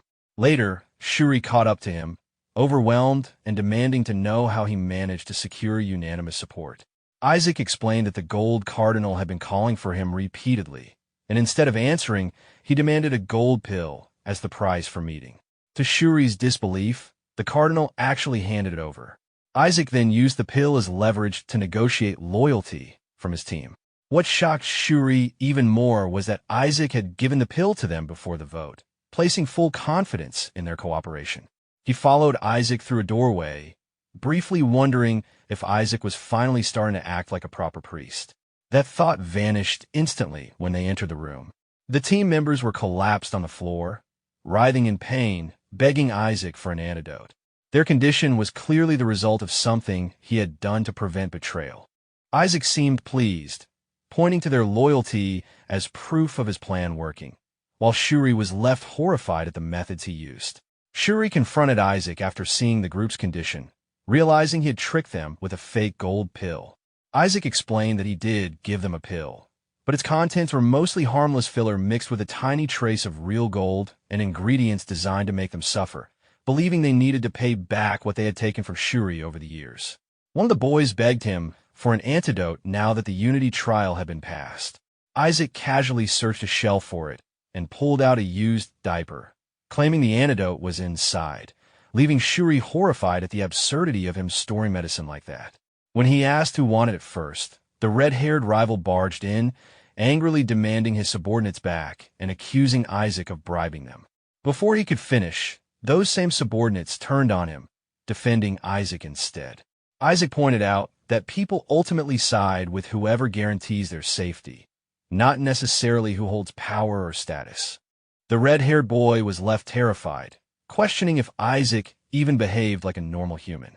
The scene shifted to the papal office, where a high-ranking figure was furious that Isaac still refused to come despite being summoned repeatedly. The servant reported that Isaac wouldn't attend and demanded a large gold bar next time instead of a pill. Enraged, the official ordered that Isaac be brought before him no matter what it took.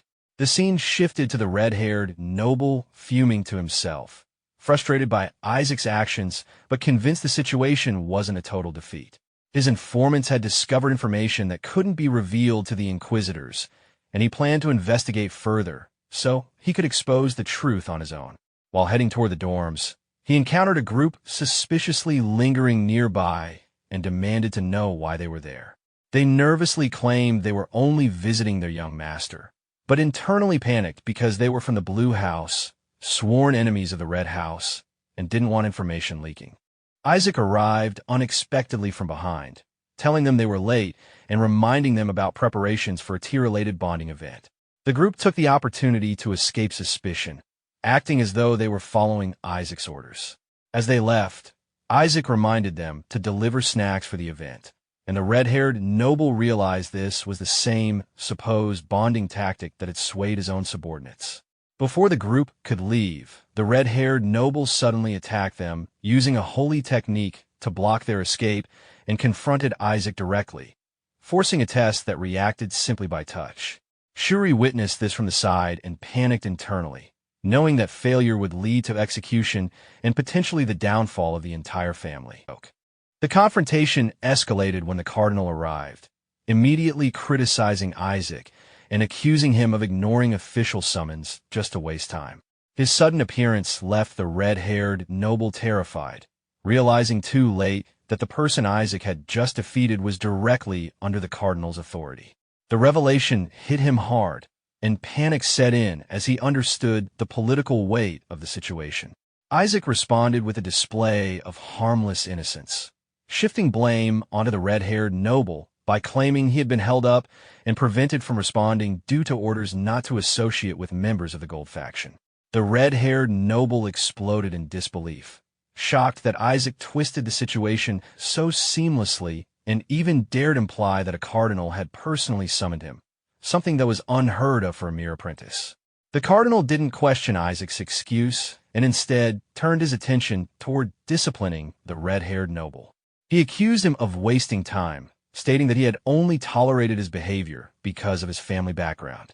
As punishment, he assigned additional papal duties to the red-haired noble's entire group, overwhelming them with tedious work they couldn't refuse. Despite the chaos, the cardinal ordered Isaac to follow him. Isaac instead claimed he needed to respond to a prior summons from the Red Cardinal, causing the current cardinal to reluctantly back off to avoid inter-faction conflict. Even though the cardinal stepped aside, he added more responsibilities to the red-haired noble starting the next day, declaring that the damage caused to the Gold faction needed compensation. The red-haired noble, now fully overwhelmed, tried to convince himself he could endure the extra workload as long as he could deliver Isaac to his father. But before he could act, he realized Isaac had already vanished.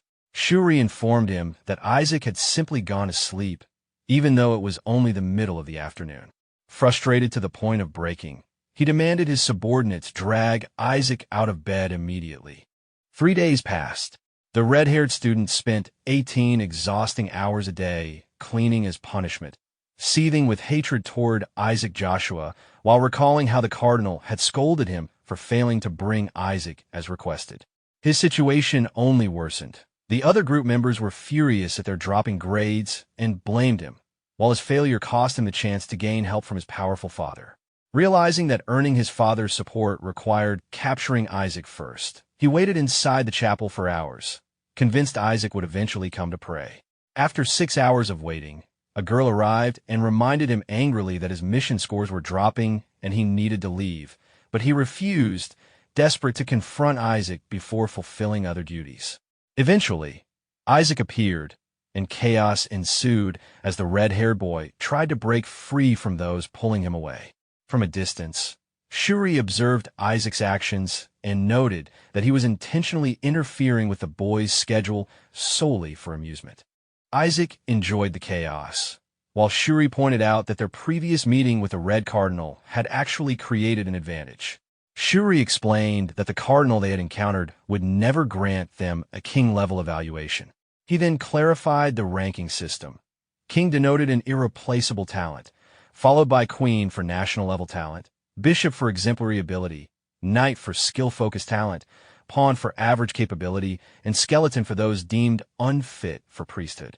The possibility of receiving a skeleton rating posed a major threat, as such a score would lead to demotion back to the academy, and Shuri noted that the cardinal likely bore a personal grudge that made such a rating a real risk. He explained the origin of this grudge. Isaac's mother had once been engaged to the cardinal, but she ultimately married Isaac's father instead. The engagement had been arranged between their families, so the situation was technically permissible, but deeply humiliating for the cardinal. Isaac's psychic then appeared and insisted that the cardinal's resentment was strong enough to justify wanting Isaac dead. Shuri suggested that winning favor with the Red Cardinal would serve as a counterbalance, since the Gold faction needed to pass through the Red Pentagon as well.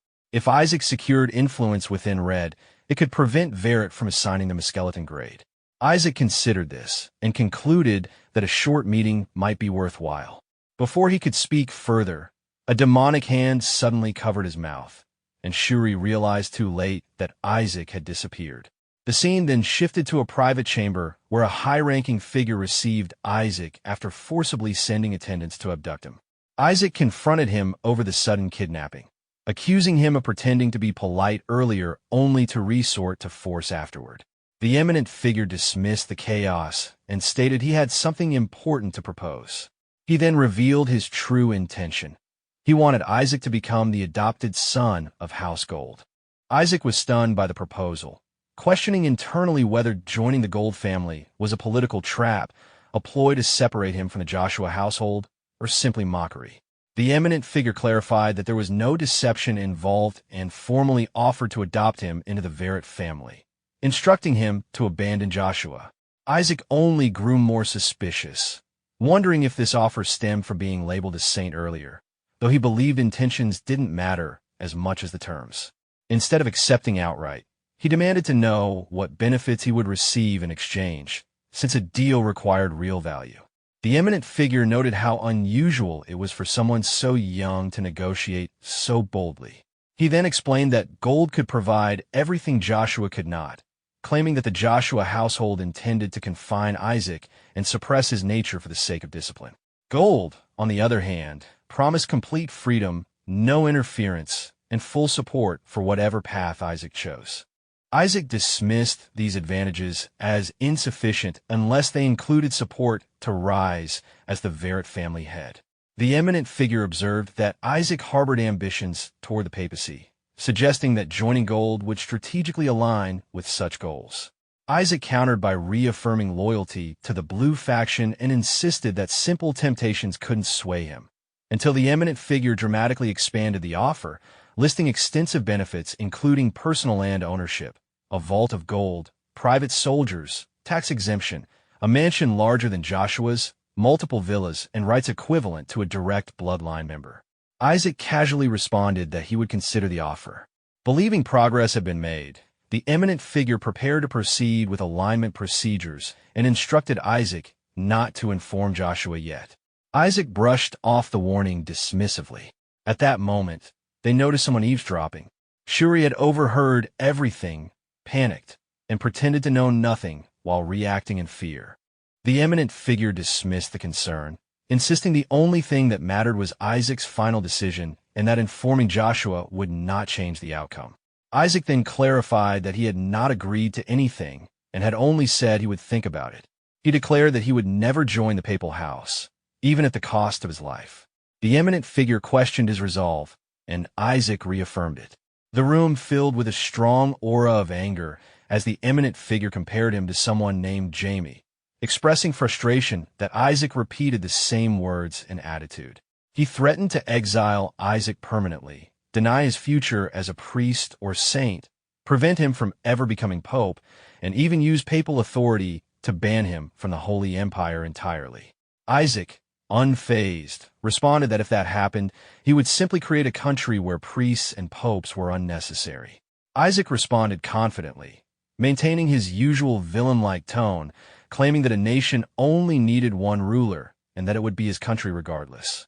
He considered this level of ambition necessary to defeat the Skeleton King and decided to disregard the adoption offer, believing it was ultimately better for the other side as well. However, he admitted that the proposal sparked curiosity about what occurred during the ordination, questioning what could have driven the papal figure to adopt the heir of an enemy, suggesting the entire empire would want answers. The scene shifted to the Joshua mansion, where the family patriarch reacted with anger and disbelief upon learning Isaac passed the Pentagon of Unity, insisting he should have been disqualified. He blamed his own lack of faith and expressed his frustration through intense prayers and curses. Benjamin, the second son of the house, arrived and questioned what had happened during his absence. The patriarch tried to deflect and claimed concern for Isaac's safety, citing the dangers of the gold and red pentagons. Benjamin, unable to inherit due to his birth order, acknowledged that an heir appearing was beneficial but still felt uneasy. Meanwhile, the patriarch questioned why Isaac showed no reaction to the blessing he received, noting that most would collapse from zeal, suggesting the blessing resembled a curse instead. Despite his frustrations, Isaac's talent was undeniable, making postponing his ordination impossible. Leah, a silver-haired saintess candidate, arrived and greeted the family, noting how much the patriarch cared for Isaac. The patriarch demanded to know how Isaac passed unity, believing him to be a child incapable of such a feat internally. He worried that the papal house was too focused on Isaac and feared the Pope might be targeting him. He believed it would be safer if Isaac failed early and returned home, but Isaac's exceptional ability prevented delay. A luxurious letter arrived, drawing attention. Benjamin questioned its source, since their house never used such refined stationery. The patriarch, exhausted, revealed it came from the fourth son, shocking everyone present. The father questioned why Noel suddenly sent a letter, and the patriarch revealed its contents. Noel demanded he step down from the head seat immediately due to his age, implying he could die anytime. Enraged, the patriarch insisted Isaac urgently needed character training, declaring he would never allow the fourth son to inherit. The father agreed, but when the patriarch suggested that if Isaac failed, the father himself should take over, he choked in shock. Despite the chaos, the patriarch admitted Isaac passing unity meant there was at least a faint hope for his future.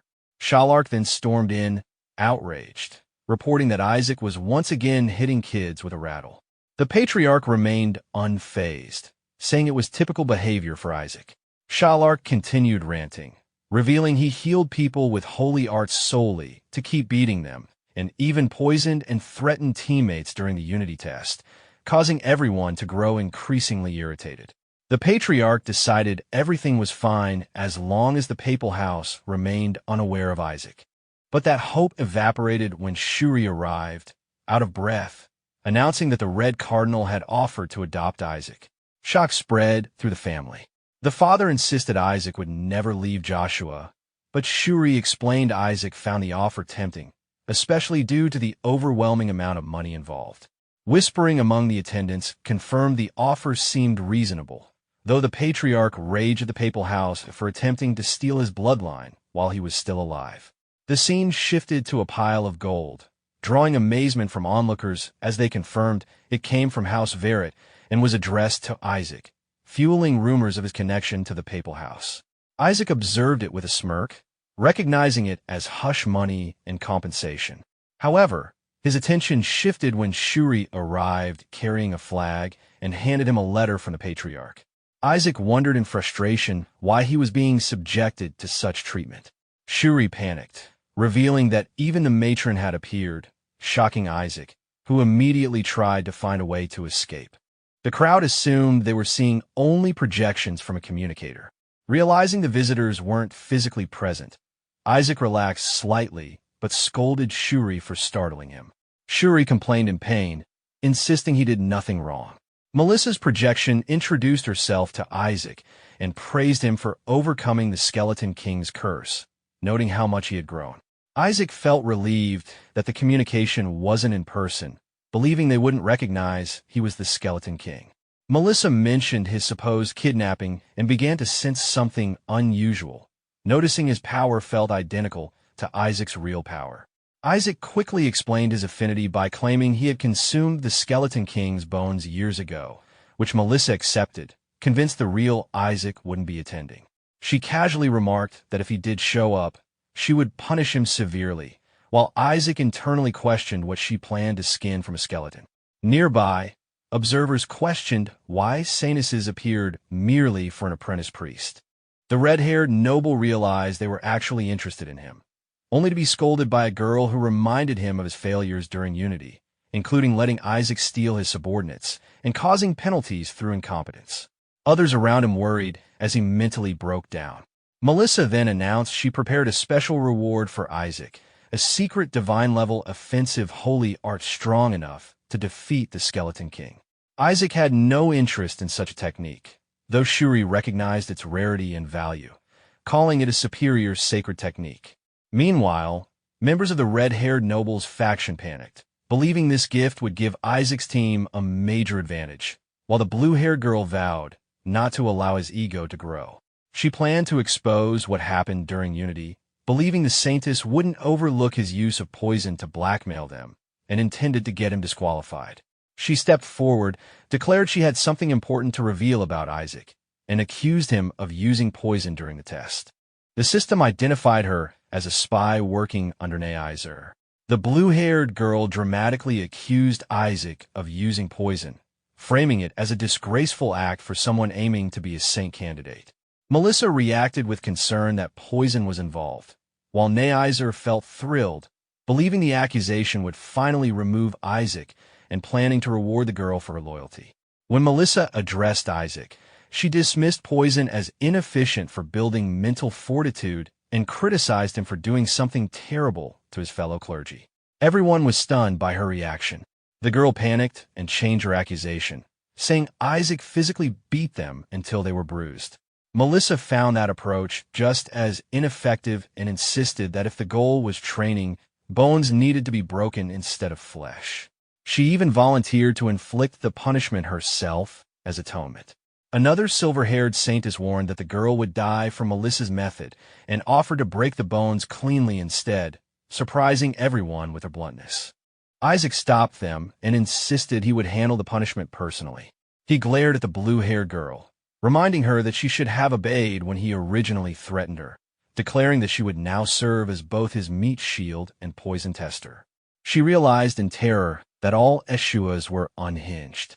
The scene shifted. The silver-haired saintess asked Isaac whether he intended to become head of the house, and he confirmed he did. She questioned what he planned to do once he gained power, and he stated that his first act would be eliminating the saintesses entirely. Shuri panicked at the absurdity of such a goal, while the saintess asked him why. Isaac explained that saintesses were unnecessary.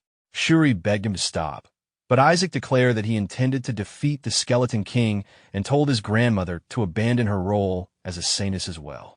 Melissa refused, saying she had committed a sin she never should have. She recalled a past moment with a young girl named Ray, where she admitted she once had the perfect opportunity to kill the Skeleton King forever, but failed to do it. She didn't know why she hesitated, only concluding that God likely wouldn't forgive her for it. Melissa explained to Isaac that the curse on the Ashwa house originated because of her past mistake. She believed the only way to break it was to defeat the Skeleton King, a responsibility she felt she had to bear alone. Isaac questioned the nature of the unforgivable sin she mentioned, while the silver-haired saintess silently wondered if Melissa had a deeper reason for failing to kill the Skeleton King in the past. Melissa clarified that the reason she summoned Isaac was important. Shuri recognized the object Melissa revealed and was startled to realize it was the saintess's rosary, an irreplaceable emblem that existed only once in the world. Isaac was baffled as to why Melissa would entrust something so priceless to him. Melissa explained that she had infused it with her power to compensate for his weak, offensive holy spells, giving him access to a divine technique whenever necessary. She noted that future challenges could not be cleared through purification alone and promised to teach him exorcism herself once she arrived in Hela. Internally, Isaac wished she would stay away. The silver-haired saintess prepared to depart as well, then suggested that Isaac possessed a mana core. Isaac panicked, wondering how she discovered something even Melissa failed to notice and briefly considered eliminating her. She clarified that she meant the sealed mana core taken from the annex, noticing the outline hidden beneath his coat. Isaac reluctantly affirmed it, thinking about how impossible it had been to absorb or unseal despite his efforts. The silver-haired saintess offered a necklace capable of breaking the mana core's seal. Isaac was stunned that she not only knew about the core, but willingly gave him the means to unlock it. She wasn't sure he could use it properly, but acknowledged that he was attempting to revive the family's secret arts. Isaac wondered if those techniques were connected to interdimensional abilities. She asked what he intended to do after eliminating the Sanuses, and he responded with a simple, selfish aspiration, which made her laugh before parting and suggesting they meet again after training. The scene shifted as she prepared to leave with her attendants. One of them reminded her that the necklace revealed the Ashwa family's secret arts, and that it was a direct heirloom from the head of the house. Other descendants had been coveting it due to its significance.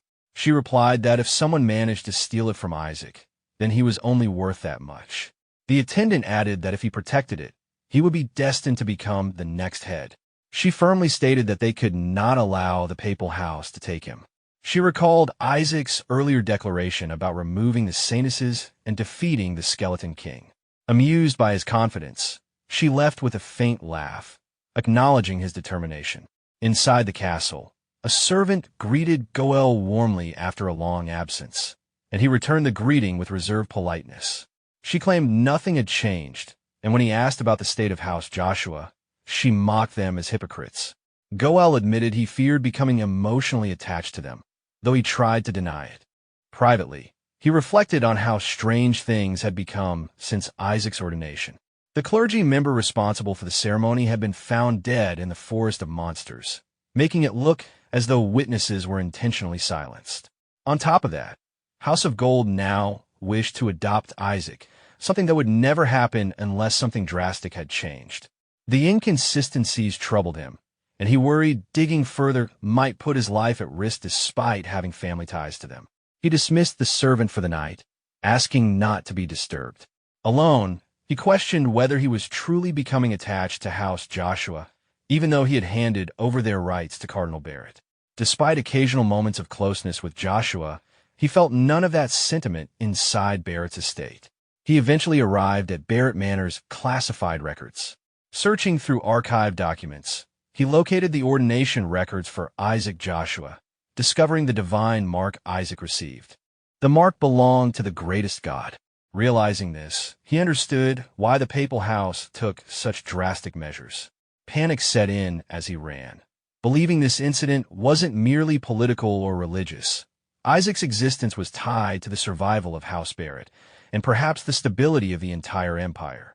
Meanwhile, Isaac sat in a room filled with scattered items while his companion pointed out that the money they had gathered might be enough to purchase a weapon capable of destroying the binding orb. Isaac agreed, but noted that the true issue was the antidemonic stone, an object capable of nullifying mana, aura, and holy power entirely, and the only feasible way to counter a ninth circle demon. He grew frustrated that the orb binding his minions had been transformed into such a stone, calling it a reckless move, while his companion emphasized that it was the only method capable of defeating such a powerful target. Isaac then shifted focus to breaking the seal on the mana core. His companion reacted with excitement as he prepared to absorb it. Following Leah's instructions, he activated the necklace's mechanism, causing the seal to unravel. A massive surge of mana released from the stone, surprising both of them. Isaac absorbed it eagerly, thrilled that it was enough to raise his magic rank and fuel higher-level spells without restriction. His excitement abruptly halted when his hand transformed into exposed bone. Panic set in as he recognized it as the Skeleton Curse, the very phenomenon that had allowed the Skeleton King to become the strongest demon lord through the reversal between life and death. His companion reacted in shock, fearing the curse might begin overtaking Isaac's entire body. Isaac reassured himself that his body held multiple divine blessings, which prevented the curse from consuming him immediately. The sudden surge in mana had simply thrown off the internal balance, amplifying the curse rather than overpowering it. His companion pointed out that the imbalance could be fixed through holy power, but Isaac complained that doing so would require prayer, something he wanted to avoid. Although his body could naturally convert mana into divine mana, he grew impatient at the thought of waiting. When the idea of siphoning holy mana from Rosario was suggested, he rejected it, concerned about wasting power and risking discovery. He decided instead to use the Pentagon's red test, believing that the heretical trial would drastically increase his divine mana. Until then, he planned to bind his skeletal hand to hide the curse's effects. Just as he settled into his plan, Shuri appeared unexpectedly. Startled, Isaac hit his arm, trying to downplay the situation while she questioned why he was acting strangely. She pushed to see the injury, and when he reluctantly revealed his exposed bones, she reacted in shock. Isaac's companion urged him to erase her memory, but he refused, believing using such magic on another human would expose him further.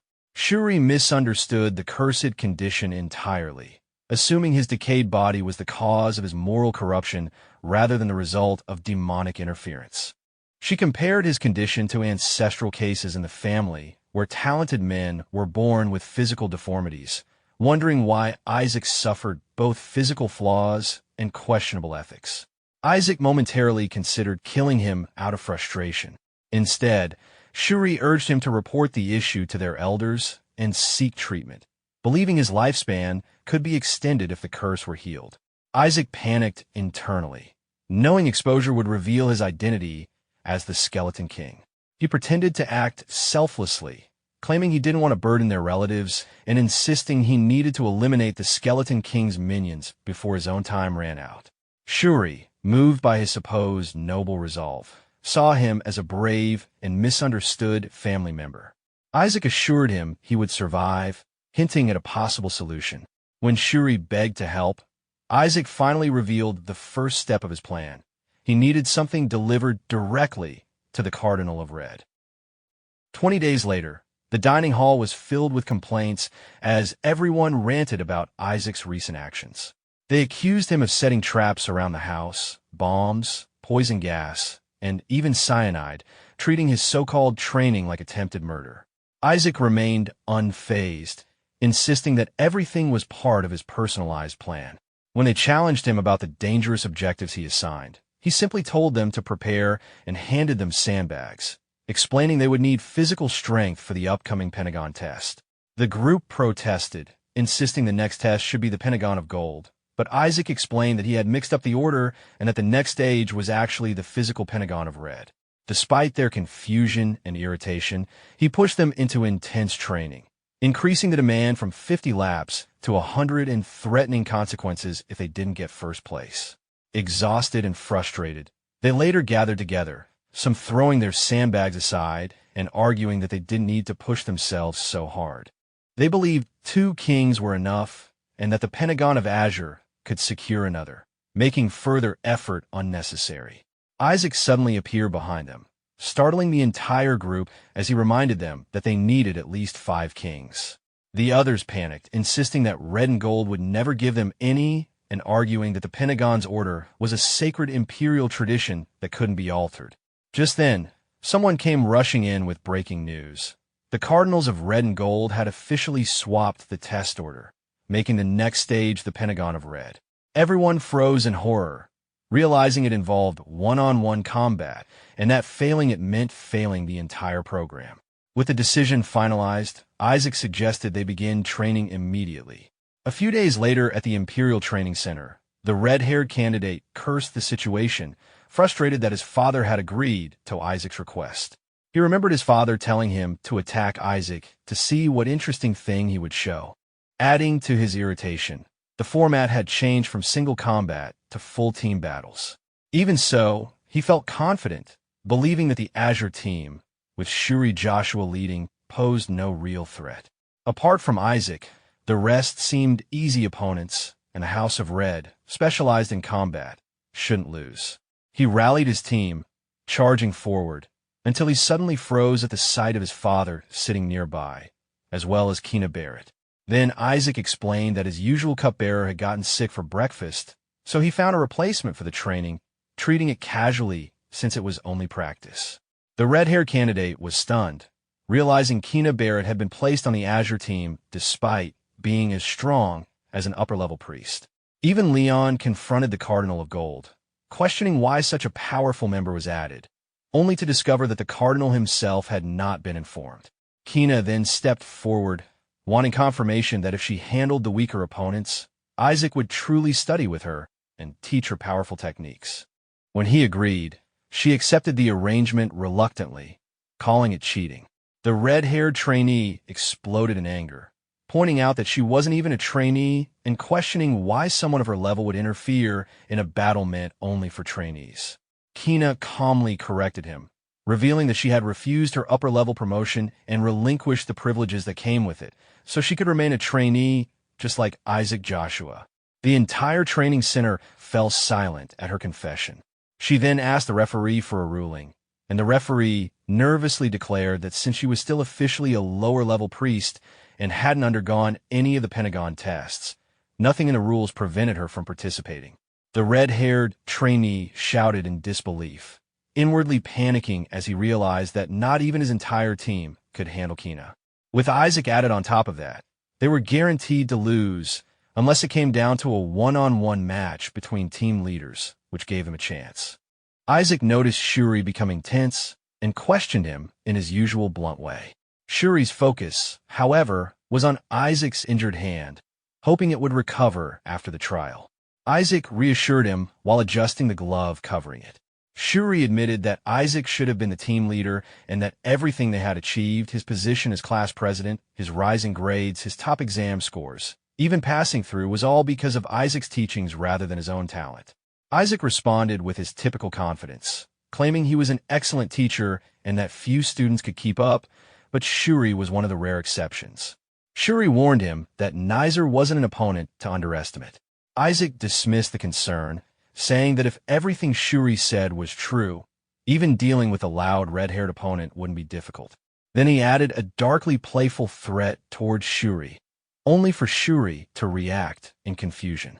The referee announced that the match would begin in 5 minutes, urging both teams to complete their preparations. Nearby, the blonde girl glanced toward Isaac, worried even with Kina fighting on their side. Her father, however, explained that the situation still favored Isaac and Shuri, especially since the Red House had already begun using crippling holy arts. Meanwhile, several servants chained beside Isaac growled like beasts as the effects of his training took hold. Isaac held them back, stopping them from charging too early. The blonde girl was stunned when she realized the technique affecting them resembled a blue faction holy art, something Isaac had requested to learn. Her father, equally shocked, recognized it as the mental boost holy art, though neither of them expected it to produce such extreme results. They thought the technique only heightened excitement and suppressed fear, not turned people into near-animalistic fighters. Isaac understood the truth. Combining mental boost with herbal doping allowed him to push their stamina high enough to enter a beast-like state, something priests normally didn't know was possible. Confident in the effect, he prepared them for the match. As the battle drew closer, a divine presence appeared overhead, and the crowd reacted to the arrival of the Red Faction's patron deity, the god of punishment.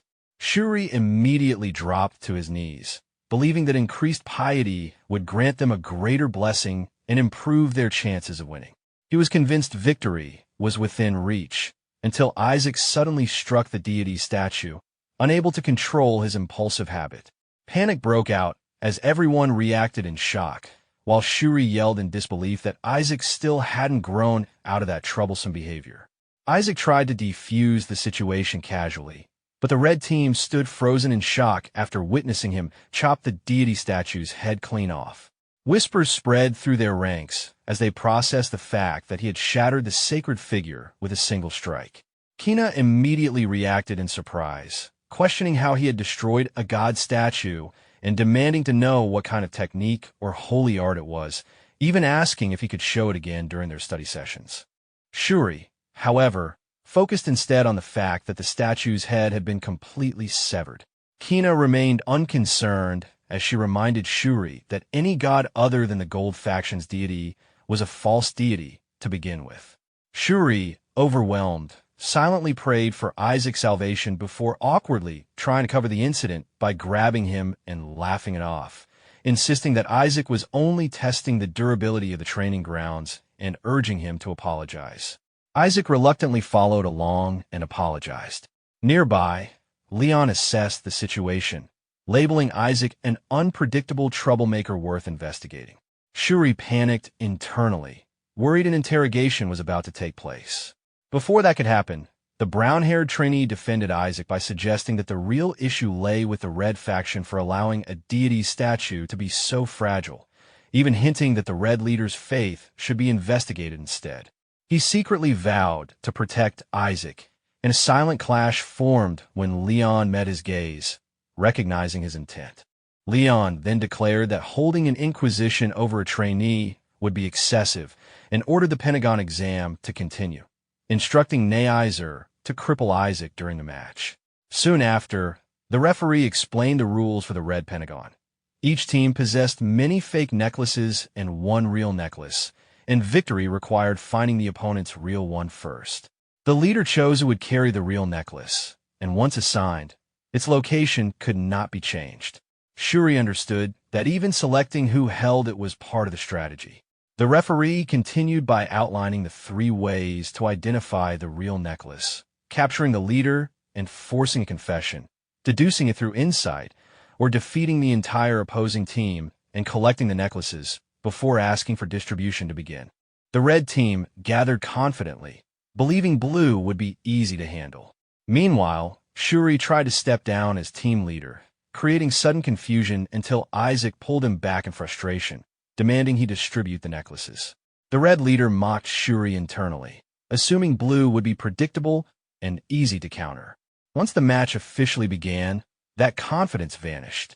Isaac's expression twisted into something wild as he entered a full beast-like state that shocked both teams. Shuri could barely recognize him, and the red team tried convincing themselves it was just a distraction tactic. Isaac unleashed his power without hesitation. The red team underestimated him, thinking it was only a simple barrier skill, but the moment he activated his modified golden bell chain flail, everything collapsed. Trainees were sent flying in all directions as he demanded their leader. Confusion spread through the red team, unable to understand why blue had abandoned their usual restraint. Standing over the chaos, Isaac repeated his demand, making it clear he would only spare them once their leader appeared. That's it for today's video. If you watched till now, I hope you enjoyed it. Support me by doing what makes me the happiest, like subscribe and join the Miram Master rank. And I'll see you in the next video. Elsewhere in the arena, Azure launches another counterattack, confirming they are striking from multiple fronts. Neiser calls for help as his team is overwhelmed and dragged into the chaos. Even while downed, Azure continues pressing forward under orders to maintain formation and never retreat. A silver-haired boy suddenly charges into action, turning the tense standoff into open chaos. The red team is caught off guard when they realize the attackers are using the confusion to slip away. A warning is issued that the assault is only a feint, and Neiser is told to stay alert before the tricks succeed. Neiser is startled when the silver-haired strategist praises Kina for acting exactly as expected. He reveals that he has already seen through the scheme and considers it far too shallow to fool him. The silver-haired boy is shaken by how completely Neiser has understood his intentions, realizing that Neiser has identified the technique as a cloning holy spell rather than a genuine attack. Neiser immediately orders his side to capture the escaping target. The red team surges forward, surrounding the silver-haired boy and cutting off his escape route. They cast a restrained holy spell, turning the battlefield into a trap designed to pin him down. He clicks his tongue in frustration as the net closes around him. Before the trap can settle, something crashes into the arena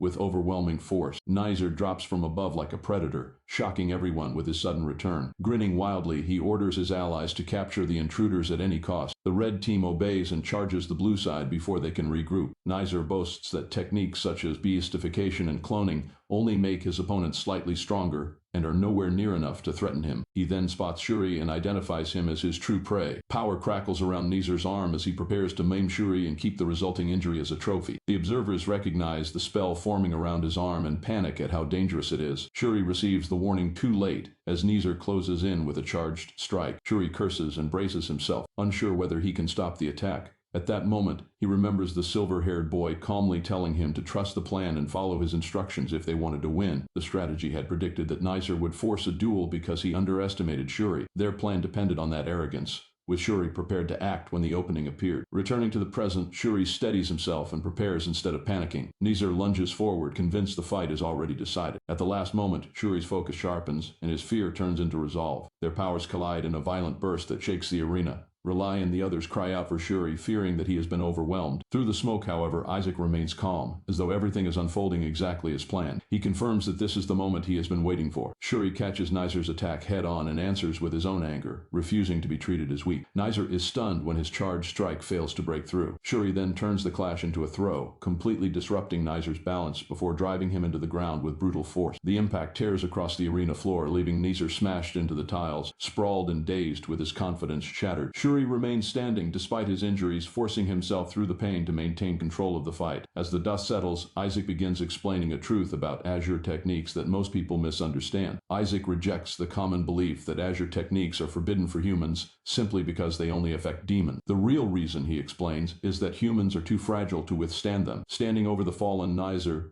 Shuri continues breathing heavily after surviving the exchange. Everyone in the arena begins to understand the danger Shuri has just survived. Shuri's expression hardens as he realizes what Nizer attempted to use against him. Rely begins protesting in alarm, sensing how far the confrontation has gone, but Shuri cuts through the noise and demands that the Azure side stop looking down on them. His shout echoes across the arena, briefly silencing the crowd. The blue side stares in shock at Shuri standing over their fallen fighter. Kina studies him and realizes that Shuri was never physically strong enough to accomplish what he just did, meaning some hidden enhancement must be affecting his holy spells. Shuri wipes the blood from his mouth and steadies himself while dealing with the lingering effects of the clash. When Isaac is asked whether Shuri's sudden increase in strength was his doing, he only hums instead of answering. Rather than explain, Isaac coldly orders Shuri to finish Nizer. Shuri hesitates because his real concern is recovering the stolen necklace, not killing an already defeated opponent. Isaac snaps at him to stop wavering and complete the task properly. Half-conscious, Nizer immediately agrees in terror, hoping that obedience will save him. He tries to regain control by addressing Shuri by his full name,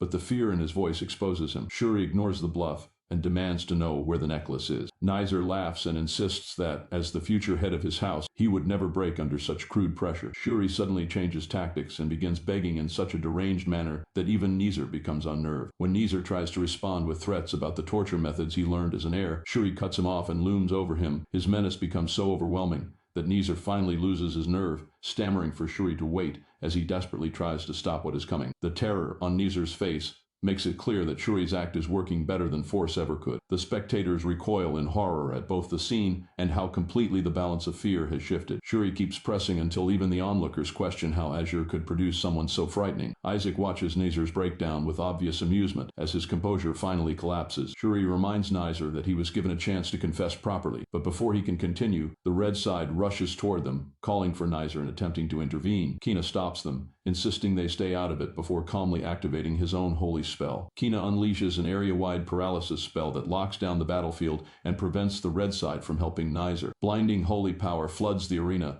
leaving everyone caught in its effect. As Nizer struggles beneath the spell, he realizes too late that the blue side intended to be captured from the beginning. He pieces together that they already knew where the necklace was and begins understanding how thoroughly he had been manipulated. Seeing Isaac standing at the center of the chaos, Nizer finally suspects that everything may have been planned from the start. Isaac answers with a smug smile while openly holding the chain weapon that had concealed the prize. The red side accuses Isaac of orchestrating the entire situation simply to force Nizer into exposing himself, while admitting that Nizer would never have confessed otherwise. Isaac treats their outrage as confirmation of his point, revealing that everyone already knows where the necklace is because he is holding it. With the truth exposed, Isaac prepares to demonstrate how he protected it. The red side panics and offers to confess if he will stop, but Isaac raises the chain with manic delight and continues anyway. He pulls out the stolen necklace, finally ending the mystery in front of everyone. With the necklace recovered, the arena declares Azure the winner of the Pentagon of Red. The blue side erupts in celebration as their victory becomes official. Rely is praised for helping restore Azure's faith to prominence, while Isaac and Shuri are publicly commended. A high-ranking imperial figure remarks that Isaac has lived up to his reputation as the youngest priest ever chosen to represent the empire. He proposes rewarding the winners with a gift worthy of their performance. The speaker is revealed to be Shebli Alexafrikella, the crown prince of the Holy Helen Empire. Rely formally greets him and the prince responds by praising the quality of his nephew. The prince suggests giving the winners priest uniforms, which Rely immediately accepts as a fitting reward before their next competition. The prince adds that a royal gift would become a treasured heirloom and asks to personally accompany the seamster when the uniforms are delivered. Rely is confused by the unusual request, but the prince makes it clear that he wants to meet the boys himself. Rely cannot understand why the crown prince would take such interest in two trainees. The prince then quietly warns him that his youngest nephew must leave the Pentagon of Gold because the Pope is trying to have Isaac killed. Rely Rely is shaken by the revelation, suddenly realizing that a threat far beyond the tournament is surrounding them. He turns toward the arena, stunned by what he has just learned. Meanwhile, the blue team regroups around Isaac and Shuri after the match. Rely offers the prince his deepest thanks, though he is still processing the warning. Isaac, however, is already focused on Shuri and assures him that, despite everything, he will do just fine under his guidance. Elsewhere, the students excitedly spread the news that the crown prince is giving the winners clothes. The blue side jokes that they may have gone too far by winning both royal favor and a kingly reward. Isaac cuts through the celebration and addresses Kina, now comfortably seated in their quarters. Kina asks whether Isaac is not supposed to return home now that the test is over. Isaac bluntly tells him that he is no longer needed. A servant then arrives with orders from the patriarch, but Kina refuses to leave and calmly rejects the summons. He reminds Isaac that Isaac himself told him to convert to the House of Azure. The attendants are horrified when they realize Kina intends to take those words literally. Isaac denies ever making such a promise, while Kina insists that it happened the previous night. Isaac argues that whatever he said only applied to winning the Pentagon of Red, not becoming an official Azure priest. Kina remains unmoved and declares that he accepted the offer and will now stay with Azure regardless of Isaac's objection. He even orders the servants to tell his father that he will not be returning for some time. As the room erupts into an argument, Kina privately reflects on the holy spell Isaac used on Shuri and wonders what that mysterious power actually was. Isaac, meanwhile, realizes that the crown prince's gift of clothes is more than simple generosity. It is a claim of ownership over the winner. If the prince is attempting to take them away from the Pope's control, Isaac concludes that he may be openly challenging papal authority. Kina offers to remain by Isaac's side, collect the payment he was promised,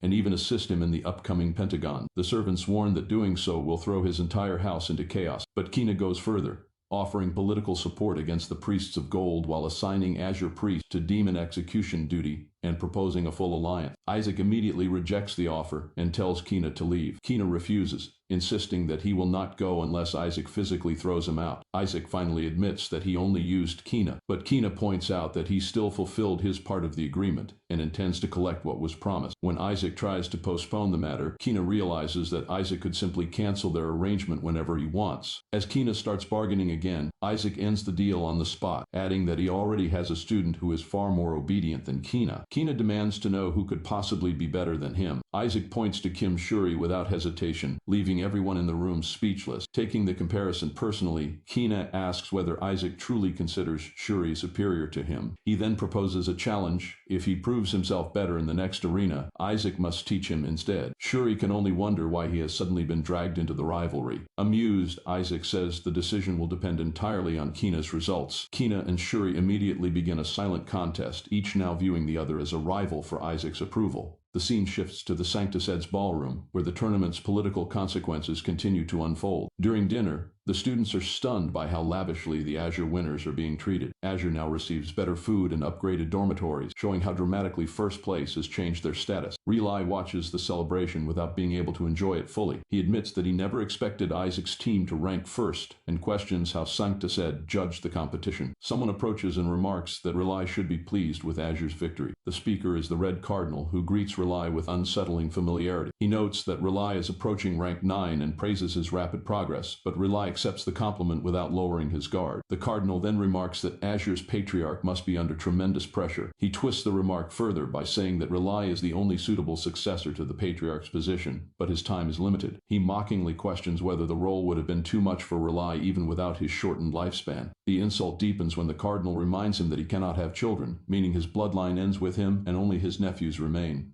Rely gives a restrained formal response while swallowing the humiliation. The Cardinal laughs it off as a minor indulgence, claiming he only spoke so harshly because someone from his own house was publicly crushed before royalty and the entire crowd. After the exchange, Rely realizes that the others may already know about the curse on House Joshua, and that the tournament has exposed much more than a simple victory. The red-haired patriarch dismisses any ambition for succession, deciding that he can tolerate everything as long as Isaac remains unharmed. That resolve changes when he suddenly spots Isaac among the trainees at the banquet. He approaches the table and calls Isaac out directly, startling the boys in the middle of their meal. One of the trainees nudges Isaac to respond, while Isaac is internally annoyed at being interrupted while eating. Still chewing, he answers with forced politeness. The patriarch greets him with a smile that already feels threatening and reminds Isaac that he was supposed to show him something interesting. Isaac admits that the show has not quite reached him yet, prompting the patriarch to urge him to continue. Isaac bluntly reveals that the spectacle was him crushing the patriarch's son, and even asks whether he enjoyed watching it. One of the trainees panics at how openly Isaac is provoking House Crimson. Isaac dismisses their outrage, treating Crimson's obsession with spies and House Joshua as irrelevant. Instead of retaliating, the patriarch praises House Azure's potential and points out that Isaac has gained an unusual ability. He reveals that he can sense dark mana within Isaac. Isaac immediately recognizes the detection as a holy spell and explains that the dark trace comes from eating a piece of the Skeleton King as a baby. Isaac then casually offers the patriarch another source of entertainment by promising to cause trouble inside the Pentagon of Gold as well. The nearby trainees realize in terror that he may be planning to target the Cardinal of Gold's son next. The patriarch asks what Isaac wants in exchange. Isaac gives him a simple price: access to the demons imprisoned under the Skeleton King's authority, specifically the key to their prison. The demand immediately wipes the smile from the patriarch's face. He refuses to hand over the key unless Isaac first returns alive from the upcoming mission, coldly predicting that the Azure trainees will disappear inside the Pentagon of Gold. Isaac is left wondering what new trap the patriarch has prepared. The answer arrives when the mission notices are delivered to the trainees. They discover that their assignment is not routine work but an expedition. The patriarch explains that the Pentagon of Gold sends teams to recover missions lost in dangerous regions, hinting that Azure should be particularly interested in where their expedition is headed. The patriarch names their destination as Cross Andia, the Arcane Empire. The trainees are stunned because the Arcane Empire is Hela's mortal enemy and would gladly kill priests on sight. Their fear grows when they learn that the route also borders demonic territory. Several paladins and squires were recently kidnapped there, and the region is connected to a higher demon who massacred priests 14 years earlier. The patriarch mockingly offers to change the destination if they are too frightened. Desperate to escape the mission, Isaac's teammates beg him to plead for mercy just once. Isaac immediately brightens at the possibility that the assignment might actually be changed. Back at the Azure estate, the family learns that the team is being sent into the land of mages. The mission is confirmed as an S-rank rescue operation, and everyone sees it as a death sentence. One brother demands that the order be cancelled, while another explains that their father has already gone to formally protest. They conclude that the higher authorities are deliberately trying to get Isaac killed. Even so, they expect the protests to secure a safer assignment, believing diplomacy should prevent trainees from being sent into such an explosive region. The silver-haired brother interprets the mission as a warning intended to keep House Azure from becoming too ambitious. He also worries that Shuri could die alongside Isaac. Before he can offer any reassurance, a messenger suddenly arrives with urgent news concerning Isaac. Back at the banquet, the patriarch rejects any attempt to spare Isaac. His teammate braces for the worst, but the patriarch openly admits that he finds the deadly assignment amusing and has no intention of changing it. A report then arrives that Isaac has already accepted the mission. The story shifts to Blackfield, the land of demons. Inside a ruined demonic hall, a subordinate is forced to explain a failed assassination attempt. Lady Ash demands to know why the saint was not killed, leaving the subordinate to beg for forgiveness. Ash dismisses the failure because their real objective was to create chaos within the Holy Empire. She considers the operation worthwhile because it allowed them to witness the Skeleton King's power and confirm that the Empire's barriers could be breached. The subordinate praises the king's overwhelming strength, and Ash agrees, marveling that even a fragment of his power is extraordinary. When the subordinate mentions sensing that power during the ordinations, Ash immediately demands to know whose power it was. He reveals that it belonged to the great Skeleton King, shocking her. The revelation points to the mad boy who once ate a piece of the Skeleton King. The subordinate adds that the boy has since been ordained and is currently training, which excites Ash even more. Now that Isaac has finally left his family's territory, she sees an opportunity to act against him openly. After learning that Isaac will soon undergo the tests of Gold and Azure, Ash looks forward to the coming festival where young priests and demons hunt one another. She imagines that if a mere fragment of the king's flesh granted such power, consuming more of him directly could make demons vastly stronger. Her hunger then turns toward Isaac as she wonders what the child of Azure would taste like. Back in the Holy Empire, rumors about the Azure team's mission spread throughout the clergy. People whisper that they are being sent to the Arcane Empire to recover a hostage, and the general belief is that House Gold is deliberately arranging their death. One of Isaac's teammates realizes that everyone already expects the mission to fail. He then notices an even bigger problem. The Paladins are avoiding the Azure team entirely because no one wants to escort them. Without protection, they expect demons, bandits, and ransom hunters to attack as soon as they cross the border. Isaac dismisses the panic as ridiculous, but his teammate snaps that the entire team is being shunned because of Isaac's reputation. reputation. He accuses the authorities of sending them to die and points out that people around them are already preparing their wills. To emphasize the danger, he reminds Isaac that an Azure team was annihilated in the Pentagon of Gold 14 years earlier. Isaac recognizes the mission as a petty trap set by the Cardinal. Refusing would disgrace Azure, while accepting could get them killed. Even so, he decides that succeeding would silence everyone, and the dangerous route also promises plenty of mana cores. His teammate holds onto the hope that they can still survive by choosing a powerful paladin escort. That hope disappears when a noble arrives with bad news. Count Malik announces that the first paladins have chosen to accompany the gold team instead. He also reveals that his own son and their friends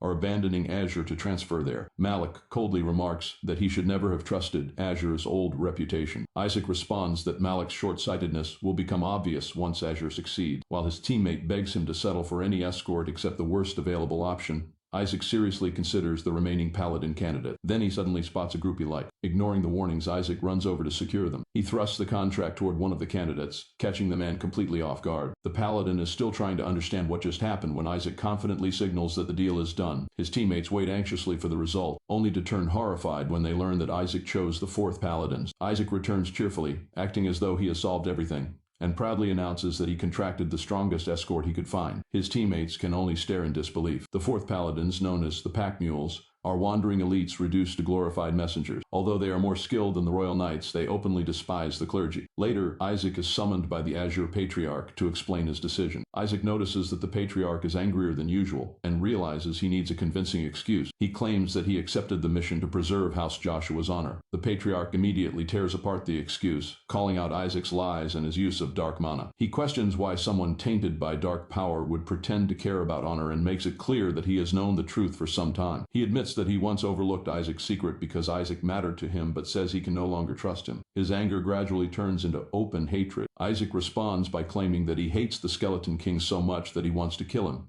He explains that the Skeleton King took his parents, cursed him, and left House Azure humiliated, leaving him so tormented by the shame that he cannot even sleep. He then gives an even more bizarre explanation, claiming that he is using the Skeleton King's actual power only to investigate and destroy a fake Skeleton King. He swears that he will kill the false king with his own hands, no matter what it takes. The Patriarch silently considers the speech, while Isaac's shadow familiar privately concludes that he has gone insane. Isaac continues, arguing that if he abandons honor simply to survive, House Joshua will remain disgraced forever. That finally softens the Patriarch. He admits that he never wanted Isaac to die for the family, and accepts that Isaac truly belongs to House Joshua after all. He orders Isaac to return alive with all of his teammates, even if the mission itself fails. He then adds another condition: if Isaac returns safely, he will officially name him as a successor. Isaac outwardly accepts the offer with gratitude, while his smile reveals that he has gotten exactly what he wanted. A few days later, the Azure team reaches the outskirts of the capital to begin the mission. Isaac reminds everyone that they are supposed to meet their escorting knights in a nearby town. Still terrified,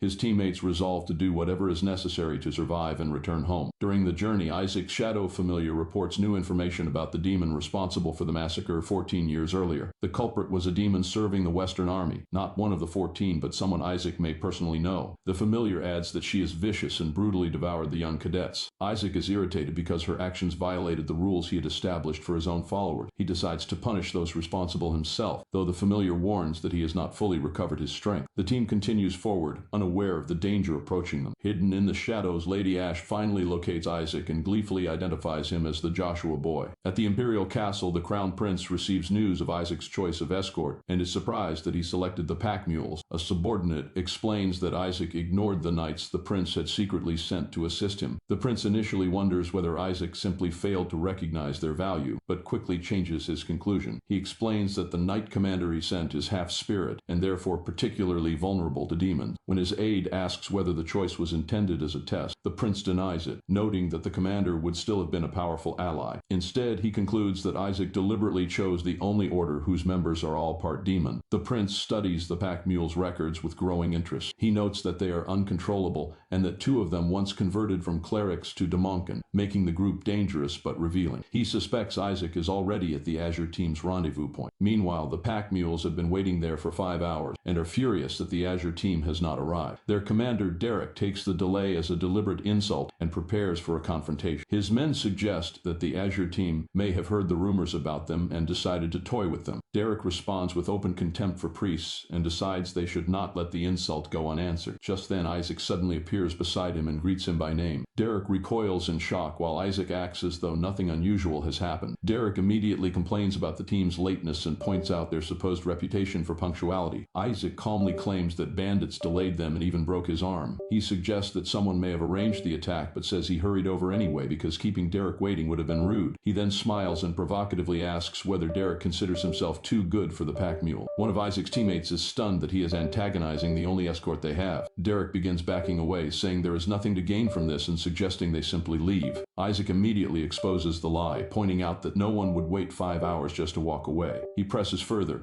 noting that Derek's men are far too heavily armed for a simple escort, proving they came expecting something else. A captured paladin then accuses Isaac of planning to use them as bait to locate their missing comrades. He demands that if Isaac truly has no need for them, he should let them leave immediately. Instead of backing down, the paladin erupts, assuming someone named Halak must have fed Isaac those suspicions. He concludes that Halak planted Isaac among them to sabotage their mission. Isaac is caught off guard by the name but quickly realizes that Halak is the alias of his fourth uncle, making him suspect that his family is involved in the affair. Furious, the paladin admits they cannot enter Crasianda without Isaac and prepares to force him along. He declares that he will drag Isaac with them, even if it means mutilating him, then charges. Isaac calmly stops the attack before it lands and orders the paladin to sheath his sword. The man freezes as though obeying an instinct deeper than reason. A monstrous pressure manifests behind Isaac, revealing the demonic authority behind his command. The paladin realizes he cannot disobey, despite Isaac being only a child. Isaac explains that their demon blood makes them instinctively submit to stronger demons, which is exactly why he chose them. The paladin can only endure the humiliation as the power dynamic completely reverses. Isaac casually orders everyone to move out. His companions worry that he has already destroyed any chance of cooperation, but Isaac insists that both sides still need each other and is certain the paladins will follow. He lays out the mission simply: rescue the kidnapped people, and kill every demon involved. He adds that he does not care whether the paladin's old comrades survive, only that the mission continues. The paladin leader realizes that Isaac may have chosen them precisely because they have comrades to rescue, while Isaac pretends to know nothing about it. When the paladins finally agree to follow him, Isaac smugly reveals that he knew they would all along. One of his allies asks whether he actually has a plan, and Isaac responds with unsettling confidence, turning the question back on him. A paladin warns that the demons will inevitably betray them, but something strange begins happening to one of the demon-blooded men as Isaac explains why they keep receiving bootleg assignments. The man's body suddenly begins transforming. His hand twists into a claw, revealing his demonic side, and he lunges toward Isaac's group in a feral state, seemingly proving the paladin's warning correct. A nearby ally is seized before anyone can react, and the paladins immediately take it as proof that demons cannot be trusted. Isaac dismisses their panic and knocks the transformed attacker down with absurd ease. Everyone stares in disbelief as Isaac treats the crisis like a minor inconvenience. The demon-blooded man apologizes, explaining that he transformed faster than ever before and felt something pressing against his mind. Another suggests that their proximity to Crasianda may be affecting them because everyone has begun feeling strange. The transformed man is equally confused that a single blow forced him back into human form so quickly. Isaac praises him enthusiastically, seeming more amused by the result than concerned about the danger, and admits that he was the one who caused the reaction. Once the group prepares to leave, Isaac notices something unusual among his belongings. A sparrow is hiding inside his pack, and he immediately suspects that it is no ordinary bird. The bird pretends to be dead, but Isaac sees through the act immediately. Amused, he prepares to force it to talk, while his shadow familiar eagerly offers to help. The familiar complains that the Bloodlord cruelly sent it to deal with such a dreadful priest, giving Isaac an important clue. Isaac asks whether one of the great demons sent the bird as a messenger, and the creature immediately drops its act. Elsewhere, a barrier is reported as successfully established for its master. Isaac reveals that the Bloodlord is actually one of his servants imprisoned beneath the Sancta Sed, and that the bird was sent to contact him. He realizes that the Bloodlord must have hidden Isaac's true identity from the sparrow, and forces an answer from the frightened messenger. The bird reveals that the demon king Isaac will eventually face as the one who tampered with his ordination. She is identified as Ash, the demon who smuggled in the arcane device and ordered priests to be killed. The messenger adds that after absorbing the Skeleton King's power, Ash became strong enough to cross the holy Hellion barrier, and even the Bloodlord fears confronting her.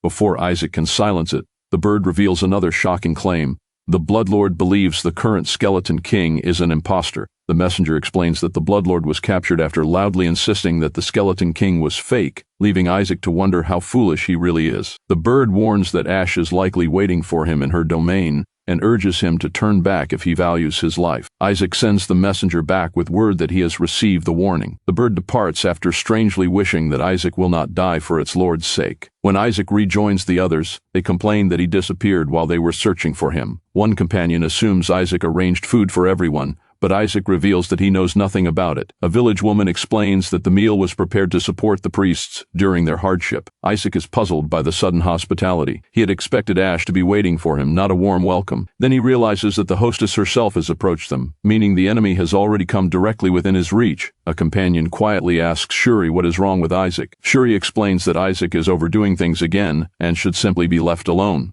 Isaac's mood turns sharp as he addresses the woman directly. A flashback reveals how he had been tormenting demon servants with petty, impossible complaints while they catered to him. His demands escalated until even their breathing offended him, forcing them into complete obedience. The paladins were horrified to see the demons treating Isaac like their master, while one servant could only wonder why the pack mule demons had chosen his side. Even while apologizing, the woman had already decided to eliminate the irritating paladins first. The paladin leader refuses her food, explaining that they were hired by Isaac and will not eat anything she offers. She continues pushing the meal on them while pretending to worry about their safety, though her demonic irritation begins showing through. Isaac bluntly asks why she does not eat it herself and points out the obvious problem. No one can trust food that might be poisoned. The woman is shaken that the child saw through her so quickly. The paladins immediately defend her, insisting Isaac has gone too far, and that she is clearly unharmed. One of them grabs the food to prove her innocence, declaring that Isaac has no right to mistreat her. The others follow his example and begin eating, convinced they are protecting an innocent woman from Isaac's cruelty. Within moments, they collapse. Isaac remains untouched and completely unsurprised. The woman admits that this only made things easier because she had planned to knock them out anyway. Isaac tells his familiar not to purify them,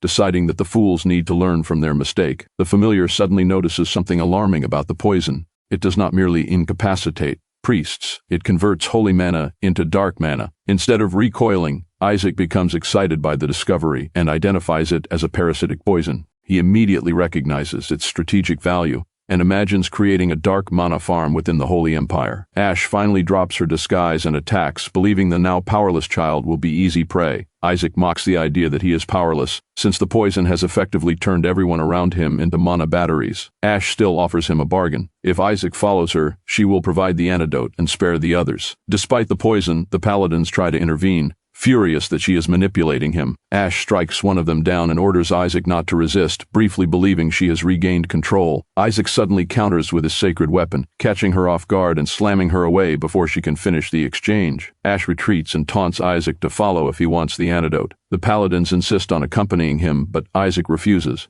He explains that they will only survive if he leaves them behind so they can continue drawing in mana. Now completely devoted to him, the paladins promise to protect the others while Isaac goes. Isaac accepts their help without ceremony and leaves them behind, intending to draw more from them later if necessary. Night falls as the pursuit leads deeper into the forest. Isaac confronts Ashelon, who mocks him for arriving without escorts and confidently assumes she still holds the advantage. Isaac agrees that coming alone was foolish, but his response hides his real intention. He rebukes her for talking about consuming humans without realizing who is standing before her. Then he gives a single command with absolute authority: kneel. Ash is stunned as the order pierces her will. Her body buckles despite her resistance and she is forced to the ground. Behind Isaac, the overwhelming presence of the Skeleton King manifests, revealing the source of his authority. Ash realizes in horror that Isaac possesses the king's mana and concludes that he gained it by consuming a piece of the Skeleton King. Instead of fearing for herself, she panics over the thought that her king's body has been defiled. Driven by fanatic devotion,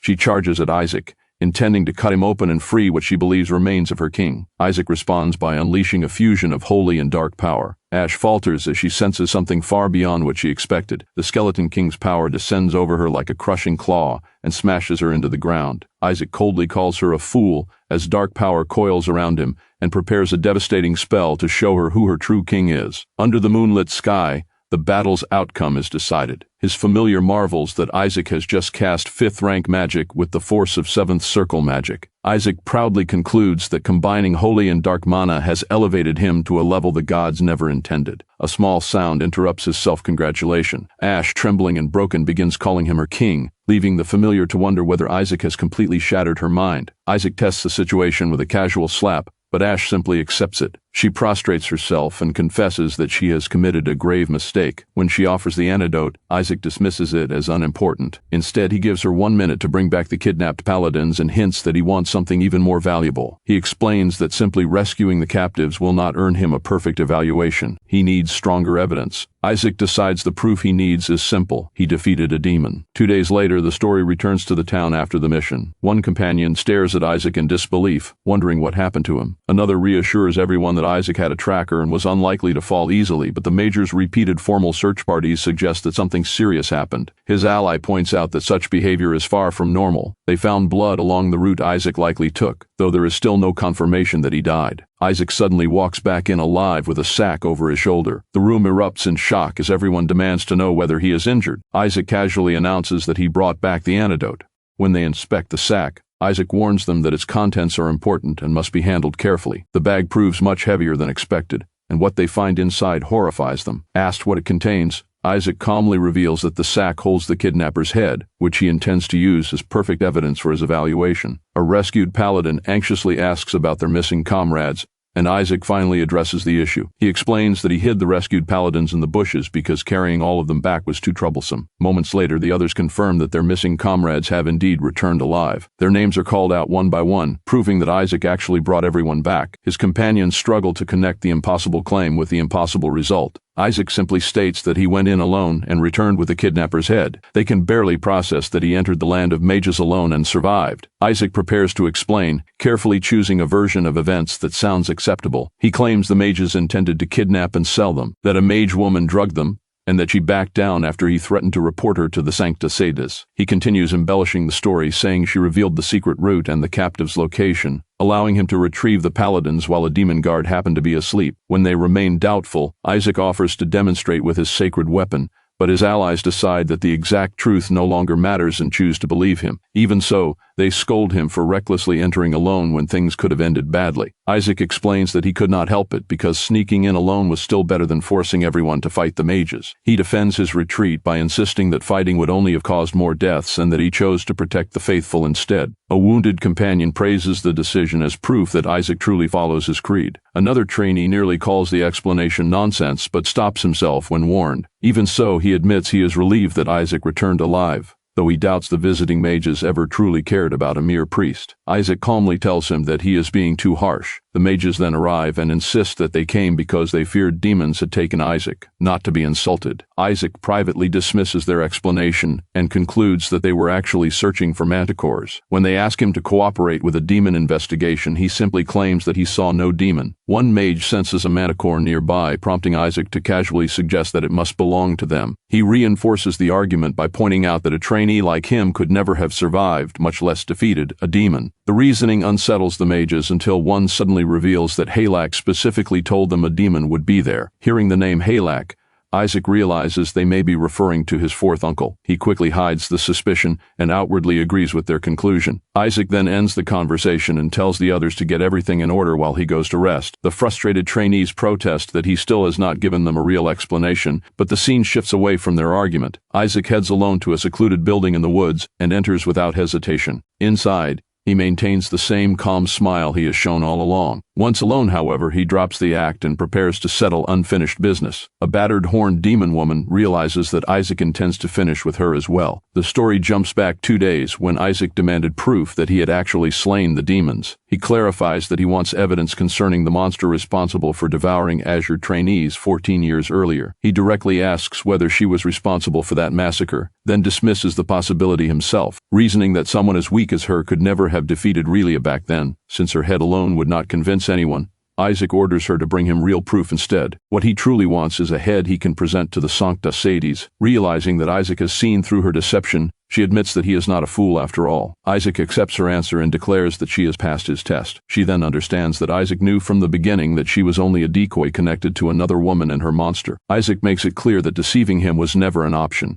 She finally confesses that the killer from 14 years ago was her sister, who sent her monster to hunt and feed on the aftermath. Isaac concludes that the informant had confused the sisters because their energies were similar, meaning the real culprit behind Relia's party was already killed recently. With that settled, Isaac demands an update on the current hierarchy of demons, and asks what the gods are doing. Her answer that the gods have remained quiet troubles him because he expected them to be far more active. He reasons that they should still be desperately searching for his soul, especially after sealing it inside an insect vessel that is now empty. Even if they somehow missed his escape, they should have discovered the empty seal by now, leaving Isaac puzzled by the contradiction. A new possibility occurs to him. Perhaps another soul now occupies the place where his should have been. He wonders whether the replacement could be a dark higher being, another catastrophe like the Skeleton King, or even another god. The possibility excites him. When the demon confirms that her name is Ash, Isaac immediately gives her new orders. He sends Ash back to the demons as his spy so she can serve as his eyes and ears. Back in the present, the rescued knights publicly thank Isaac, admitting that they can never repay him. The villagers add that he defeated the demon alone and saved every one of them. Isaac modestly brushes aside the praise, which only makes the crowd admire him more. Even the trainees who were previously hostile are forced to acknowledge that he saved the villagers as well. One of them suddenly decides the answer is obvious and calls Isaac out as though he has reached an important conclusion. He and the others then formally kneel, with Derek and the rest offering themselves to Isaac's command and swearing to follow wherever he orders them. Isaac is genuinely surprised by how completely they submit. He immediately begins calculating the value of gaining capable soldiers with extensive connections at almost no cost. While considering the bargain, he notices the small blonde child among them and asks whether someone that young was really among those he rescued. Derek hints that Isaac would be shocked if he knew the child's true identity. The child introduces himself as Tiberius, the youngest prince of the Arcane Empire. Isaac is stunned to discover that the person he rescued was not an ordinary child.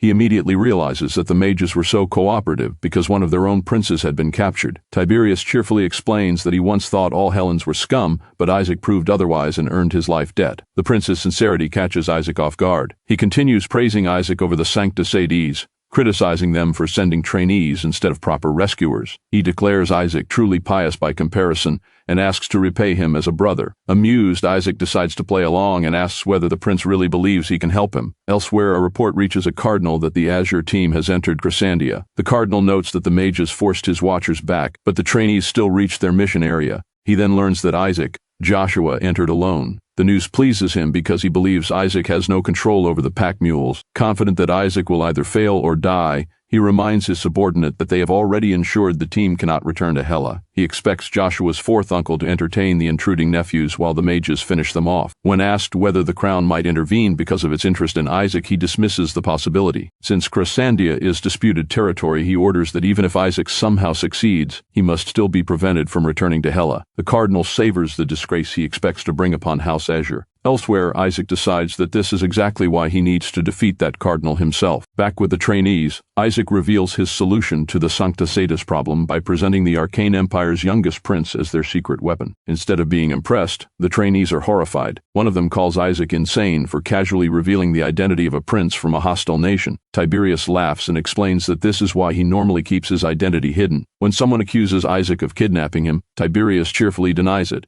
while another trainee insists that kidnapping is exactly what happened. Isaac, however, is already celebrating because the Sanctus Hades is now cornered. They owe him for saving both their knights and a foreign prince. He explains his political rule that the best way to deal with an opponent is to make them indebted to you. Tiberius admires the tactic, while the others conclude that the prince is just as unhinged as Isaac. Trying to regain control, a trainee asks whether Isaac intends to return in triumph after saving the arcane prince. Isaac says no one should learn about the prince yet because he has a better use for the situation. He claims the Faith of Gold must have sabotaged their mission with traps, and then asks what would happen if those traps nearly killed the arcane prince as well. The possibility delights Isaac because it would allow him to strike back at the Gold faction without confronting them directly. A trainee realizes that both the priest and the prince would be caught in the same trap. Isaac points out that both empires would investigate whoever caused such a disaster, leaving House Gold exposed and scrambling for an explanation. One trainee warns that Cardinal Barrett would never leave evidence leading back to himself. Isaac explains that he does not need to, because Barrett already has an accomplice he can blame. The trainee immediately realizes that Isaac intends to use the mages as the scapegoat. Isaac admits that he wants revenge for what they did, but needs to carry it out without triggering an open diplomatic crisis. As Isaac becomes more excited about the scheme,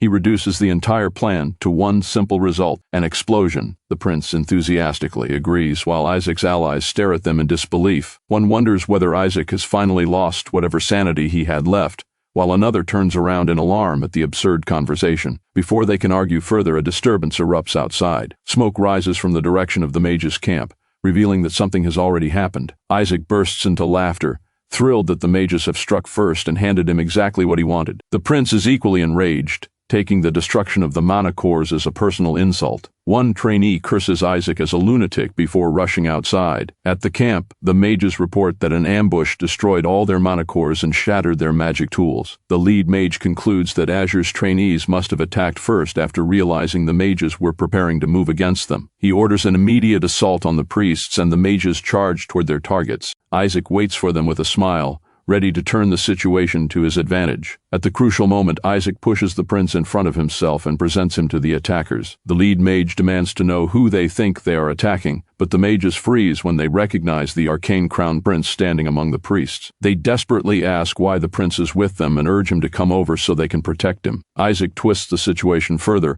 warning that if they value the prince's life, they had better reveal everything they have. With a sword at the prince's throat, he demands all their remaining resources. Even while maintaining the threat, Isaac becomes irritated by how slowly they respond and repeats his demand from behind cover. One trainee silently prays for divine punishment to strike Isaac instead. The situation becomes even more absurd because Joshua's line is known for its strict chivalry and would never raise a weapon against a hostage. Yet one of them is now holding the arcane prince hostage, forcing the mages to hesitate. The lead mage cannot understand why such a powerful prince is allowing himself to be treated this way. He knows the prince is strong enough to subdue several adults alone, so he concludes that Isaac must be controlling him through some hidden leverage and decides to help him. Trying to de-escalate the situation, one trainee calls out to the descendants of Joshua and urges them to calm down. The lead mage follows his lead and asks to negotiate instead of fighting. Isaac rejects the idea and demands their complete surrender. One mage reaches toward the prince, offering to pull him away, but the prince grabs Isaac instead, making his position clear. He then berates the mages for failing to rescue him properly, leaving them completely baffled. Another mage tries to intervene, but both Isaac and the prince dismiss him as useless. The prince cuts off their excuses, invokes his authority as crown prince, and orders them to drop everything and leave immediately. Isaac happily carries the prince away on his shoulders while echoing the order. Unable to understand what is happening, the lead mage decides that the prince's status matters more than his confusion and chooses to obey. The mages surrender their remaining mana cores and beg Isaac to release the prince. Isaac becomes so focused on the mana cores that even his shadow familiar has to tell him to calm down. He eventually accepts their surrender, leaving the mages seething with humiliation. The prince warns that he will report their attempted attack to the Arcane Empire. The lead mage tries to salvage the situation by claiming they were only hunting demons, but Isaac points out that their weapons were specifically designed to kill priests. With no response left, the mage can only curse Isaac. The prince fully supports Isaac and orders the mages to leave. Night falls over the town after the confrontation. Back inside, Isaac surrounds himself with the captured mana cores and laughs with pure delight, reveling in the treasure like a man drunk on his own fortune. The prince admires Isaac's eye for quality and excitedly explains that arcane mana cores are far superior to those produced by the Holy Empire. A hooded observer praises Isaac for recognizing their value, while someone nearby can only conclude that yet another lunatic has appeared. The prince then promises the Joshua family rich rewards if Isaac tells him what he wants.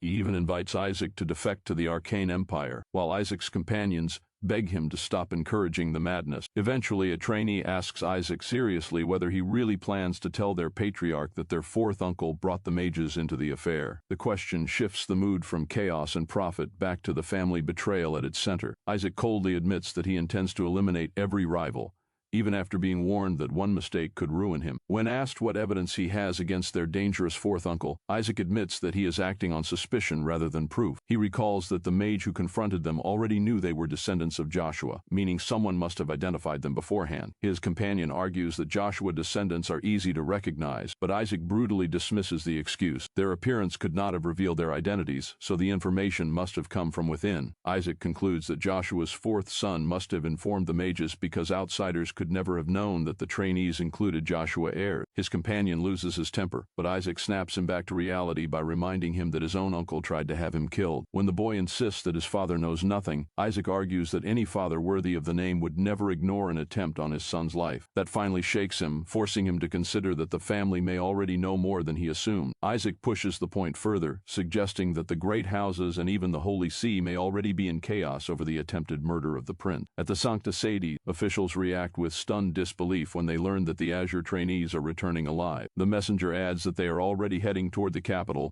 and have successfully rescued the kidnapped victim. Confusion quickly turns into outrage as the church leaders demand to know what their mages were doing. The cardinal presses for answers about Joshua's fourth son, the mages, and how Isaac could possibly have survived. The explanation changes everything when they learn that the rescued captives include the Arcane Empire's prince. The name Tiberius Britannia lands like a disaster, suddenly revealing the scale of the incident. To make matters worse, Isaac Joshua has formally demanded a full investigation into the mages. The cardinal realizes that Isaac is turning the prince's attempted assassination into a weapon against them. Isaac, meanwhile, understands that once a prince is involved, the investigation could just as easily turn against him if he is not careful. Elsewhere, the cardinal bitterly reflects that both Isaac and his father have become equally troublesome. Before he can decide how to respond, another emergency interrupts the meeting. The patriarch of Joshua has arrived in Berat and is causing a public uproar. He demands that his fourth son be brought before him immediately, leaving the cardinal trapped between grandfather, father, and son. The scene shifts to Roman, the capital of the Holy Hellene Empire. Isaac gleefully tells his grandfather that his fourth uncle tried to kill them with the help of the mages,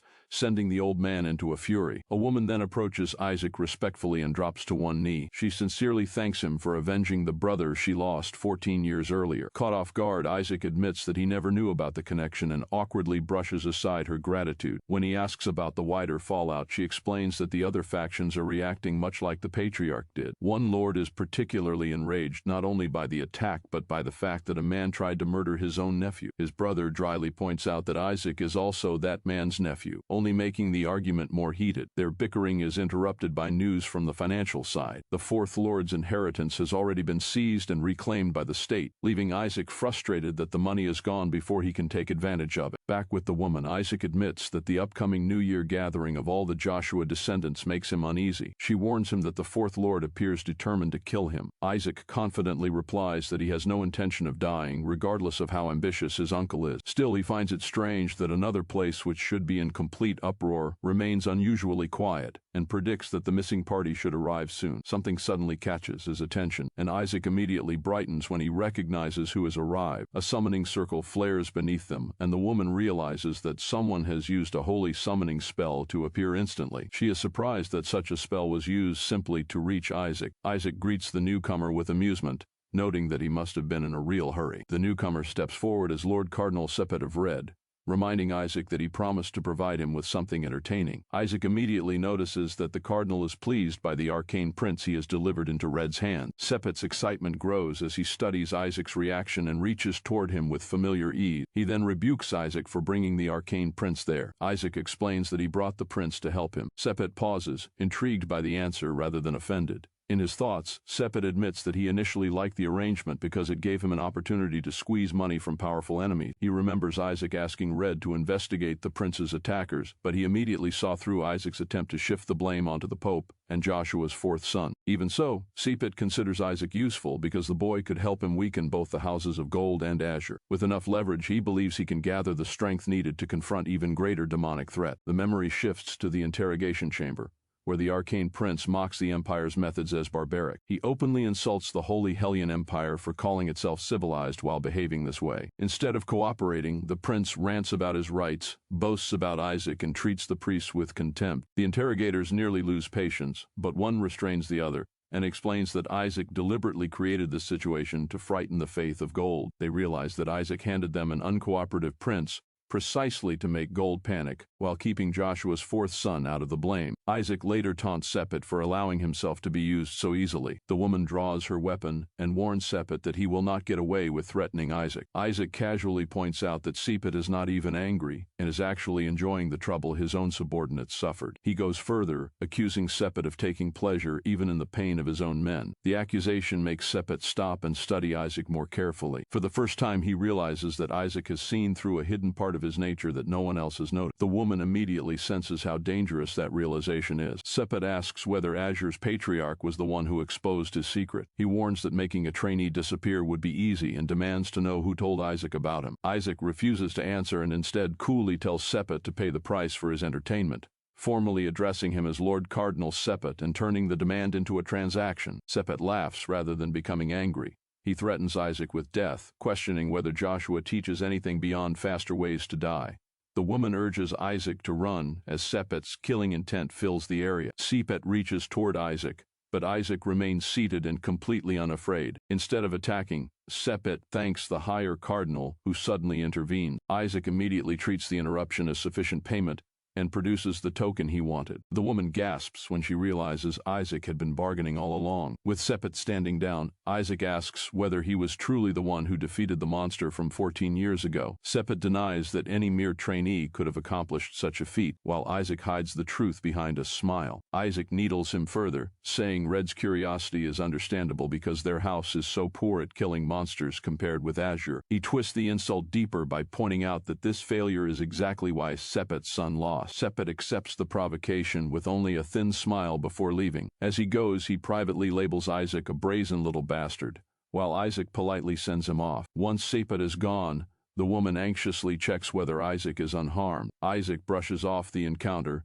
and jokes that unpleasantness seems to be a defining trait of the faith of Red. The woman notices the token in his hand and asks what it is. Isaac explains that it grants him access to the Sancta Sedis prisons and, more importantly, allows him to meet his imprisoned servant. The story then moves to the Pentagon of Gold Review Board. Before the ceremony begins, people confidently predict that Gold will win again because its team has never lost the title of king. Red's earlier defeat to Azure is dismissed as nothing more than a minor embarrassment. When the trainees arrive, the crowd immediately focuses on them. Isaac enters with the Azure team, shocking the spectators simply by being alive. Among his own teammates, resentment rises as they remember how often Isaac nearly got them killed. Noticing their murderous glares, Isaac orders them to smile for appearances. A commotion from elsewhere in the hall interrupts them. The Gold team enters to loud cheers and immediate recognition. Its members sneer at Azure as though their victory is already guaranteed. They boast that they recovered a lost relic of the Empire from a hostile nation, considering it proof that they alone truly serve the Empire. They mock Azure's rescue of survivors as insignificant compared with recovering such a valuable treasure. The ceremony formally begins, and the audience is ordered to rise. The Emperor himself appears to announce the results, making the occasion far more significant than usual. The crowd immediately understands that the Emperor's personal appearance means both the stakes and the rewards are extraordinary. Gold's team takes this as confirmation that its recovered treasure has already secured victory. The evaluation ceremony of the Pentagon of Gold officially begins. The White team is praised first for recovering lost books scattered throughout the world. The Red team follows,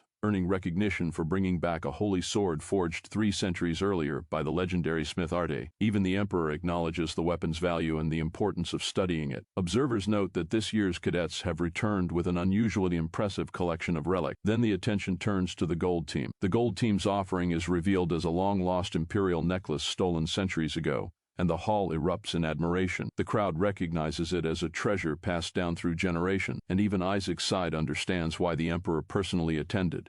The Emperor confirms that the necklace belonged to his own family and had seemed impossible to recover. He openly praises Gold's remarkable achievement, and the team basks in the applause. Gold immediately uses the praise to ridicule Azure again, convinced that no rescue mission could possibly compare with such a treasure. The announcer finally calls for Azure's results. The first revelation is that Azure recovered an entire squad of paladins kidnapped by demons in Crossiendia, stunning the arena. Gold tries to dismiss it as nothing more than a few survivors returning alive from the land of mages. That argument collapses when the announcer adds that Azure also slew the monster responsible for the deaths of trainees 14 years earlier. The achievement is presented as more than a victory. It has finally healed an old wound the Empire has carried for years. Gold desperately clings to the belief that an imperial treasure must still be worth more. Then the final revelation lands. Azure also rescued the Arcane Empire's crown prince, Hiberius von Britannia. The announcer explains that the Holy Hellen Empire has already secured major concessions from the Arcane Empire in exchange for the prince's life, including the return of stolen property and the removal of trade tolls that had burdened Hellen's citizens. Isaac stands smiling as the full scale of Azure's political victory becomes undeniable. The emperor admits that the results are so astonishing that words almost fail him. He declares that these cadets have restored real benefits to both the empire and its people.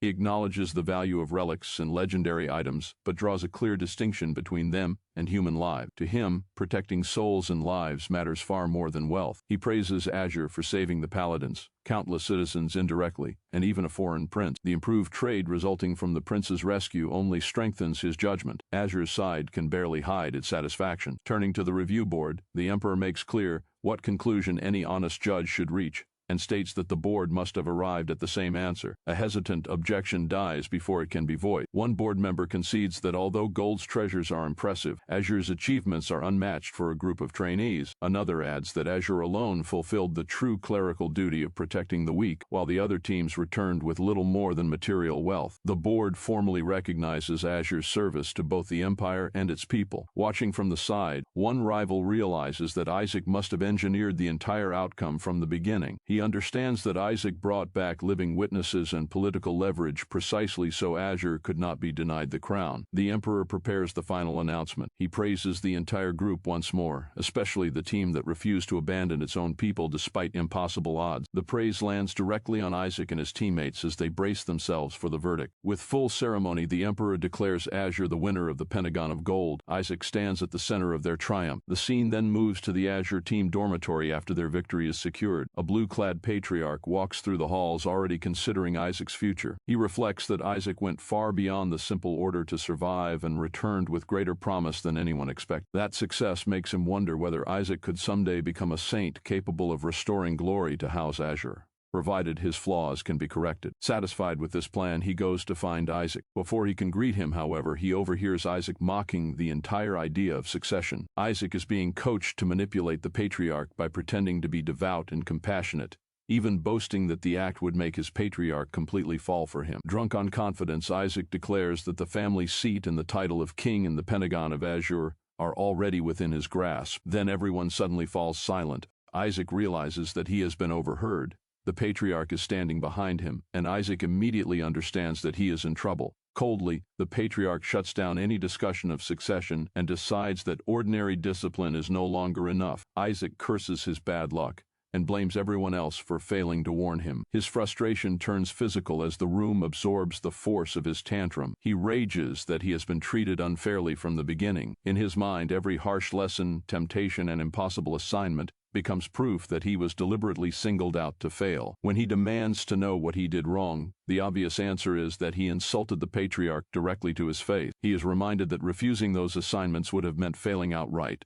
leaving him with no one to blame but himself. Cornered, Isaac suddenly thinks of a way out. He calls for his uncle and reveals that the patriarch arrived together with their grandfather. Then he throws himself into his uncle's arms and begins crying for help. Isaac commits so fully to the act that even his uncle is startled by the sudden tears. Immediately protective, his uncle demands to know who made Isaac cry and vows to take revenge. Isaac claims that his grandfather hates him so much that he may have to leave the house. His father panics and asks for an explanation. Isaac says the patriarch ordered him out of the dorms and told him to return home, then adds a petty complaint about being denied alcohol. His father is baffled and wonders whether the patriarch is deliberately trying to break Isaac's spirit. The uncle explains that Isaac's deceased parents raised him like their own child, and losing them devastated him. Because Isaac survived, the uncle treasures him as the last remaining piece of that family and would sacrifice anything for him. Isaac presents his dream as simply passing the Pentagon of Azure, becoming a proper priest, and fighting the Skeleton King alongside his uncle. He then melodramatically claims that he can no longer smash the Skeleton King's head, leaving everyone confused about what he is even talking about. His uncle is stunned by the absurdity but still takes Isaac's distress seriously. He promises to handle everything himself and confidently declares that he can get Isaac through the Pentagon with ease. Fueled by that promise, the uncle storms off to intervene personally. Left behind, Isaac trusts that his uncle can handle tomorrow's test for him. He decides the exam can wait because something else is more important. The next day, before an execution at the Sancta Sedes prison, Isaac goes to visit the condemned underlings he wants to see. The guards verify the Cardinal of Red's token but insist that he must wait 14 days before entering. Isaac points out that the execution is less than a month away, making the delay pointless. He immediately reduces the waiting period to a week. When the guards protest that security procedures alone require 10 days,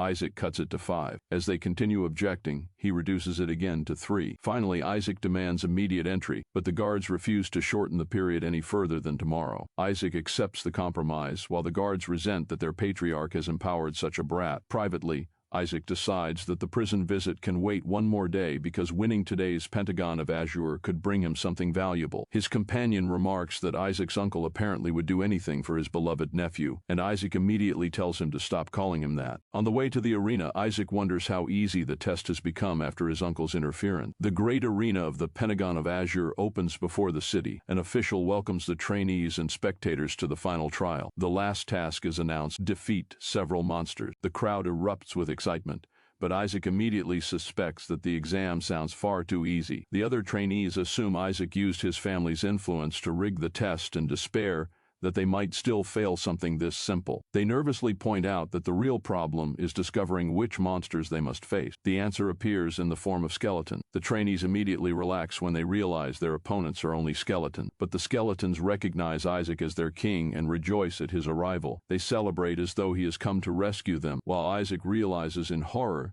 that he is being forced to kill his own people. He freezes, furious at the trap, and silently curses his uncle for turning the test into this. Isaac bitterly reflects on how skeletons are treated as the weakest and most disposable being. Clerics casually summon and destroy them during tests, lessons, and even children's games. Worse, anyone destroyed by turn undead is condemned to hell and forced to start over from the beginning, something Isaac knows from countless experiences. As the Skeleton King, he burns with rage toward the clerics who repeatedly drag those souls back, only to torment them again. The skeletons remain oblivious to the danger and are simply thrilled to be near their king. Meanwhile, the other trainees urge Isaac to cast Turn Undead, insisting that it is the easiest possible solution. Isaac refuses internally because he has died to that spell countless times and cannot bring himself to use it on these children. The skeletons rush toward him joyfully, causing the spectators to mistake their approach for an attack. The trainees panic as Isaac disappears beneath a pile of bones. Instead of attacking, the skeletons cling to him affectionately and ask where he has been. Isaac complains that their affection is physically crushing him, while the others cannot tell whether he is being attacked or embraced. One observer guesses that the skeletons are simply happy to see him. Isaac realizes he must act carefully or someone may discover his identity. He decides to disable the skeletons without actually harming them. That plan collapses when the official announces that interfering with their mana cores is forbidden and only Turn Undead is permitted. Pinned down and furious, Isaac curses the priest for forcing him into this choice. His uncle, proud of his own sabotage, cheers that he has made the test easy enough for Isaac to take first place. The spectators agree that a trial requiring only Turn Undead should be trivial for any cleric. To Isaac, that only makes everything worse, and his frustration finally explodes. He decides he would rather destroy the skeletons with attack magic than condemn them through holy exorcism. The skeletons misunderstand his attention as affection and eagerly wait for his command. Isaac plants his foot and prepares himself, but exhausted and heartsick, he falters and admits that he cannot do it. The others mock him for failing at something even a child could accomplish. Isaac simply agrees that he cannot. The skeletons notice Isaac's weakness and ask whether he has run out of mana. One even offers to restore him with dragonfire, prompting Isaac to remind them that he is human now and would only burn. The spectators catch the strange remark and begin wondering what he means. Someone realizes that Isaac may actually see the skeletons as people. They interpret his hesitation as compassion for former humans who were twisted into undead and immediately praise it as the mercy expected from the faith of Azure. Isaac knows they are praising him for the wrong reason and privately concludes that everyone is insane. One trainee steps forward and offers to cast Turn Undead if Isaac cannot. Isaac stops him with a punch before the spell can be completed. He declares that using Turn Undead on the skeletons would send them straight to hell and refuses to allow it. Instead, he gathers his own power and prepares another spell. Isaac eventually casts Turn Undead himself, shaping it with extreme precision around the skeletons while keeping the children outside its effect. His goal is to use the spell without harming either side. The audience is stunned by the enormous amount of holy power he unleashes.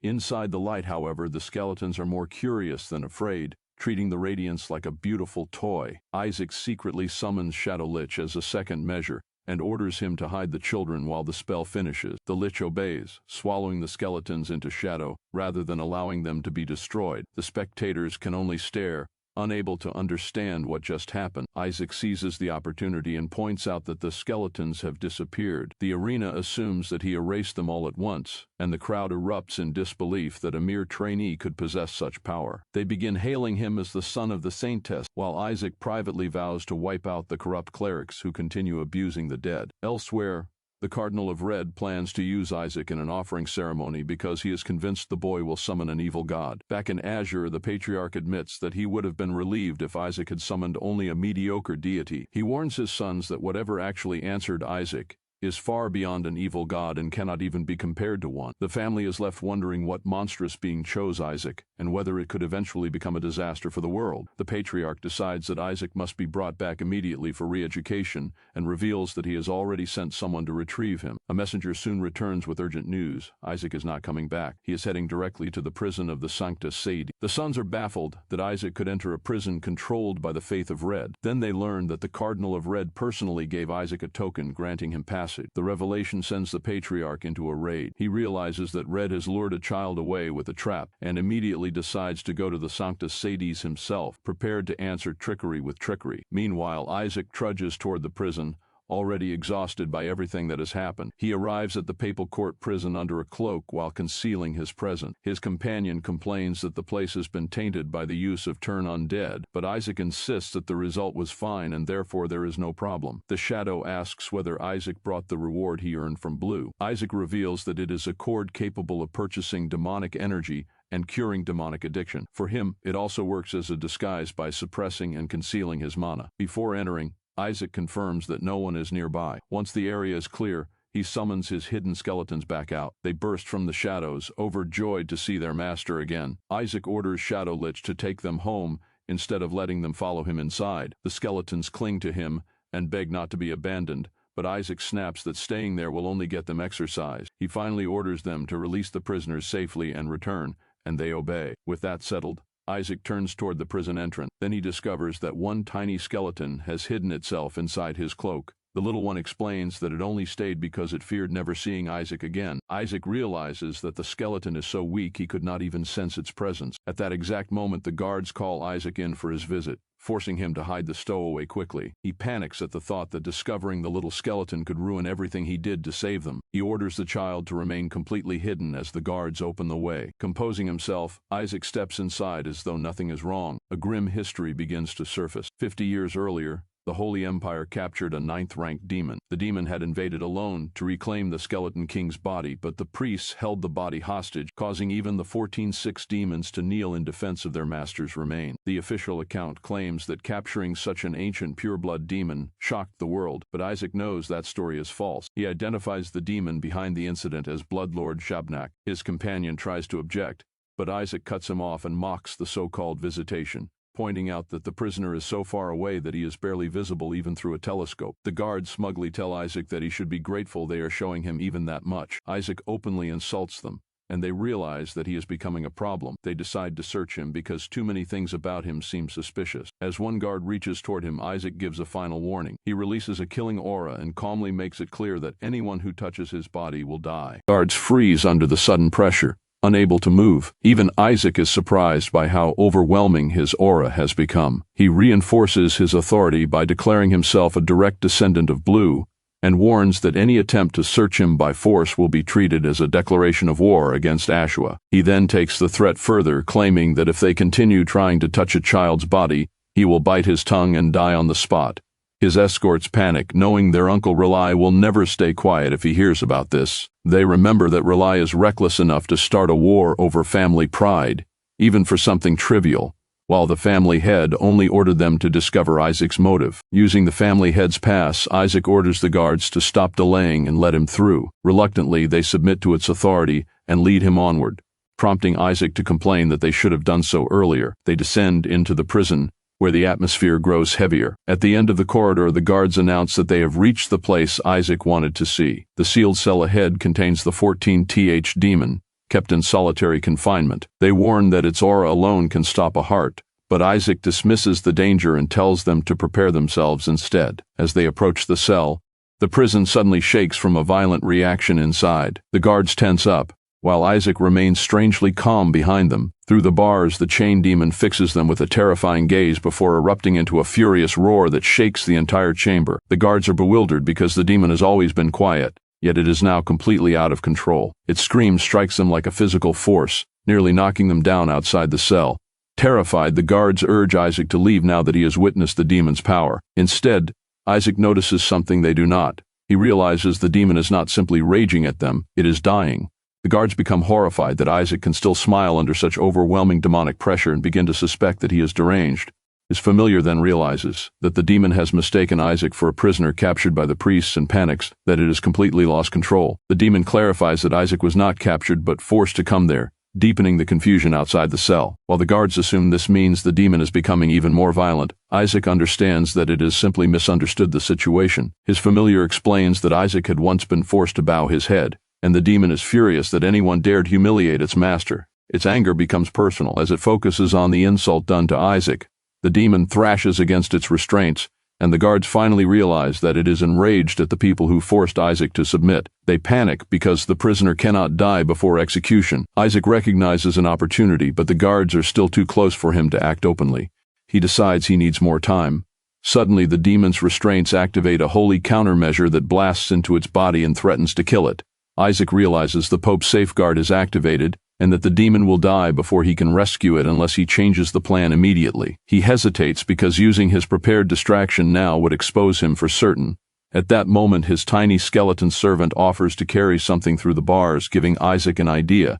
He orders the skeleton to slip through the cell bars carrying a mana stone so the demon can use it to break its restraints without being noticed.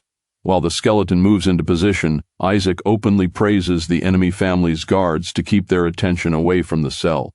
The guards are caught off guard by the sincere compliments coming from someone of House Blue. When they question whether he is insane, Isaac calmly denies it and admits that he is only stalling for time. He continues the absurd praise to keep them distracted as the skeleton hurries across the floor with the mana stone toward the demon. Isaac further flatters the guards by claiming that, although he was terrified, he was impressed by how bravely they handled the demon. The guards point out that Isaac had actually laughed, but he keeps flattering them, claiming that House Red would make men like them commanders. This only confuses them further. He then lowers his voice and reveals that the real reason for his visit is a secret. He explains that he is acting under his patriarch's orders and that his family is currently holding a succession test for the patriarch's seat. Isaac says his assigned task was to wound a great demon. Even the guards are shocked by how dangerous and cruel such an order is for a child. They note that the result could influence who becomes the next cardinal. Yet they still cannot believe anyone would assign him such a task. One guard points out that House Azure does have a saintess, but forcing a child into this situation is still monstrous. Meanwhile, the skeleton reaches the demon, which accepts its help. Seeing this, the guards conclude that House Azure truly is as insane as its reputation suggests. Isaac casually tries to recruit the guards into House Azure, leaving them even more unsettled. They eventually realize that he is at least partly serious about scouting them, while his skeleton hides behind him after completing the delivery. Isaac then pretends to become faint and overwhelmed, prompting the guards to rush over and support him. Feeling sorry for him, they insist that he never should have been forced into this and decide to escort him home themselves. Inside the cell, the demon quietly thanks Isaac for helping despite the danger. As the guards fuss over Isaac, the demon addresses him with reverence, calling him its king. Outside the prison, the guards encourage Isaac to keep moving because they are almost out. Isaac gratefully accepts their help, but before they can leave, a red-haired noble named Nizer blocks their path and declares that Isaac must pass a test before departing. Nizer demands to inspect the token Isaac brought, which was issued by the Red Cardinal. He explains that the token also measures faith, meaning it was never merely a pass. According to Nizer, weak faith causes the token to darken, allowing him to expose Isaac publicly. Isaac's familiar immediately realizes that the situation is worse than expected when the token turns completely black. Nizer orders Isaac to hand it over, but Isaac refuses. Nizer attempts to describe the result as merely crimson, while Isaac's familiar points out that it is far darker. Isaac angrily rejects Nizer's claim and accuses him of trying to seize the token, then pretend Isaac lost it so House Red can take their money and leverage. The accusation is so shameless that even the surrounding priests are appalled by Isaac's devious imagination. Isaac further argues that this is Nizer's territory, and everyone here answers to him, making it foolish to simply trust his version of events. Nizer takes this as an insult to his house's honor and loses his temper. He decides he no longer needs the token to ruin Isaac and prepares to use force. Nizer draws back his fist and abandons all pretense before slamming his power into the ground with a far more dangerous method, shocking both Isaac and his familiar. Nizer announces that he has found a better way to judge Isaac. Isaac braces himself as his familiar warns that something much worse is coming. A blood-red ritual begins descending over the courtyard. Nizer summons a forbidden holy artifact known as the Blood Judgment, a judgment stand that manifests as a towering goddess statue. Isaac recognizes it as a device meant to expose faithless humans and demons disguised as humans. He is stunned that Nizer would dare use it against another noble child. Nizer explains that the goddess weeps for the faithful but opens her eyes in outrage toward heretics, putting everything on the line for a public condemnation. The nearby guards, still sympathetic toward Isaac, encourage him to trust his courage and faith and prove Nizer wrong. Nizer taunts Isaac to step onto the stand if he truly is a saint candidate, but Isaac refuses to fall into the trap. Nizer then strikes at Isaac's deepest wound by claiming that even his own family has abandoned him, causing Isaac to falter. Isaac snaps back that his house would never tolerate such abuse, but Nizer keeps pressing forward. Before Isaac can finish protesting, Nizer grabs him and forces him toward the judgment stand. Caught off guard, Isaac is pushed into position as the towering goddess looms over him and the ritual locks him in place. Nizer falsely reassures him that it will be over soon, while Isaac realizes he can no longer move or escape. Nizer triumphantly commands the statue to open its eyes and deliver judgment, expecting it to destroy Isaac and drag House Azure down with him. Instead, the goddess begins crying blood. The priests are stunned because blood tears are a sign associated with cardinals, not condemned heretics. Nizer refuses to accept the result, insisting that Isaac cannot possibly possess genuine faith. Isaac is equally shaken until his familiar warns him not to show his reaction. It then realizes what Isaac missed. The stand did not measure Isaac at all. It measured the tiny skeleton hidden on him. Because the skeleton's absolute faith is directed toward the demon lord, the stand interpreted that devotion as overwhelming faith and produced the sign associated with a cardinal. The onlookers conclude that Nizer recklessly used the artifact without even knowing whether it would condemn or vindicate Isaac. Isaac regains his composure and lets Nizer deal with the consequences of his own gamble, while the skeleton quietly celebrates. Nizer threatens retaliation from his house, but before he can finish, the statue's eyes begin opening behind Isaac. Isaac immediately recognizes the danger and orders his familiar to flee. The stand's power surges as the true judgment begins, and Isaac realizes too late that he should have left the skeleton behind so it would be judged instead of him. Nizer notices the movement and gleefully points it out, convinced he has finally won. He calls on everyone to witness the goddess opening her eyes and declares Isaac condemned. However, the others remain confused because from their position, the statue appears unchanged. When challenged, Nizer insists that he saw the eyes open just as Isaac stepped away, but no one believes him. Isaac realizes that only Nizer witnessed the true reaction and quietly notes how close the situation came. The priests instead focus on the undeniable miracle they all witnessed, the statue shedding tears of blood. Nizer's claim is ridiculed, allowing Isaac to mock the situation and turn Nizer's own logic against him. The priests warn Nizer that claiming the stand can randomly change its verdict would undermine the church's authority, forcing him to explain himself. Desperate, Nizer orders Isaac back onto the stand, but Isaac refuses and accuses him of trying to manipulate the result. He further suggests that Nizer is simply jealous of a level of piety he could never reach, while privately crediting his skeleton for saving him. Isaac dismisses Nizer as pathetic, stripping away what little authority he has left. Humiliated, Nizer threatens him again and moves to force him back onto the stand. Before he can strike, someone catches Nizer's hand. Isaac's uncle arrives at exactly the right moment and reveals that he came expecting trouble. He rebukes Nizer for attacking a child in public, while Isaac's older relative warns their father not to escalate matters by harming Isaac any further. They decide the proper response is to file a formal complaint with the Red Cardinal. Isaac immediately clings to his uncle and tearfully claims that Nizer hit him. The accusation sends his uncle into open fury and leaves Nizer terrified. Isaac's uncle declares that he will personally confront the Red Cardinal over the outrage, while the older relative offers to draft the complaint and make the matter official. When another family member tries to calm him, Isaac's uncle coldly dismisses Nizer's collapse, saying he is only pretending to be seriously injured. Watching from the side, Isaac's brother fumes that this disaster was obvious from the beginning. He urges Isaac to leave before the situation becomes a full heresy trial, but Isaac treats the possibility almost casually. His brother confirms that this is exactly what could happen, and Isaac admits he has already been through one before. He bluntly recalls how Nizer dragged out a terrifying statue and forced him before it, horrifying his own family. His brother immediately assumes the worst and asks whether Isaac is now going to be burned at the stake, leaving everyone staring at him in disbelief. Isaac's uncle promises that House Red will pay for what they have done. Meanwhile, the priests scramble to salvage the situation by insisting that, despite everything, Isaac passed the test brilliantly. His uncle focuses on their mention of tears of blood and realizes that the miracle was far more significant than he initially understood. At that moment, the Red Cardinal arrives after hearing about the disturbance at the prison. He directly greets the Patriarch of Azure, making it clear that the matter has reached the highest level.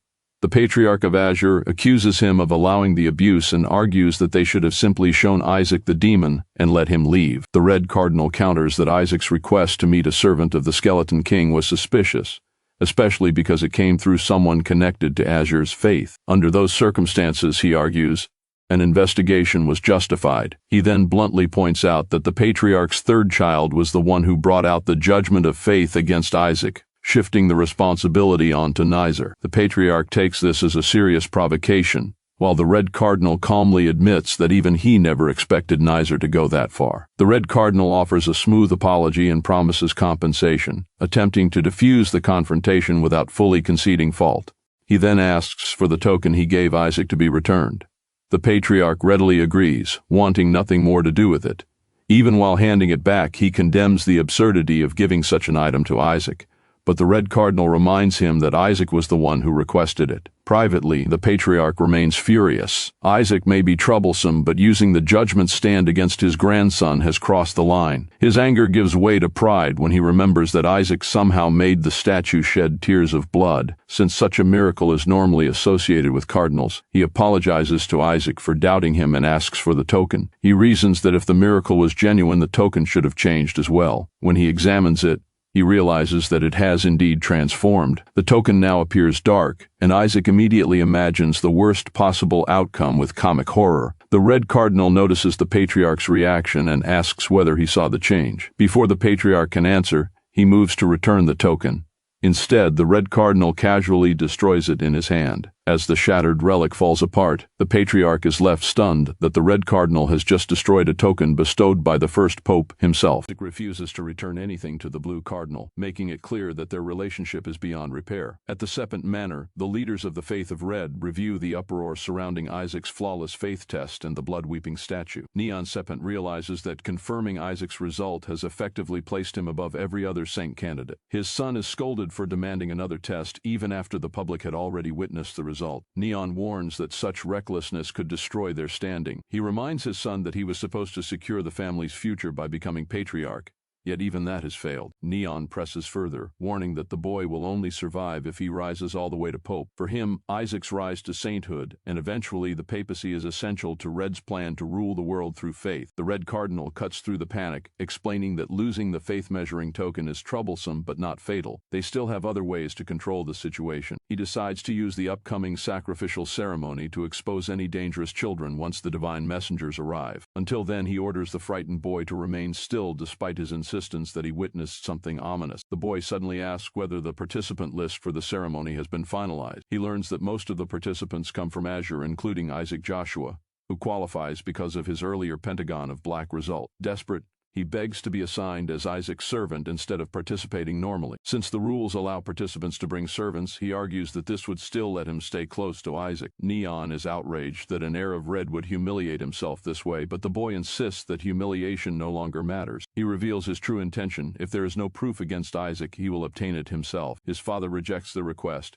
explaining that Isaac's servant has already been chosen. The name is Kina Barrett, leaving the boy stunned as he struggles to process what that means. Elsewhere, the announcement that Kina Barrett will serve Isaac shocks the attendants who know her status. The political fallout then spreads across the other faction. The blue side confirms that Isaac's faith test result was completely black. Someone asks whether this is why the measuring device was destroyed. They explain that despite rumors of the statue crying blood, Isaac was forced to undergo another test to confirm the result. Blue concludes that the blood tears were likely triggered because Isaac had recently met Melissa, rather than because the test itself was false. When they learn that the stolen faith tester originally belonged to Red, the others mock the idea that Joshua's patriarch could still be trusted. One man bitterly jokes that at least they do not have to worry about an evil god choosing Isaac, because Isaac already seems like one. Another points out that this is exactly what makes the ceremony dangerous. The highest Pentagon scores can summon gods there, and the Red Cardinal is surely waiting for that moment as well. Blue then realizes that the Black Cardinal has also arranged for the Pentagon of Black to judge trainees based on the gods they attract, making the trap around Isaac even more dangerous. In response, Blue orders Shuri to serve Isaac during the ceremony. His conclusion is simple: Isaac must not be allowed to summon a god. On the day of the sacrifice, the ceremony begins at the Colosseum. Backstage, an argument breaks out before the participants enter. Shuri arrives to challenge the nonsense he has been hearing, and both he and the red-haired boy claim the right to serve Isaac. Another attendant can only despair at the chaos. Already irritated by the crowd of zealots, Isaac thinks it would be easier to knock them all out. He complains that the ceremony is unbearable enough without so many fanatics surrounding him. A demonic companion explains that the ceremony involves sacrificing a great demon, so the transport duty has been assigned to one of the god's own underlings instead of ordinary escort. The explanation only intensifies the dispute, with both claimants refusing to back down. Isaac tries to calm them by saying that today should be a good day because it is supposed to be the day his servant gains freedom. Shuri privately panics, convinced that the adults are right and Isaac's true nature will ruin them all if it is exposed. Isaac sees through their excuses and asks why everyone is so desperate to stay by his side. The red-haired boy claims that he has a duty to serve Isaac, while Kina explains that she wants the training Isaac promised her. Fed up, Isaac declares that he needs neither of them, leaving both stunned. Instead, he chooses the horse and the maid, turning the argument into open humiliation. Shuri is dragged into the role as well and can only curse his luck.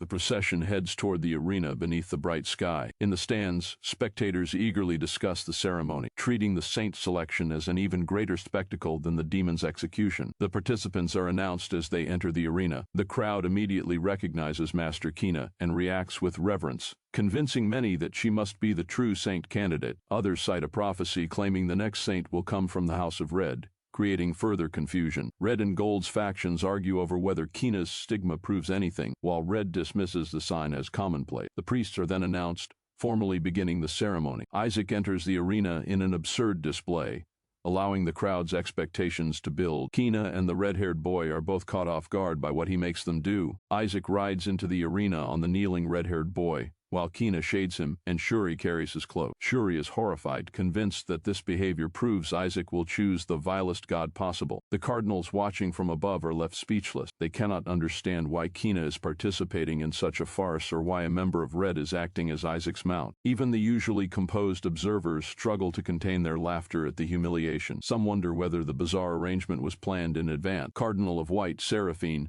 notices that Cardinal of Gold seems unusually calm. She remarks that she heard Gold had been especially harsh toward his chosen child. A flashback reveals Gold's reasoning. Serving as a servant is a necessary step toward becoming Pope, and he refuses to let Isaac take that future. He accepted the arrangement only as long as it advanced his own ambition. Gold also believed Isaac's strength would allow Kina to remain near him safely, which suited his plan. Back in the present, Gold hides his unease and claims that he wants nothing except to make Kina Pope. Red reminds him that Isaac is not even supposed to summon a god during the second half of the ceremony. He reveals that Isaac had originally been removed from the list but was secretly restored. Gold and Blue are stunned to learn that Red deliberately placed Isaac back into the summoning phase. Red openly admits that he wants to see which evil god Isaac will summon, leaving Gold and Blue to curse him as a madman. Before they can react further, the execution phase is formally announced. The arena erupts as the condemned demon is brought forward with explosive force. The escorts and attendants recoil from the violent arrival. The condemned figure is revealed as the great demon Shabnak, chained and prepared for public execution. His monstrous form and numerous eyes make his danger obvious. Even restrained, Shabnak releases a wave of demonic pressure that forces the nearby heirs and servants to their knees. The trainees are shaken by how overwhelming a restrained great demon can be. Shuri realizes that if Shabnak is merely a servant of the Skeleton King, then the king himself must be far more terrifying,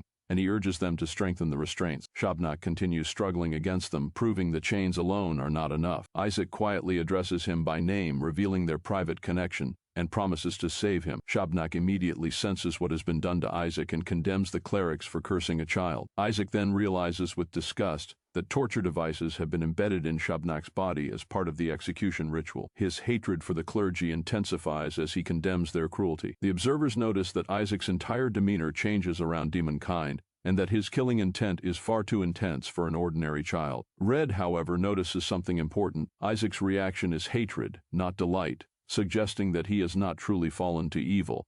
Isaac forces himself to remain calm and focuses on one goal, getting Shabnak out alive. He recalls that Shabnak should have 5 binding orbs and that he already provided the key for the most difficult restraint. He also remembers arranging for the ceremonial priests to automatically release the remaining restraints once the ritual begins. Hidden among the priests, an accomplice is satisfied that keeping an ash decoy alive has allowed him to avoid the dragon's notice and reach this moment. As Isaac sees the execution about to begin, he prepares to act. Still playing the role of Spoldmaster, he berates the red-haired boy for moving too slowly. The boy finally speaks back and asks to be let down, surprising Isaac. Isaac tells him to quit if he dislikes it, but inwardly, the boy remains focused on gathering evidence against him. When Isaac demands an answer, the boy can only break character with a panicked, horse-like outburst. The priests then begin the execution in earnest, surrounding Shabnak with ritual pillars. The ceremonial priests begin chanting and channeling holy power into the arena. Isaac confirms that the device is activated and tells Shabnak that all that remains is to break the manacles. Shabnak answers with absolute obedience,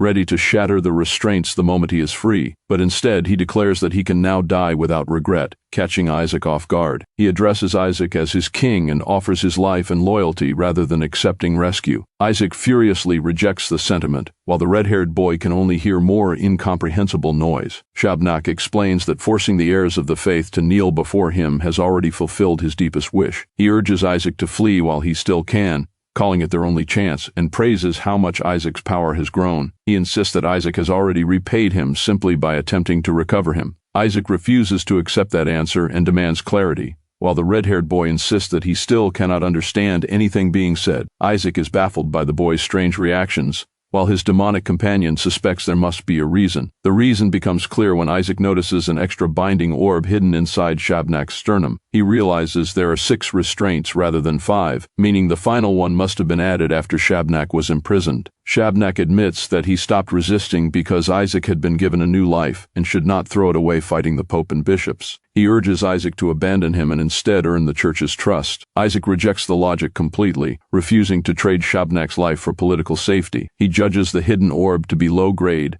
and decides that he can remove it if he gets close enough. Even knowing the risk, Isaac searches for a way to draw Shabnak's attention and create an opening. At that moment, an official suddenly orders Isaac Joshua to switch places with the assistant executioner. The order supposedly comes from Cardinal Barrett, giving the top Pentagon scorer a chance to participate. The spectators immediately suspect a trap, realizing that someone may be trying to place Isaac within reach of one of the 14 demons. Shuri finally understands the danger. Isaac has taken the skeleton king's body, meaning the king's followers will never ignore him. Isaac confirms the realization with a delighted laugh. He reveals that the Cardinal of Gold has unknowingly arranged everything he needed and knocks the red-haired boy aside. Now free to approach openly, Isaac mocks the boy's fear and takes the executioner's place. He moves toward Shabnak, confident that once he touches the orb directly, the rest will be simple. He dismisses the hidden restraint as low-grade trash and reaches toward Shabnak's chest. The moment he touches it, Isaac realizes that the orb is infused with holy power from the divine realm. He panics after understanding that someone embedded an impossibly troublesome sacred device inside Shabnak, and that dismantling it could take months. His companion explains that only sacred blood of the highest order, possibly even the Pope's, could safely disassemble it, leaving Isaac temporarily cornered. As Isaac wonders whether the Pope is present, the ceremony is suddenly interrupted by a command for everyone to rise. A divine summoning circle opens overhead as an envoy of God descends. Blinding holy light floods the arena, and a heavenly voice identifies the corruption below as the stench of rot. An angel appears and declares that a filthy minion of the Skeleton King is present. The crowd recognizes the newcomer as the envoy of the god of punishment. The angel's arrival sends a wave of force through the arena and captures everyone's attention. The envoy calmly announces that he will personally deal with the offender. Isaac finally understands why Shabnak abandoned his attempt to escape. Surviving an execution carried out by an angel would be nearly impossible. Instead of despairing, Isaac becomes ecstatic because the one thing he needed has arrived on its own. Shuri stares in confusion, feeling as though he has seen this disastrous setup before. The memory suddenly snaps into focus when Isaac launches a concentrated blue strike toward the descending angel. Shuri recognizes the scene and realizes that Isaac is repeating the same suicidal pattern. Horrified, he screams for Isaac to stop, but it is already too late. The attack detonates in a massive burst of blue power as Shuri calls Isaac a madman.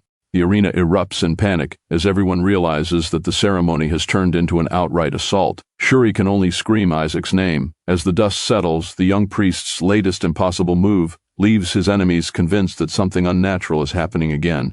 One of them lashes out in frustration, blaming Isaac for whatever disaster he has caused. Then a calm voice praises the priest for noticing what others could not. The speaker reveals himself as a winged messenger of the divine, descending into the arena. The winged messenger openly acknowledges that Isaac detected demons hidden among the crowd and fighters. The onlookers finally realize that the fallen creature is a real demon, and credit the child of Azure with bringing it down. Isaac's ally is stunned to realize that Isaac had been targeting demons from the beginning. Isaac immediately remembers the stranger who interfered with his shot and concludes that the winged messenger was the one who redirected his holy bullet. At the same time, lesser demons begin attacking elsewhere, confirming that rumors have drawn them to the arena. Isaac coldly reflects that Ash spread the bait perfectly, luring demons with the promise of a high-ranking corpse and vulnerable young priests. He knows that the corpse of a 9th-rank true demon will drive thousands of demons into a frenzy. He also decides that any subordinate foolish enough to rush in because of the rumor is expendable. Still, Isaac is unsettled that the winged messenger not only deflected his attack but also avoided a strike that had secretly been aimed at him. Determined to test him directly, Isaac prepares another attack despite his allies' panicked warnings. He fires a blast at the angelic figure. The winged messenger casually redirects it again without losing his composure,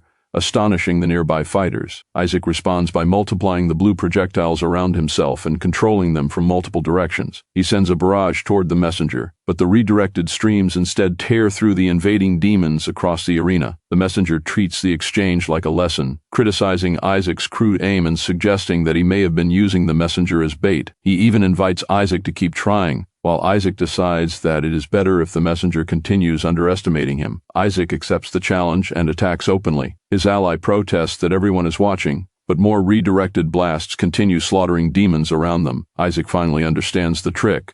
The messenger is not simply dodging, he is altering the paths of Isaac's attacks using the same attribute. Isaac realizes he cannot win the exchange unless he increases his output or changes his method. The messenger begins invoking a higher divine authority, hinting at power beyond ordinary angels. Isaac dismisses the idea, knowing that true divine power would require a contract with a god. Instead, he decides to rely on something he can use immediately. With a grin, Isaac calls upon Malice's divine relic hanging at his chest. He grips it and promises the winged messenger that this attack will be different. Before he can act freely, more demons surge toward him from every direction. Instead of reaching Isaac, they crash into one another as though some force has diverted them. Nearby guards rush to protect the important guests as the chaos spreads. They conclude that the demons have invaded to disrupt the execution. The demons hesitate in confusion when their charge repeatedly fails to reach Isaac. The messenger suddenly appears beside Isaac and remarks that the attack came dangerously close. He lifts Isaac to safety and checks whether he is injured. He praises Isaac as a promising servant of God. In the next instant,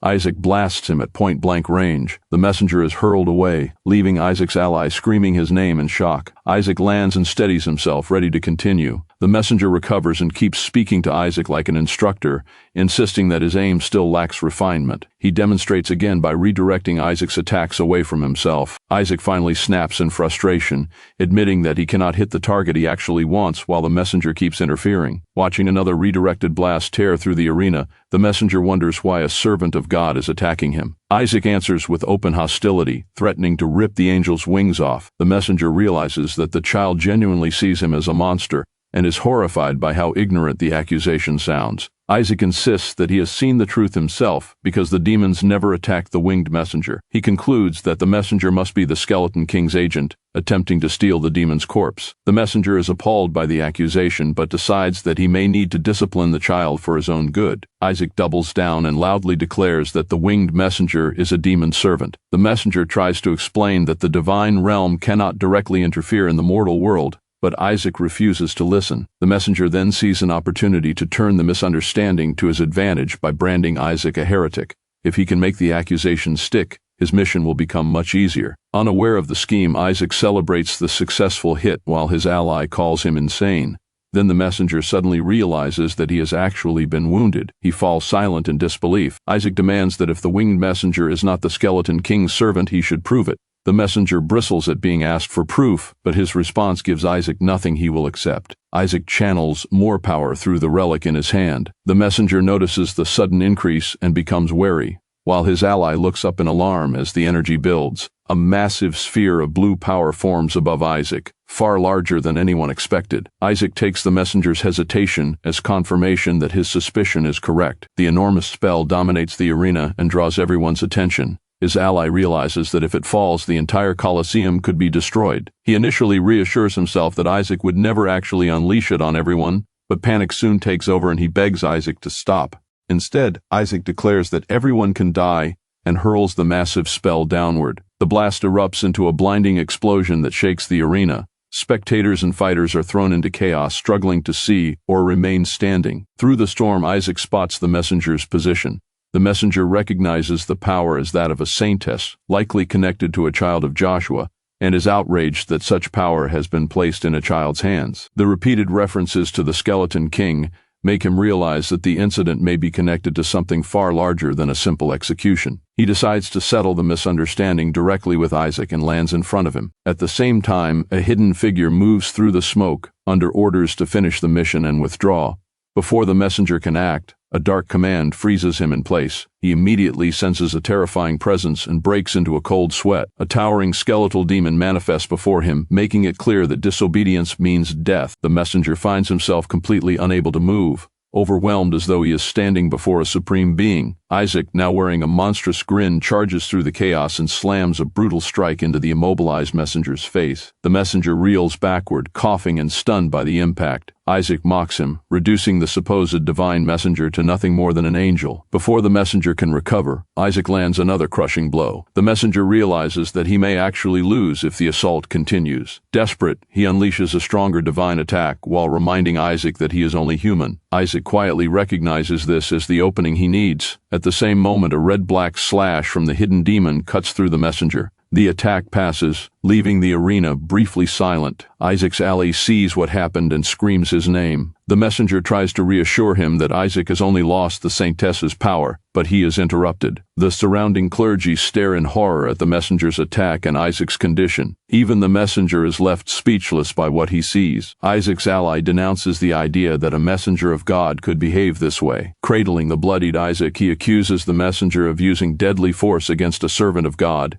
and repeatedly begs Isaac to wake up. The messenger insists that it makes no sense because the spell he used should only paralyze, not cause such severe bleeding. To everyone's shock, Isaac opens his eyes despite being covered in blood. His ally breaks down in relief and begs him to stay awake. Isaac calmly claims that he was punished for mistaking a messenger of God for a demon. He takes responsibility for the incident and asks the messenger not to be angry. A silver-haired cleric rushes over to heal him and confirms that Isaac will survive. However, the healer immediately senses that something about the situation is deeply wrong. He states that no true messenger of God would treat clerics this way, and condemns the messenger for attacking those weaker than himself. The messenger is baffled because, from his perspective, Isaac was the one who nearly killed him. He insists that he never used a killing spell. Isaac's ally rejects the defense, pointing out that everyone saw the messenger leave Isaac in this condition. The messenger can only stammer that he does not understand how Isaac was injured so severely. The silver-haired cleric presses further, questioning why a messenger of God appeared unannounced at the execution in the first place. He also points out that Isaac had already noticed that the demons never attacked the angel. Isaac's ally blurts out that he had been redirecting the attacks away from the messenger all along to protect him, and begs for more time. The messenger seizes on Isaac's unstable behavior and argues that the entire disaster happened because Isaac went berserk and must be investigated. He demands custody of Isaac,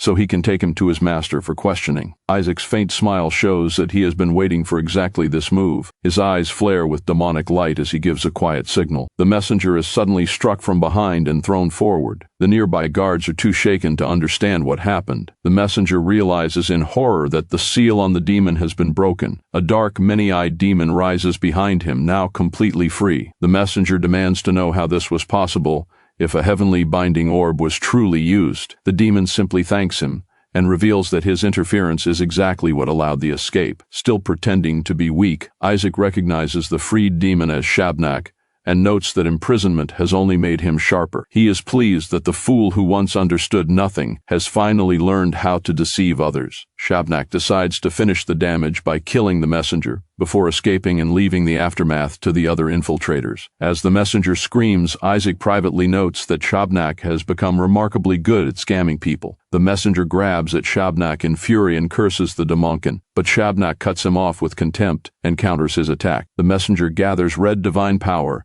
and insists that the demon must be eliminated before he can fully recover. Shabnak responds by forming a dark, blade-like limb. The messenger resolves to offer the insolent demon as tribute to his god, but Shabnak drives a vicious strike through his body. Badly wounded, the messenger staggers as Shabnak continues the assault. Shabnak judges that if the fight continues, the defenders will be wiped out, while the messenger can only think that reinforcements are urgently needed. Shabnak roars over the kneeling angel, asserting complete control of the battle. Now able to hear Shabnak clearly, the messenger realizes too late who he is facing. Shabnak announces that he has already taken the messenger's mana core and will now withdraw. He leaves the remaining chaos to his hidden comrades, shocking the clergy who hear him say it. As Shabnak departs, the messenger can only cry out in disbelief at the absurdity of what has happened. The witnesses begin piecing everything together. The angel called a demon his comrade and used killing magic against a priest. Bleeding and furious, the messenger blames everything on the disgusting bastard who manipulated him. Meanwhile, Isaac grins from his ally's arms,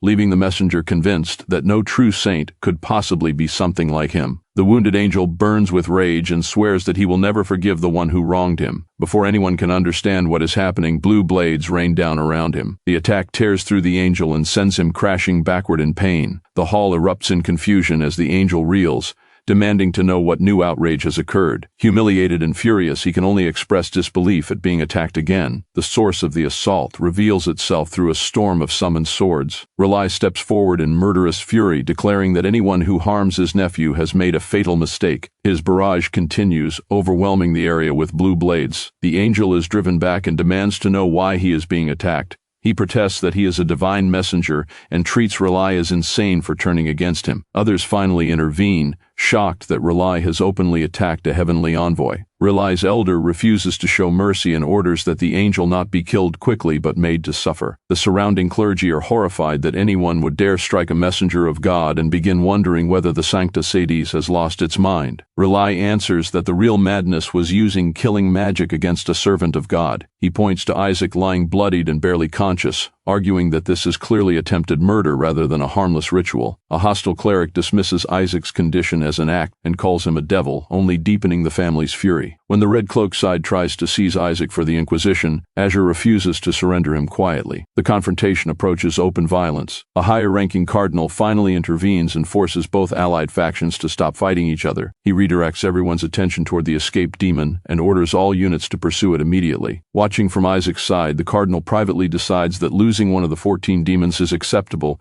if Isaac is too injured to be chosen by God. He is pleased that Isaac's condition may disqualify him from the upcoming God selection. Publicly, he orders the high-ranking clerics to pursue the escaped demon at once. Relai rushes back to Isaac, filled with guilt for ever leaving the boy's side. While Isaac remains in his arms, Relai hears him entrust Isaac's care to him. Relai resolves to hunt the demon himself. He vows to capture it with his own hands and clear his grandson's name, despite warnings that he is too old and too conspicuous to become involved. The warning is justified, especially because Relai had already gone to great lengths to secretly smuggle the demon out once before. Isaac suddenly begs them not to leave, claiming that he is in terrible pain and needs them there. The plea immediately halts their plans and leaves the adults confused. They give in, deciding to abandon the chase and focus on treating Isaac instead. The moment they comply, Isaac secretly smiles, knowing everything is unfolding exactly as planned. Behind his blank, injured expression, he mocks the fools around him. Later, Isaac lies in a hospital room packed with anxious visitors while his caretakers are confronted for turning the ward into a battlefield. The argument escalates as they are accused of treating the room like private territory and even bringing a devil into a patient's chamber. The accusation is directed at the cardinal protecting Isaac, who is pressed to explain why he is obstructing the investigation. In response, the cardinal orders the entire Sanctusades to cut ties with Crimson and begin a full strike, even suspending their normal duties. Everyone is shocked because the Sanctusades is known for handling the church's dirtiest work without complaint, making this their first strike ever. The cardinal rejects any possibility of peace, arguing that a messenger of God attacked his grandson immediately before the execution, leaving no room for reconciliation. He also points out that the demon called the messenger its comrade, and such a statement could not have passed through a binding orb if it were false. When others insist on examining Isaac's wounds, the cardinal blocks them, arguing that disturbing him could worsen his condition. Instead, he demands to know who released the demon's binding orb, noting that the Black Executioner is already investigating. The opposing side becomes certain that Isaac will be taken away as soon as even a trace of evidence is found. Before they can continue, an urgent messenger arrives with devastating news: the evidence is gone. The Black Executioner can barely deliver the report. Meanwhile, Isaac lounges in bed with a smug grin, already knowing the proof has been erased. The investigator explains that the restraints exploded just as the examination was about to begin, destroying all the evidence. He nearly reveals that he sensed a familiar power behind it, but someone panics and silences him before he can say more. With the investigation suddenly dead, Isaac's grandfather triumphantly drives the accusers away. Once the room is quiet, a hesitant visitor asks to enter. It is Nizer, arriving awkwardly to see Isaac. He is so nervous that he can barely say Isaac's name before asking how he feels. Isaac immediately tells him that seeing his face only makes him feel worse. Nizer reveals that he brought Crimson's secret medicine to help Isaac recover quickly, since his injuries would otherwise prevent him from participating in the god selection. He bitterly adds that the gold believers seem to enjoy watching Isaac suffer. Elsewhere, Crimson's leader decides that Isaac cannot be allowed to remain crippled and excluded. He orders that Isaac be made to drink the secret medicine until he fully recovers. Isaac happily gulps down the entire bottle, delighted by its taste, while Nizer mourns the waste of such a priceless family remedy. Nizer panics because a single drop should have been enough, yet Isaac has consumed the entire bottle. To everyone's shock, the medicine works immediately, restoring Isaac's strength and stamina. Isaac is pleased by both its taste and its blessing effect, realizing that it could prove useful during the god selection. When Nizer blurts out that Isaac was never supposed to drink the whole bottle, Isaac's mood turns dangerous. Nizer quickly adds that the patriarch promised Isaac even more medicine if he came to Crimson's main estate. The offer immediately catches Isaac's attention, though he suspects a trap. He pretends that his leg is still too injured to travel. Nizer comes prepared with special shoes to help him move, making it obvious that he was sent to bring Isaac back regardless. Isaac agrees to go, but first sends Nizer outside while he changes. As soon as Nizer leaves, Isaac mocks how easily greed baited him into revealing the invitation. He decides to use the trip to Crimson's main estate to ruin Nizer instead. Isaac escapes through the window, thanking the fool for giving him the perfect opportunity. Back outside,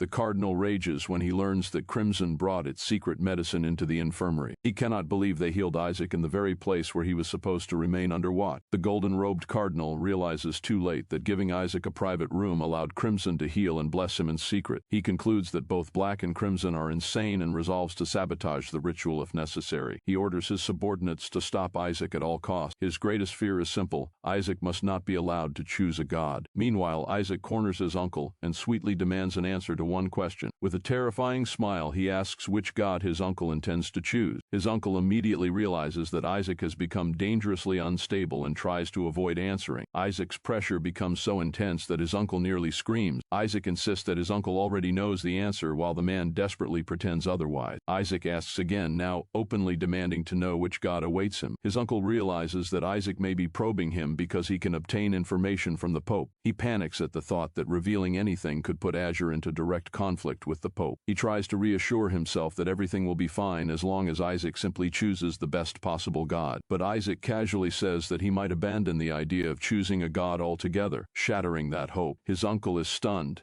and Isaac takes the reaction as proof that they fear he will summon something terrible. He presses further, asking what would happen if an evil god actually appeared, while his uncle angrily dismisses the possibility. Isaac's expression darkens into something openly monstrous. Fixating on the phrase, the highest, he suddenly lunges, as though he has caught a crucial clue, and clings to his uncle while demanding the answer again. When his uncle blurts out that he loves him in desperation, Isaac twists the statement into another threat and becomes even more deranged. His uncle finally tears himself free, insisting that he has to leave because the patriarch has summoned him. The mention of the city and the hidden demon immediately shifts Isaac's attention. He realizes that Shabnak is still somewhere inside the city. Outside, Azure forces spread throughout the streets under orders to remain alert because one of the 14 demons is hiding nearby. Relai returns to his father with new information and brings maps of the underground water vein, suggesting a way to track the demon's movements. His father notices that Isaac has somehow followed them and is now clinging to Relai's leg. Relai tells Isaac to return because the hunt is dangerous, but Isaac refuses and insists that he needs revenge. He argues that the demon disrupted the execution ceremony and endangered innocent people, then vows to take revenge personally once he finds it. Even his familiar is baffled by what Isaac is actually trying to accomplish. Relai can only sigh at Isaac's stubbornness. Eventually, he gives up and allows Isaac to stay, much to the boy's delight. Nearby soldiers are confused by the strange child who has joined the search party. When they realize it is Lord Isaac,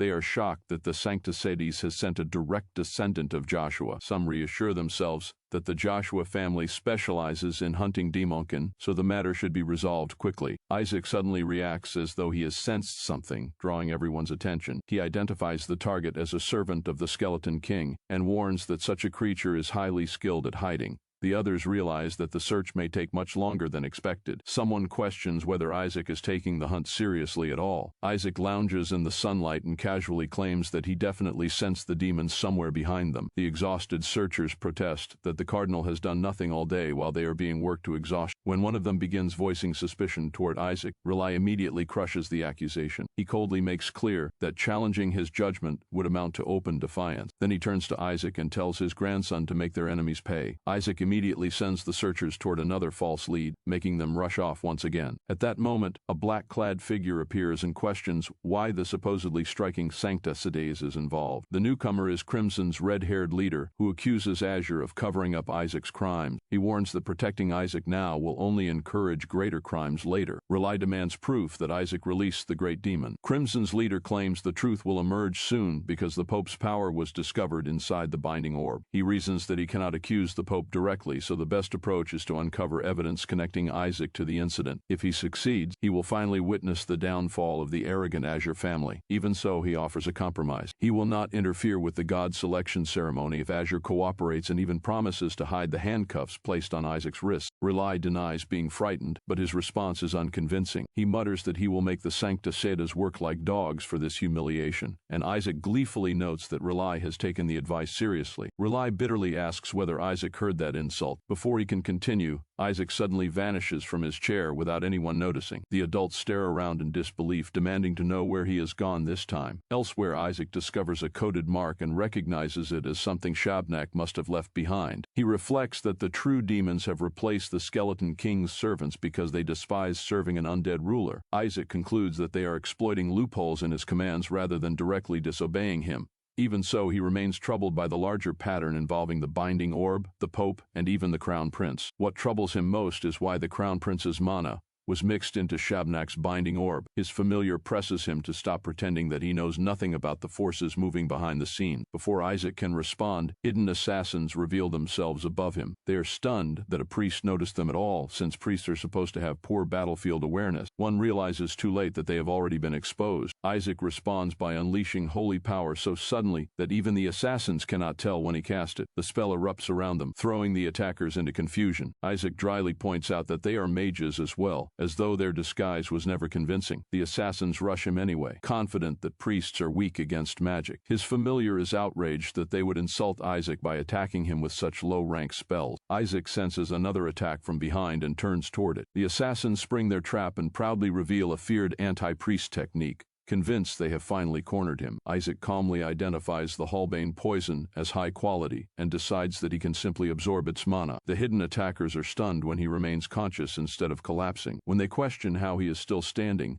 Isaac lets them wonder whether he prepared an antidote beforehand. Even as the poison begins causing pain, he theatrically insists that someone from House Azure will not fall so easily, leaving even his companion baffled by the performance. Encouraged by his apparent resistance, the assassins decide to inject him again. Isaac boasts that 2 needles are still nowhere near enough to stop him, and continues pretending that an azure air cannot be overcome by Hallbane. His continued resistance begins to panic the attackers, and they order everyone to fire everything they have. A barrage of poisoned needles tears into Isaac as the ambush escalates from caution to desperation. Even while watching him absorb dose after dose, the assassins convince themselves that someone from Joshua must be capable of surviving it. Isaac begins looking increasingly unstable. He weakly jokes that perhaps dozens more needles might finally be enough, leaving the attackers disturbed by how abnormal he is. When the assassins finally run out of poison needles, Isaac decides that it is enough and prepares to finish absorbing the remaining mana before escaping. Dark mana continues gathering around him, causing the attackers to hesitate as they wonder whether they have finally subdued him. Lying on the floor, Isaac hears one of them savor his apparent downfall and call him by name, revealing that the attack is personal. The assassins suddenly notice another figure among them and realize that an unexpected newcomer has arrived. The newcomer is identified as Count Moloch, exposing the nobleman behind the assassination attempt. Moloch openly curses Isaac and reveals that his house was ruined because of him. Driven by that grudge, he declares that this is the moment he will finally take revenge. He approaches Isaac's seemingly helpless body, determined to personally witness his end. The assassins confirm that Isaac is still alive and debate whether they should simply kill him now that the poison has done most of the work. Moloch orders them to leave no evidence and make the murder appear to have been committed by a demon. Still pretending to be incapacitated, Isaac panics internally because standing up too soon would expose him. His shadowy companion urges him to act anyway. As the assassins close in, the companion warns that hesitation will get Isaac killed. The attackers notice that he is still moving. Moloch orders his men to hold Isaac down so they can cut his throat and stage the scene as a demonic slaughter. Isaac realizes that he has not finished absorbing the mana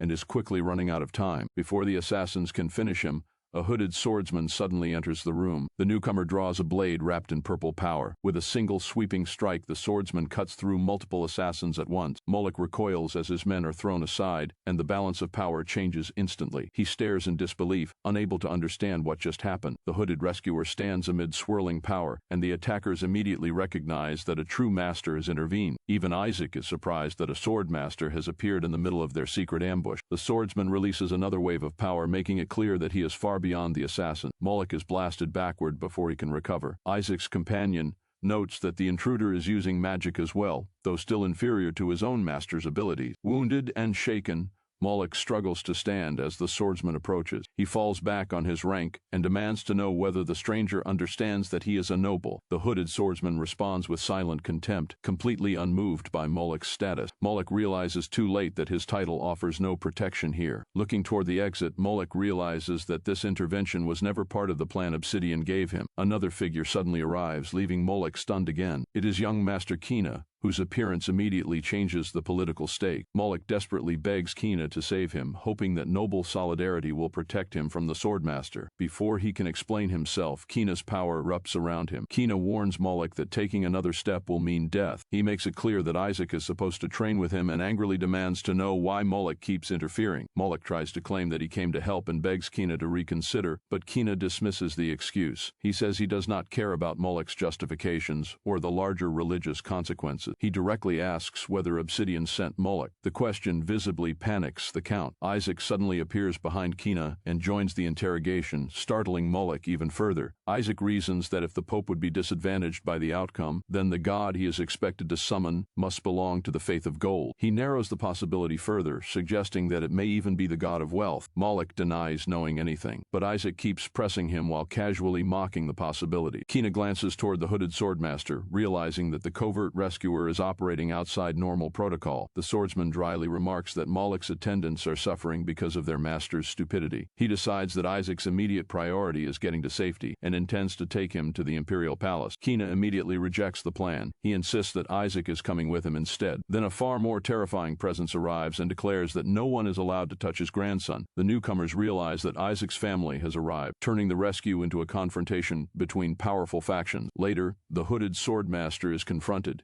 and told to mind his own business because his suspicious behavior during the demon incident has already attracted attention. The accusation becomes sharper when he is reminded that he personally examined the demon's cipher despite already being under suspicion. The man confronting him reveals himself as Obsidian Cardinal Ian Balak and mocks his lack of common sense. Ian openly claims that the Swordmaster sent assassins to attack Molech so he could rescue Isaac and earn his gratitude. The reasoning is simple. Saving Isaac from near death would naturally make the boy indebted to him. Ian adds that because the Yeshua family always repays its debts, Isaac could have ended up loyal to the imperial family instead of the church. The Swordmaster dismisses the reasoning as absurd and condemns the methods of the Obsidian faith. Ian responds by describing the Northern Crows as ruthless enough to use demon corpses against other demons, showing that he understands exactly how far they are willing to go. He then asks whether the Swordmaster has truly lost interest in Isaac, noting that Isaac's written answers still caught his attention. What interests Ian most is Isaac's proposed method for capturing the Skeleton King, something that should have been impossible for a child to devise. Ian admits that if Isaac truly wrote it himself, then his value is extraordinary. He warns the other man to stop involving himself with the boy. Ian reveals that a heresy inquisition will begin immediately after the Obsidian Pentagon. Unless Isaac proves his innocence during the god selection itself, the Inquisition will proceed. He coldly warns that at this rate, the faith of Azure could be wiped out entirely. Back at the Yeshua Manor,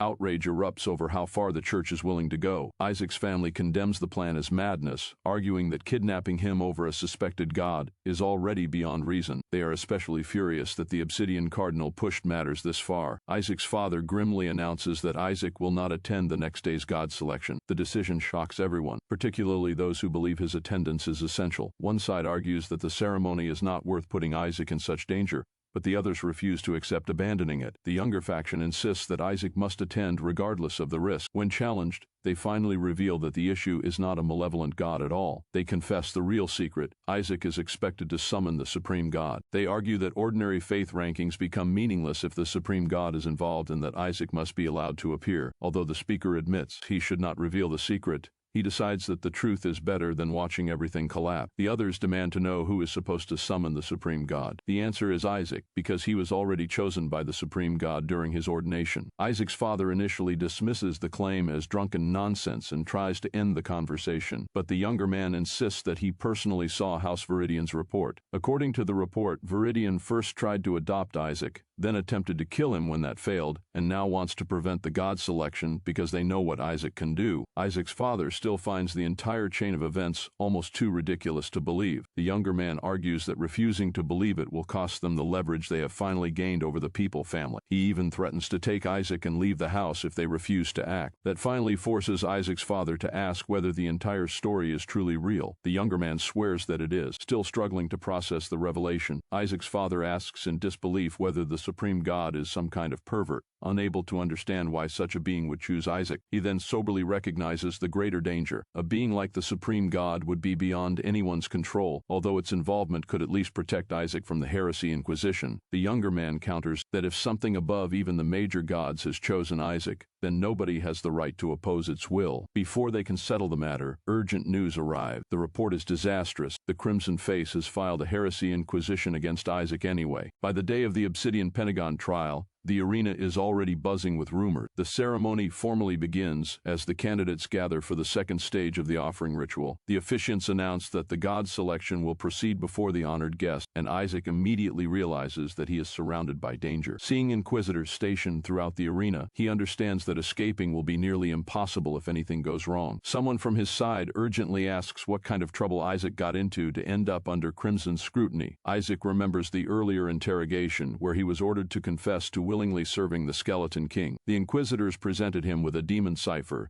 that supposedly contained his name and treated it as proof. When they tried to twist the Skeleton King's repentance into submission before the gods, Isaac exploded at their distortion. He smashed the table and demanded to know where the cipher actually said any of that. In the heat of the moment, he nearly blurted out something fatal before catching himself. The inquisitors immediately realized from his reaction that Isaac could truly read demon ciphers. Satisfied that their trap had worked, they told him they would see him at the Obsidian Pentagon. His companion could only curse Isaac for falling into such an obvious trap.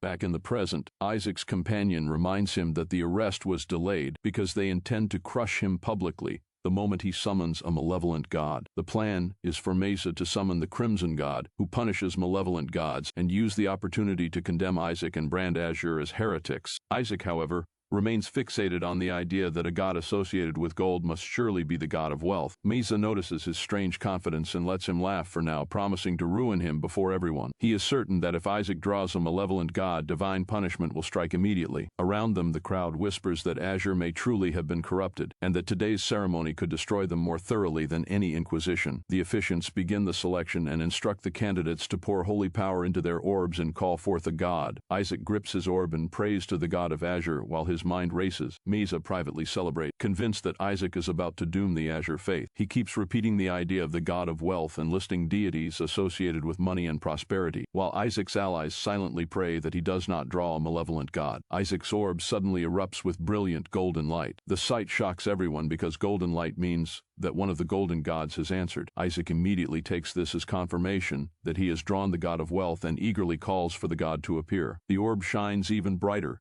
convincing the onlookers that the god of wealth is truly descending. Isaac grins in triumph, certain that he was right. Then the light changes, and a different emblem begins forming inside the orb. Isaac's companion recognizes it first, realizing that something far more significant is happening. Isaac panics and tries to deny what he is seeing as the truth becomes clear. Mesa charges forward, still determined to expose Isaac before the crowd. Isaac desperately clutches the orb instead of presenting it. In a final moment of panic, he throws the orb away rather than let everyone see what he saw. Both Nizer and the others stare in disbelief. The orb hangs in the air, still blazing, while Nizer screams that Isaac has lost his mind. Nizer rushes after it, convinced that they can still recover the orb and prove Isaac's corruption. He considers the situation even better now because with the orb out of Isaac's hands, Isaac can no longer manipulate the result. Before Nizer can seize it, an official calls Isaac by his full name and stops the chaos. The Inquisitors move in, announcing that they will retrieve the orb themselves and officially confirm which god Isaac summoned. They warn that if he drew a malevolent god, he will be taken to the Inquisition stand. Isaac protests that the result should not count and begs for another chance, but the process is already beyond his control. Nizer demands the recovered orb, eager to expose Isaac, and triumphantly declares that he is finished. The Inquisitors tell him to look carefully at the god Isaac actually summoned. When Nizer sees the emblem clearly, he falls speechless. It is the mark of the Supreme God. Nizer can only repeat the revelation in disbelief, unable to reconcile it with everything he expected. The crowd erupts as everyone realizes that if Isaac summoned the Supreme God, the accusations that Azure was corrupted make no sense. Watching the public mood turn, a high-ranking figure realizes that the entire scheme has collapsed. When asked whether Isaac knew it was the Supreme God and still threw the orb away, Isaac admits that a Supreme God is worthless to him if it cannot make money, then casually prays for Nizer's soul. Still dazed, Nizer clings to his belief in the god of wealth as his mind struggles with the contradiction. While the arena reels from the revelation, another smiling figure quietly appears holding a golden orb, suggesting that the chaos is not over. Isaac is then harassed by the greedy little dark creature attached to him, which demands to take over his body. The creature escalates into a threat, insisting that Isaac switch places with it or die, leaving everyone nearby in panic. Elsewhere, a formal council settles a matter in Haoshua's favor, while tension remains beneath the ceremony. A red-haired youth seethes with frustration, unable to hide how badly the outcome angers him. The Empire's leading houses and faiths gather to discuss the implications of the recent divine selection. The blonde representative calmly confirms that House Ashworth will handle the matter, amusing the Azure side. Azure's cardinal is visibly pleased, and his aide notices that he is in unusually good spirit. He openly admits that his delight comes from his grandson drawing the Supreme God, a sign of immense prestige. Some view it as a blessing for the Empire, while others quietly resent House Ashworth's sudden rise. A rival dismisses the excitement, arguing that drawing the Supreme God means nothing unless Isaac can actually summon him and form a contract. Azure fires back that if it were truly that easy, the Golden Faith would have accomplished it long ago. Pressed further, Azure insists that even being chosen by such a god is extraordinarily rare and worth celebrating. The Golden side decides to exploit the situation. Their original plan was to use the chosen god to gain political authority, But the Supreme God's appearance has destabilized everything. They remember supporting Isaac when the God of wealth seemed inclined toward him, only to realize that support is useless now. Golden concludes that Isaac was chosen because of his talent but lacks the ability to truly summon the Supreme God. From that belief, they resolve to prevent any contract from being formed at all costs, even considering the use of a sacred dormancy art on the Supreme God. Meanwhile, Isaac flatly rejects the divine selection and refuses to accept being chosen. Back in the library, his attendant is stunned to find Isaac desperately studying despite his usual hatred of it. Isaac searches frantically for any way to cancel a divine selection, but finds nothing, driving himself nearly mad. His attendant cannot understand why Isaac hates being chosen by the Supreme God so much. When he presses the issue, Isaac's sheer intensity makes him regret asking. The attendant points out that Isaac already received gifts from the Supreme God, which should prove that he was truly chosen. Isaac reveals that he threw those gifts away, despite the fact that they would have made summoning the Supreme God much easier. He wants nothing to do with it. The attendant eventually gives up arguing and instead urges Isaac to at least summon a high-ranking god for protection. He explains that the Crimson Faith is preparing to summon the Crimson God and use it to drag Isaac away. Once that god judges Isaac's faith, divine lightning will kill him unless an equally ranked god blocks the attack. Isaac is told to hand over the azure god he drew so that it can shield him. Instead, Isaac approaches the matter practically, asking for a high-ranking god that would actually obey him. The dark creature bluntly tells him to prepare another plan. A week later, the god summoning ceremony finally begins. The crowd remains skeptical, emphasizing that drawing the Supreme God and actually summoning him are completely different matters. Rumors spread that Isaac's faith is too weak, and many expect Crimson to use the ceremony to have him executed. Neither of Crimson is confident that Isaac's tricks are over, and that the Crimson gods have already marked him for death. He openly declares that Isaac will be executed by the god of Crimson that day. Golden quietly agrees that the threat is real, even if Nizer's confidence is irritating. Golden then warns Isaac that his body cannot withstand summoning the Supreme God. To everyone's surprise, Golden offers to help Isaac summon him. The offer comes with one condition: once the summoning is complete, Isaac must be handed over to the Golden Faith. Azure immediately tries to reject the bargain, but Isaac's attention is caught the moment Golden offers the god of wealth in exchange. He is ready to accept immediately. Azure grudgingly admits that the deal has merit because the god of wealth could also block Crimson's attack. He adds that without Golden's assistance, Isaac might die during the summoning itself. Azure frames the decision as a way to save Isaac's life, even as Isaac struggles against being restrained. When Azure leaves the choice to him, Isaac immediately agrees. The bargain is struck, and Golden praises the decision just as a messenger rushes in. The messenger announces that the order of the summoning ceremony has suddenly been changed. Nezer has been moved ahead of Isaac and will summon first, shocking Golden and delighting Isaac. Azure immediately realizes that Crimson must have bribed Obsidian to arrange the chain. He decides to confront the matter personally. Around the hall, people repeat the new order in disbelief, quickly understanding its implication. Crimson intends to execute Isaac before he gets the chance to act. Azure heads straight toward the Obsidian Cardinal, and the crowd assumes he is going to protest. Instead, he finds Obsidian already dealing with Crimson's side. The pretense of righteousness collapses the moment its chest is opened. Azure shamelessly offers a larger bribe in gold and demands that the order be changed again. The crowd is stunned that Azure's Cardinal is openly bribing Obsidian, though they assume Obsidian would never accept such a blatant offer. Obsidian calmly says the proposal is worth considering, leaving everyone speechless. Isaac desperately tries to stop his grandfather from disgracing Azure further, begging him not to commit such corruption in the faith's name. Nearby spectators praise Isaac's moral outrage as proof that he has the temperament of a future pope. Isaac immediately ruins the moment by shouting that if Azure has that much money,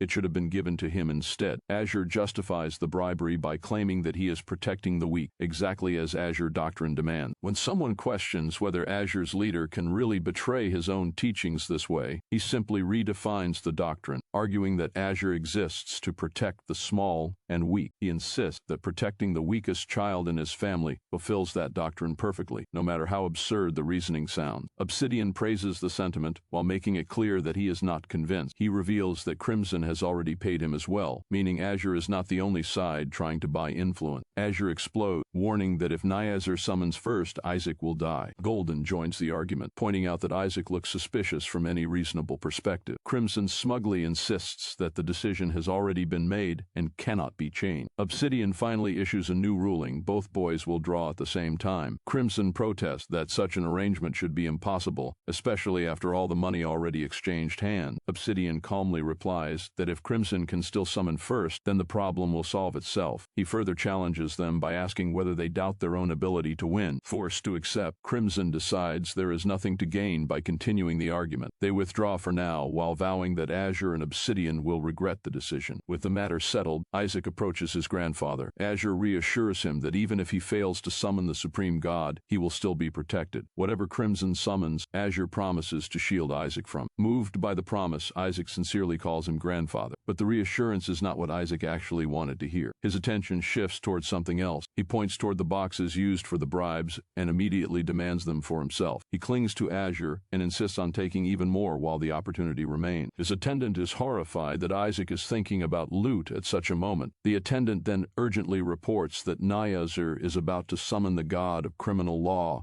Crimson's main deity. Instead of worrying, Isaac brightened. If Nyazur is summoning that god, the situation may actually work in his favor. Isaac reveals that he had originally planned to make a deal with the House of Gold and abandon the entire situation. He also admits that he accepted the bribe chest knowing it was probably trapped, intending to fake an injury and blame the other side. Now, however, he realizes that a higher god should be able to recognize his true soul, completely changing his calculation. He had hoped to be sent safely to the infirmary before any greater gods appeared, but now sees an opportunity to suppress everyone with the supreme god instead. The fact that Nyazur is summoning the god of criminal law convinces Isaac that the gamble is worth taking. The dark creature agrees, promising that if this particular god appears, it can keep the Red House from interfering further. Meanwhile, Nyazur remains certain that Isaac is finished the moment his own god arrives. The simultaneous summoning begins. Nyazur moves first, determined to seize the initiative. Crimson power erupts from him as a violent red pillar rises through the hall. The crowd recognizes Crimson's chief deity, the god of criminal law, and Nyazur celebrates, convinced he has succeeded before Isaac can act. At the same time, Isaac calmly gathers his own power. His eyes open as a far more overwhelming force answers him. A blinding golden eruption tears through the hall, completely dwarfing Crimson's summoning. The spectators are stunned as they realize Isaac has truly summoned the supreme god. Nyazur refuses to give up. He reminds himself that summoning the god is not enough, and that Isaac still needs to form a contract. Believing he still has time, Nyazur immediately begs his god to judge Isaac's soul and punish him for breaking the world's laws. The divine response comes instantly, but not in the way Nyazur expects. The summoned god asks which child falsely claimed to be a saint, turning the accusation back against the ceremony itself. Isaac's dark companion panics at the supreme god's presence, while Isaac remains calm. The creature urges him to hurry and form a contract before everything falls apart. Crimson continues reassuring itself that Nyazur will contract with his god first. Nyazur boasts about his certain victory just before the god of criminal law fully manifests. The god appears in person, towering over the hall with overwhelming crimson authority. Nyazur spreads his arms in triumph, expecting judgment to fall on Isaac. Instead, the god immediately identifies Isaac as the one who swallowed a piece of the skeleton king. Nyazur eagerly confirms it and begs for Isaac to be judged as a heretic. The god refuses, declaring that judgment is unnecessary because Isaac has no faith to judge in the first place. He then reveals that Isaac reeks of the skeleton king's power and, worse, is actively using it himself. Nyazur is shocked as the god condemns the divine realm for allowing such a being to remain free. He orders that the god of criminal law need not interfere and commands Isaac's execution immediately. Azure realizes in horror that Isaac's lack of faith has been exposed before the gods. Panic spreads as everyone wonders how Nyazur can be stopped, but the rules forbid anyone except the summoners from entering the ritual space. Crimson's attendants smugly insist that whatever happens must have a reason, and that Isaac's death is therefore justified. The dark creature loses its nerve, while Isaac continues insisting that everything is under control. They call for the assault, certain that Isaac is finished. Even as the attack begins, Azure remains frozen behind the barrier. The Crimson God suddenly pauses when Isaac calmly reaches toward the incoming divine strike. He realizes that Isaac has intercepted it, and is stunned that a mere child could block his attack. Isaac smiles, as though he has finally found the opening he wanted. He abruptly turns his power toward the real threat, and decides to end the confrontation. A surge of dark force blasts outward, throwing the Crimson side into chaos. Dark mana floods the hall, and the spectators recoil as Isaac's forbidden power becomes impossible to deny. Crimson's followers scream that Isaac is using Skeleton King mana and that the entire Azure house is tainted. Azure tries to intervene despite the consequences, but Golden warns that helping Isaac now would make him a heretic as well. Azure no longer cares about appearances and refuses to stand by while Isaac is killed. Isaac remains eerily composed amid the chaos while everyone around him panic. The Crimson assault crashes toward him, forcing Azure to shield himself from the backlash even outside the ritual space. Crimson's attendants celebrate, convinced that the revelation of Skeleton King mana guarantees divine punishment. The god of criminal law joins the attack, deciding to strike Isaac together with Crimson's follower. They coordinate the assault and give the final order, fully expecting Isaac to be erased. As the command echoes through the hall, Azure can only watch the killing blow descend. Then the ritual suddenly stalls. The spectators panic, wondering whether the summoning has gone wrong. The Crimson God senses something impossible and begins sweating as he realizes that the result defies everything he expected. The being they attempted to summon seems to take pleasure in his disbelief. A blonde boy reveals himself as an old enemy and openly threatens the Crimson God. The god descends to confront him directly, now treating the child as a genuine threat. Even face to face, the Crimson God insists that this outcome should not exist. Then realization strikes. He discovers that the boy is protected by a barrier, preventing divine punishment from reaching him. The others outside recognize the same thing. The barrier is blocking divine judgment and keeping the boy safe. The Crimson God tries to break through with force, but the barrier holds. The boy mocks him for being exactly the same as before. The Crimson God responds by preparing an even stronger divine technique, closing in while taunting the boy for still needing to fight personally. The Red God launches Soul Search, aiming to seize or expose the soul inside the child. Before the attack can take hold, it is interrupted, leaving him shocked. The boy is equally startled when another presence suddenly appears beside him. A skeletal spirit manifests and greets the Red God like an old acquaintance, revealing that the Skeleton King is present after all.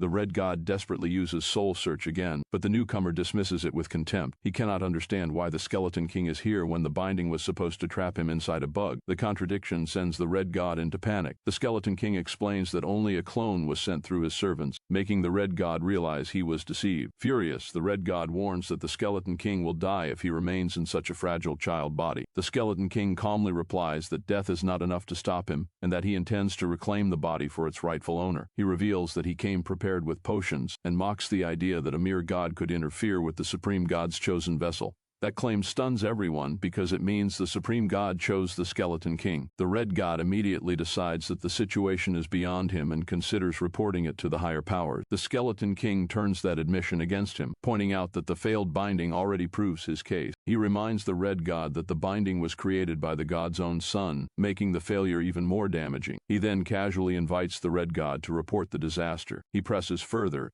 asking whether punishment in the heavens is shared collectively, and implying that the Red God's entire side could suffer. He adds that it would be entertaining if the higher gods learned what happened here. The consequences are clear. The Red God could lose any chance of advancement, and might even be executed by those above him. Cornered, the Red God tries to de-escalate, and asks what the Skeleton King actually wants. The answer is simple: a contract. The Red God hesitates, unable to believe what he is hearing. When the Skeleton King casually confirms it, the Red God can only express his disbelief. He cannot accept the absurdity of a demon lord trying to contract with a god, then realizes that the boy is technically a priest, making the situation even stranger. Trying to understand the rules, he asks for the boy's current name. When he hears Isaac Joshua, he realizes the vessel belongs to one of the 5 great heavenly bloodlines. The Skeleton King uses that fact to corner him further. The Red God cannot safely kill Isaac or report the truth, leaving a contract as the only viable option. When asked about his intentions, the Skeleton King claims he simply wants to live an ordinary life in a healthy body. He insists he would never surrender such a body after suffering under a curse for so long. He even twists the Red God's earlier concern about faith